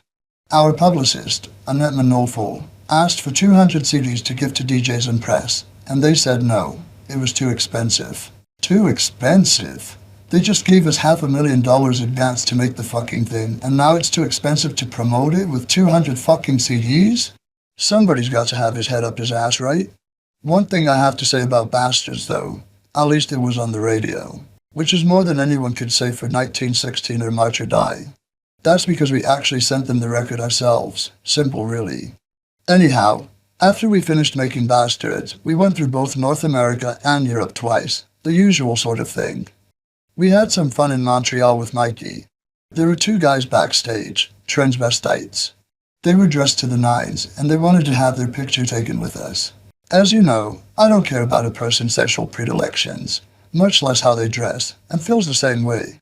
Phil dresses up like that himself half the time. Why do you think he's called Stiletto Heels on Bastards? But Mike is another story altogether. For all his pretty boy looks, he hates that sort of thing. So we told the guys, yeah, but waited until last minute before informing Mikey. Then it was, "Mikey, come and take a picture with these chicks." And he comes running out. "Hi, girls," and all that. Stopped him in his tracks. It was really funny, because one guy's skirt had no back and his ass cheeks were sticking out. But we had the picture taken anyway, and Mikey was muttering, "Fucking queers," under his breath. And on top of that, we went out to some club on the bus, and Mikey went somewhere else, then came back to the club. He didn't know that after the rock show it turned into a gay disco. He got out of the taxi in a 20-degree below blizzard, and there was no bus. The only warm place was the disco, so he had to go in. He was stuck there for 2 hours with all the transvestites asking him, "Where do you get your hair done?" I would have paid $100 to see that. It must have been fucking fantastic. One of the treks through the US was our second time out with Black Sabbath, and everything was going great until we headed for Los Angeles, and I got some horrible flu bug. Mikey and Russell both had it in Denver. It started to hit me in the morning as the bus arrived in LA. I got this feeling like I had to lie down. Then I realized I was terribly ill. It was the most virulent shit I've ever had. We were supposed to play the Universal Amphitheater that night, but Todd told me flat out we weren't going on. Lie back down. You're not going anywhere. It was good of Black Sabbath to keep us on the tour after that, really, because for all they knew, I was malingering. Whenever I get sick, everybody always says I'm overdoing the drugs again. But I was really ill. I was up in a couple of days anyway. That's how those flu bugs are. But of all places, it had to be LA. We also played for Argentina, in front of 50,000 people. We try to do South America every year if we can. Depends on whether or not the armies are on the streets. It was at a football field with the Ramones, and I have to admit we stole the show from them, even though they're huge down there. I mean, most of the crowd was wearing Motörhead shirts, and all 50,000 of them seemed to be stomping for us. You just couldn't follow us that night. I don't care who it was. I don't think the Beatles could have followed us that night. That's what makes all the other shit unimportant. Between Japan and Europe, we had a few days off, so our manager Todd and our drum roadie Pap and I went to Thailand. It was a very interesting trip indeed, because life apparently means absolutely nothing there. If you pay $600, you and a group of people can see a chick get fucked, beat up, and shot. They buy these girls off their penniless families in the interior who need the money to feed their 10 other kids. This sort of attraction is how businessmen get their kicks down there. We didn't see anything like that, of course, but we did go to this club where there were about 11 girls on stage. They all looked about 16 and all of them were the most beautiful women you've ever seen. Terrific. Large breasts, long legs, and those oriental faces. Any one of them was a guy's dream come true in about 6 different ways. But what they were doing was so weird. They weren't exactly stripping, because they were pretty much naked already, with just this cummerbund type thing around the middle. But one would squat down and she was firing a pea shooter out of her crotch and bursting balloons. Another one was in a sling and the other girls were swinging her at yet another girl with a dildo. She got knocked off the table twice. Another shoved a block of razor blades up there and pulled them out on a string. The whole thing was a very strange experience. Erotic it wasn't. Eventually we all came back home, and once again we were without a record company in the States. I don't recall how we parted ways with CYX. I think we just left them and went to CBH, the head of which, Rainer Hansel, has been our German promoter for years. So that got us settled as far as Germany was concerned. But as for the States, we had nothing. Mikey was in a panic, but then he always is. He sees his paycheck flying away over the horizon. It is fair because he's got a family to support, and so does Phil. I don't, but still. I can never be bothered with all these panics people seem to like having. Everybody thinks it shows that they care if they panic all the fucking time, but it's not true. You miss a lot of details when you panic. Eventually, we did get a deal in the States, but by the time that came about, we already had recorded our next album, Sacrifice. We had record deals in Germany and Japan, 2 big markets for us, and they wanted an album, so we had to keep going. Sacrifice is one of my favorite records of ours, especially considering the difficulties that were going on behind it. Howard was producing us again, but he had also just gotten an A&R gig with a label called Giant. So his mind was in at least 2 or 3 different places, and half the time the engineer Ryan Dorn was holding it all together, following the direction Howard gave them. And it was becoming clear every day that Wurzel was on his way out of the band. He wouldn't extend himself at all, and usually just sat there while we were writing songs with his guitar across his knees. When we stopped playing, he stopped playing, and when we started again, he would too. The whole thing with him seemed like it happened overnight, but of course it had been building up for a long time. It was very difficult for me because for years he was my best friend in the band, and then he became the person I didn't know and hated me. And that can break your heart, you know? Still, we went in the studio with some great songs. We wrote sex and death in 10 minutes on the last day of rehearsal. I changed the lyrics once we were recording, but that's always the way it goes. I altered another time out of all recognition, and I had 3 sets of lyrics for Make 'Em Blind. That's what's fun about making a record. You go in one thing and come out with something completely different. I added a part in Out of the Sun. I had to because it only had 2.5 verses. And who can sing half a fucking verse? But when Mikey and Phil and Wurzel were rehearsing it, they weren't thinking of that, since they aren't singers. Fucking musicians. So one day, when nobody else was around except for Jamie, my guitar roadie, I added a piece on my own. I played bass and Jamie played guitar, and we tacked it in there secretly. Complete subterfuge. Then I gave the others a tape of it. Wurzel played it in the rental car, and when he heard it, he nearly drove off the road. Sometimes in the studio, something practically comes out of thin air. Make 'Em Blind was like that. We improvised a lot of that in the studio, and Phil did this brilliant solo on one take. It sounds like it's being played backwards, but he played it forward, and he fell over halfway through it, right over the couch, flat on his back with the fucking guitar, laughing uproariously. We didn't even need to think about doing it again. It was great. Sacrifice also has a lot more nonsense on it than most of the albums before it. The lyrics don't mean anything you can really get a hold of, but they convey the mood all right, especially the title track and Out of the Sun. Dogface Boy was about Phil Campbell. I only decided it was about him after I'd written it though. Poor boy out your mind again. Jet plane outside looking for another friend. As soon as Phil gets off that plane, boom, he's gone.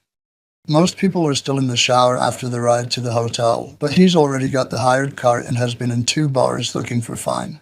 One time he came to LA, and he grabbed the rental, which had 0 miles on it at the airport. He showed up the next day and it had over 200 miles. He was driving to Sunset and Vine Streets in Hollywood, and he wound up in Pomona. That was miraculous. After that he got a map of LA, and now he knows the city quite well. He could probably get a job here as a tour guide. It wasn't long after we finished the record that we lost Wurzel. I had already talked him back into the band 3 times. I'd go to him, "Why don't you hang in there? It might get better," etc. We kept trying to find out what his problem was so we could address it, but he could never come up with anything.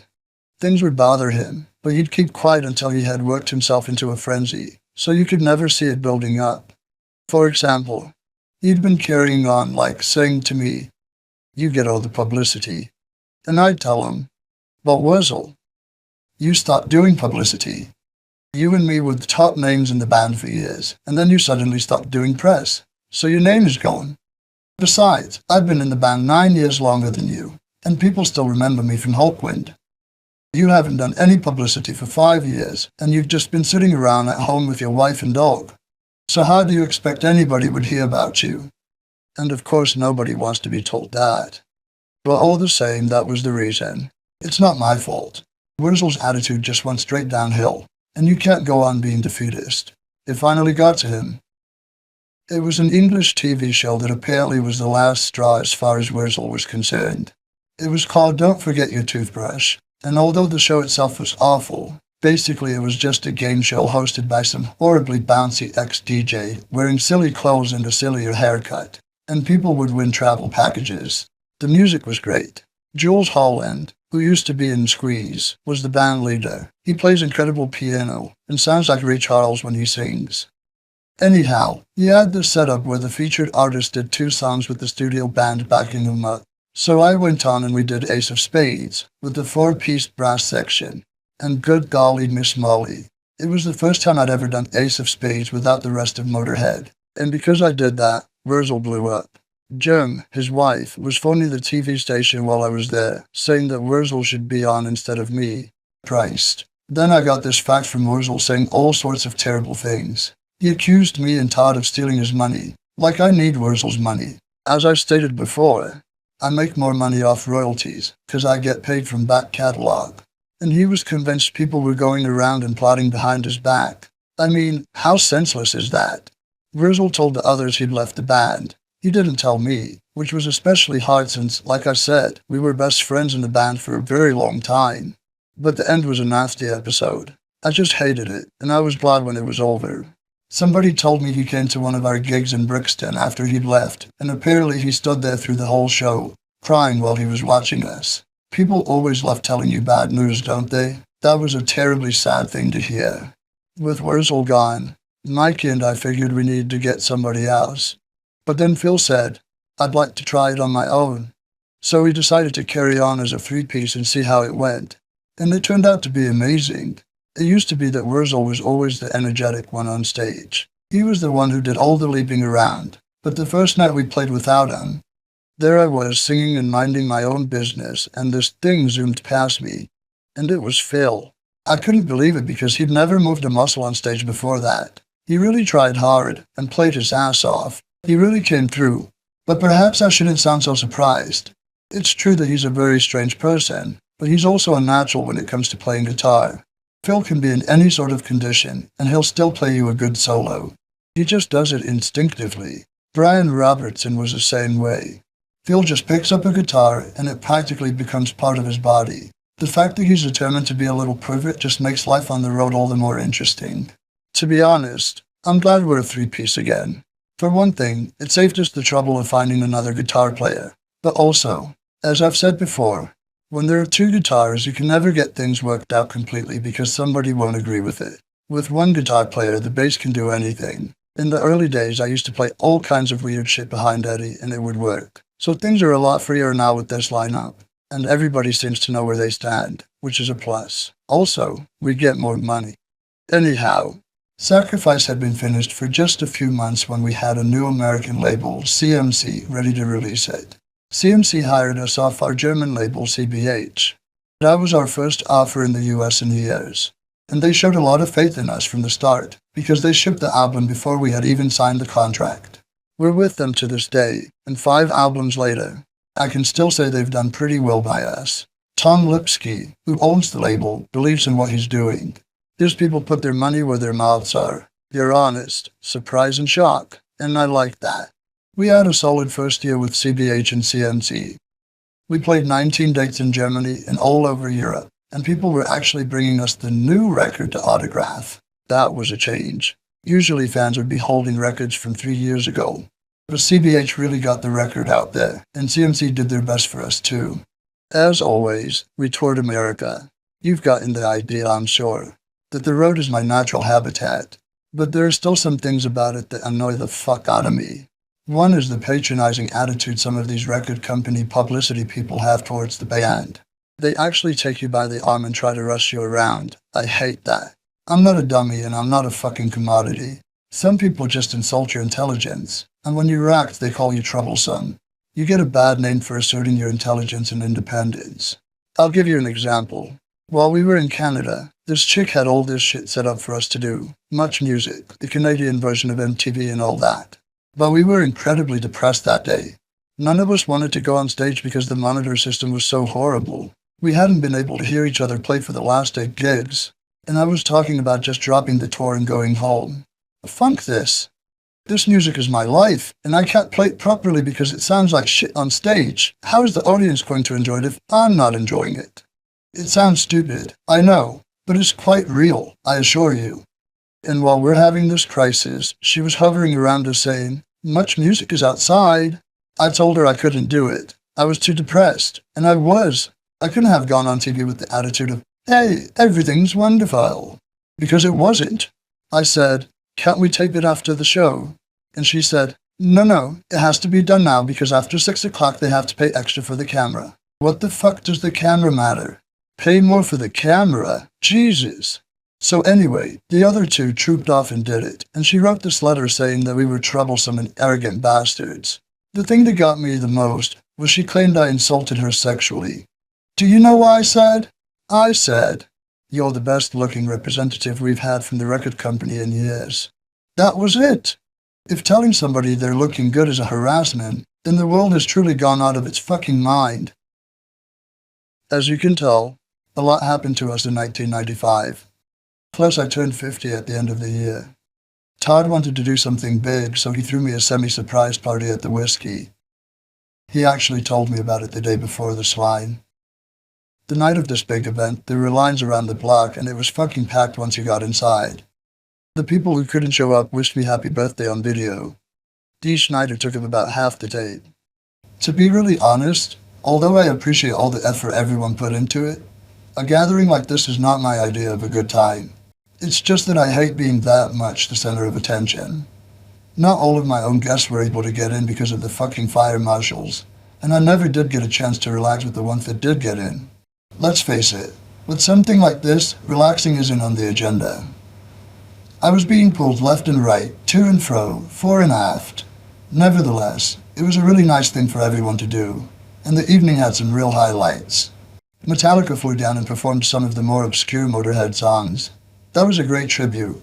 Metallica is one of the few bands that has consistently given us credit, and I hold them in high regard for that. Somewhere in the midst of all the touring we were doing, we got to work on our next record, titled, inappropriately enough, Overnight Sensation.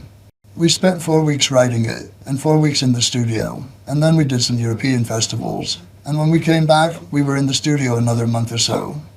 It generally takes us about 3 months to do a record, and this one was no different.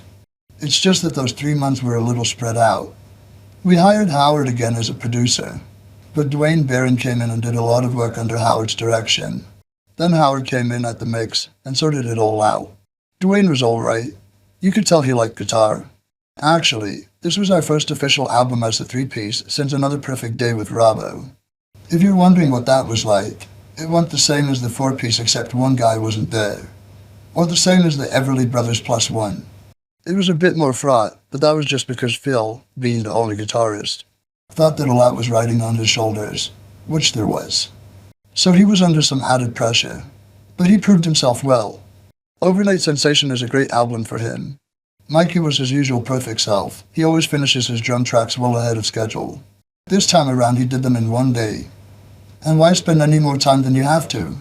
People think that the longer you take for an album, the better it's going to be, and that's not true. Look at Jeff Beck, Clapton and Page. They played a lot of their early classic work in 1 take. They had no choice. In those days you had to do the best solo you had in about 15 to 20 seconds. You had to make your point quick. None of this Jerry Garcia nonsense. Jeff Beck made his name in 18 seconds on Shape of Things. The 60s were a great time for breeding excellent musicians, far better than now. And speaking of less time making better albums, our back catalog proves that loud and clear. Overnight Sensation was our first official record for CMC. Sacrifice was already partly here in the States on import before they got it, but the label really proved itself with Overnight Sensation. It was the best distributed record we'd had for ages. They worked out a deal with BMG which helped. I do have to say though, that sometimes I worry about CMC's business sense. Like I've said before, good business is theft, and since CMC has been nothing but straightforward with us, that makes them bad businessmen by definition. But I think I can deal with that. We had some interesting experiences while touring for that record. We went back to Hungary, which had changed a lot since we'd last been there. Before it was like Russia, very oppressive, but now it's more like Germany. And speaking of Russia, we went there for the first time and played 4 shows. Russia's a very strange country, unlike anything else I've ever seen. I went to Eastern Europe before the wall came down, and after it came down. I've played in East Germany, Hungary of course, and Czechoslovakia, and none of them was anything like Russia. People in America who haven't been there really have no clue about it. It's insane. There's security everywhere, 9 deep around everything. It seems like everybody's an ex-soldier. I guess that's because when the Soviet Union collapsed, half the police force collapsed with it. They didn't need that many anymore. So most of them became security, which means private army. Those of them who aren't driving in cabs in LA, that is. Having all that security around was stifling. And as for the free market, it's mainly casinos, because the only way they can get any foreign currency is by gaming in the casinos. So those are everywhere, but the country's still starving to death. The gigs, however, were incredible. Every one of them was sold out, and the audiences went fucking crazy. That part I liked. But then it's always the best part of touring, that, and getting laid after the gig. Of course there were a few nightmares since the promoters hadn't been promoting for very long. For example, we were going to Moscow to Rostov, which is a long fucking ride. They told us to show up at this address at such and such hour, and we drove out to Moscow. We kept going and it was getting darker and darker, until there was something like 1 street lamp every half mile, and finally we turned off the road and stopped by this tall hedge. As our eyes got used to the dark, we could see armed guards and sentry boxes at each side of the gate. This guy ordered us to pull over, so we did, and he and the promoter began arguing in Russian. It was spooky. Then these two fucking great trucks suddenly zoomed in. They were army trucks, except they weren't being driven by soldiers. But anyhow, they got waved straight through. We finally figured out that the place was some sort of Russian Air Force base, doing a bit of import-export on the side. The promoter came back and told us, "We can't go in yet. The general is about to visit." So we had to sit around until this big fucking staff car with a flag on it appeared. This guy in a little coat and cap got out, went in and came back out. He was probably just collecting his cut. Finally, we got waved in. There were soldiers all over the place, chattering like mad. Russians are like Italians that way. They'll go on for half an hour. After all of this, they got us to the plane and Phil saw it first. He came back to the car and said, "I'm not flying in that." "Don't be such a sissy," I said, and got out of the car myself to see what the matter was. Then I came back and said, "I'm not flying in that." It was some sort of two-motor 1950 Ilyushin bomber or a transport plane, completely gutted inside. The passenger lounge was at the back part of the cargo hold, and it was nothing but some garden furniture. Plus the fucking thing wasn't pressurized, totally open to the elements. So we said we wouldn't go, but we sent the crew in it. Hey, it gives them a good story to tell later on, keeps them happy relating their tales of woe. Tony, our light guy, almost got mugged by a couple of policemen once we did get to Rostov. We had a great show. Then we all went to this cafe. All the crew were wearing these hats with the Soviet badge on the front. Those big fur hats they're making for tourists now. So it was like being surrounded by fucking munchkins. And Tony was talking away at these people, and he and another roadie, Dave Road Warrior, went off with these two supposed cops to find some girls. But they put him in separate cars, which was somewhat suspicious, and after about 10 minutes, Dave noticed the other car wasn't behind him. He said, "Fuck this," and just got out and walked back. And then Tony went off at the people he was with until they turned around and took him back. The British embassy was mentioned along with various threats. Dave walked back.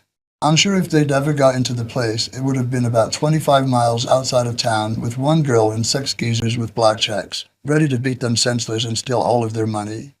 I would have loved to have gone over there when it was still the Soviet Union, so I could compare it to what it's like now. Really, it's misery over there for most of the locals. We went to St. Petersburg, which is fantastic. Dr. Zivagro, the Winter Palace, and all that history.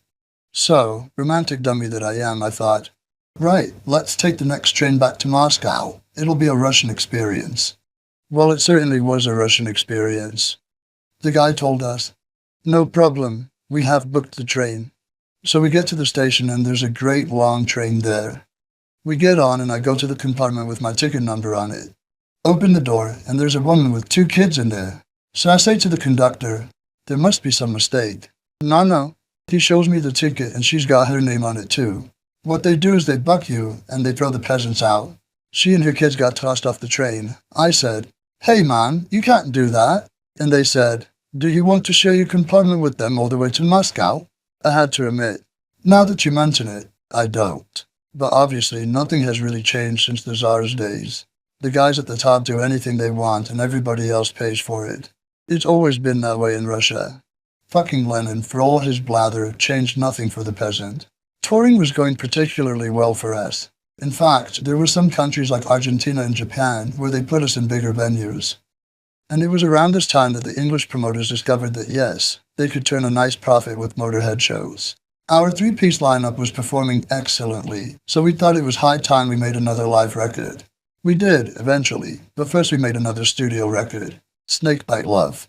It came out quite nicely, even though we recorded it all over the place instead of doing it all at just 1 or 2 studios. I also improved my wrist gain. Howard Benson, who produced again, had it on his computer, so I played it whenever I wasn't recording. With Snakebite Love and We Are Motörhead, the record we just finished, I really feel that this lineup has come into its own in the studio. We like recording. I like it more now than I ever have before. With Mikey and with one guitar player who, like Phil, is a natural, it's really easy. The prima donna scenes have gone way down in number. We all have the occasional one, but not often. We're all very professional. We should be after all these years. So it's a simple process. Snakebite Love came together like our albums usually do. 6 weeks before we recorded it, we didn't even have one song. But when it came time, we put it together very quickly. Unfortunately, I was sick for some of the rehearsals, and when you leave two guys together who want singers, you end up with some weird arrangements. So a couple of songs, Desperate for You and Nightside, have odd structures. It's really tricky getting it all to sort of fit together. And of course a lot of things can get changed around in the studio. The title track started life as a completely different song. Mikey put the drum track on with a totally different set of chords. Then he went back to Sweden and Phil came in one day and said, "I'm sick of this one. I don't like it already." And I said, "Yeah, you're right." So he went in and came up with a completely new riff, and the whole thing changed. That album is also a prime example of me writing the words at the last minute. You know, lazy son of a bitch one more time, right? But we got it done, and I think it's a very good album. The only problem any of us have with it is Mikey hates the title. Homophobe that he is, he thinks it's gay. He called me from Sweden. "I don't like this love in the title. Don't want the love. Bite the snake or something. Bite the snake or something like that would be all right." "Ah, fuck off, Mikey," I said. "What's the matter with you?" Then he called me up again. "Hey, Lemmy, about this title." But I had to let him have his say. So while we were on tour for Snakebite Love, we finally got around to making the live record, which turned out to be a double album. We decided to get the whole gig in for once.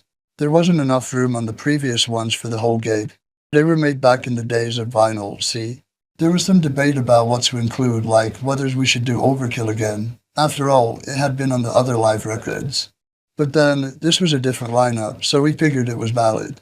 Besides, our fans are die-hard archivists, many of them, and they love shit like that. I know a couple of them who've got 5 different versions of most of our albums from all over the world, a Japanese copy, Argentinian, German, etc. They're never going to play them though, or even take them out of their wrappers. It's rather odd if you ask me. Why collect them if you're not going to play them? But then, I collect knives, and I'm not going to stab anybody, so I'm going to talk. Incidentally, I have to say that some of the Japanese translations of my lyrics are incredible. On our first record, one song has a lyric, "We came across a bad vibe, naked grinding fear." Their version of it was, "We came across a pipeline, and they kept trying to interfere." Fantastic. It's better than the original. It's wonderful stuff. Like fucking Shakespeare. Almost. Anyhow, we're nearly at the end of this resume. And still I digress. The live album, we recorded it during May 1990 in Hansburg, Germany, at the Docks, a club, not a Worth. And I'm proud to say it is completely overdub free. In fact, I said it on the liner notes. We chose Germany because the Germans have been such loyal fans of ours. They always rescued our ass when we were going down for the 3rd time. They stuck with us, and we knew Hamburg would be a great audience. It's like Liverpool, a seafaring town, and you know where you are with the sailor. The record's called Everything Louder Than Everyone Else, and was released in spring of 1999. Our last album of the 20th century, We Are Motörhead, opened up the new millennium for us. We went on the usual year-long tour, which was uneventful, or rather, no more eventful than usual, other than touring Ireland, which we hadn't done in many years, until the end. We went back to Russia, and our schedule was brutal. 2 18-hour drives back-to-back, and no days off for about a week. Then it took us forever to get out of Russia to Poland. We didn't get to Warsaw until 11 o'clock at night. Our crew were loading into the venue at 1 in the morning. But the audience stuck around because it was the first time we'd been there. Then we had to drive all the way down to Austria. Finally, I collapsed. Touring is second nature for me, but a person's body can only take so much. It was the end of the tour anyway, so it didn't really matter. After taking a month off, we began working on the new album Hammered. Phil and Mikey flew out to LA on 10 September 2001. The best possible time anyone could have scheduled a plane flight, considering what happened the next day. The guys wouldn't have even been in danger, of course. The flight was non-stop from England to Los Angeles. But who knows when they would have arrived in town. I suppose I should have my say about the terrorist attacks.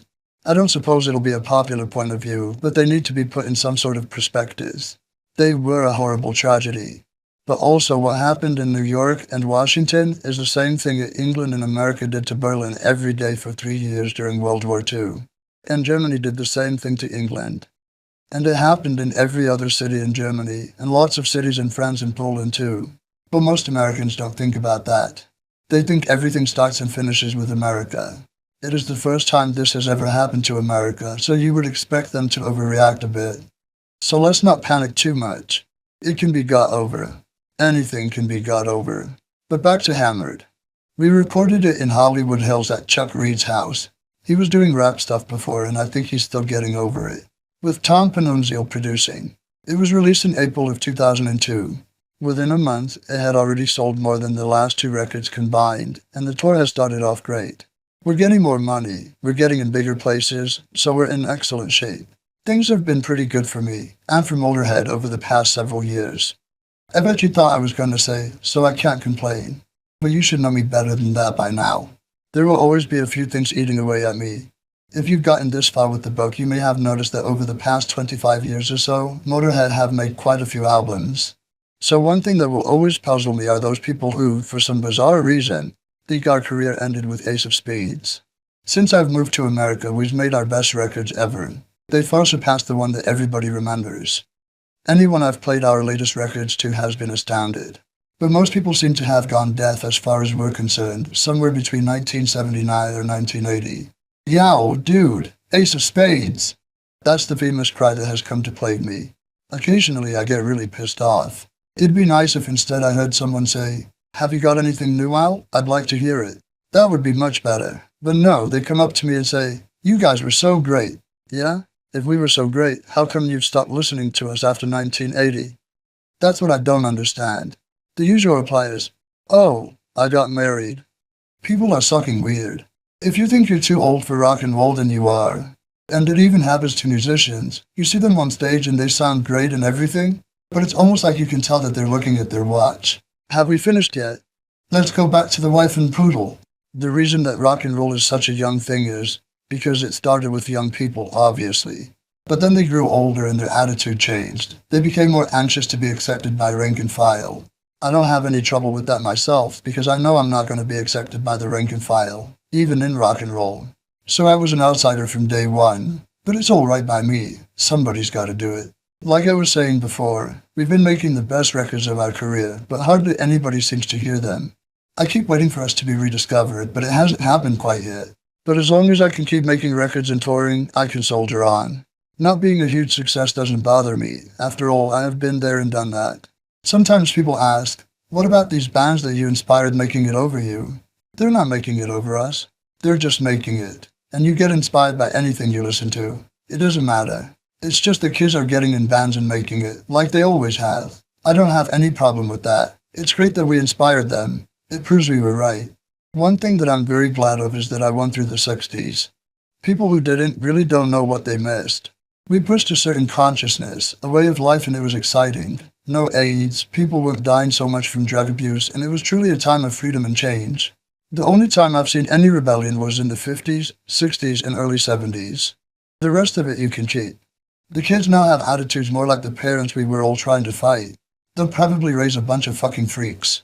We raised a bunch of estate agents, and a bunch of fucking accountants. God knows how we did it. I guess it's because most people give up. As I pointed out earlier, a lot of people say, I used to listen to Motörhead, implying that when you grow up you can't. Well, I'm glad they say that, man, because I don't want no grown-ups listening to me. Grown-ups are the ones who fuck everything up. Since I was about 25, nothing changed, except I got smarter and wiser, and things have an effect on you. But I never thought I was any older, really. It was just a very long 25. I can't imagine being 50. If I'd lost all my hair or something, I might believe it, but I haven't. I lost my father a couple of years ago. Rather careless of me, don't you think? Actually, I lost both of them. My biological father and my stepfather. They died within 7 months of each other. It was kind of sudden. You would think that they'd conspired just to piss us off. My stepfather, who saved us from the difficulties put on us by my real father, left me with debts, and my real father left me money. So there you go. I didn't like either one of them, actually, and as far as I'm concerned, my biological dad will always be an asshole. He left a young girl on her own to bring up a child, and she had her mother living with us as well. Fuck this don't speak ill of the dead shit. People don't become better when they're dead. You just talk about them as if they are, but it's not true. People are still assholes, they're just dead assholes. Anyhow, I'm very much alive, and this is certainly not the last you will be hearing from me.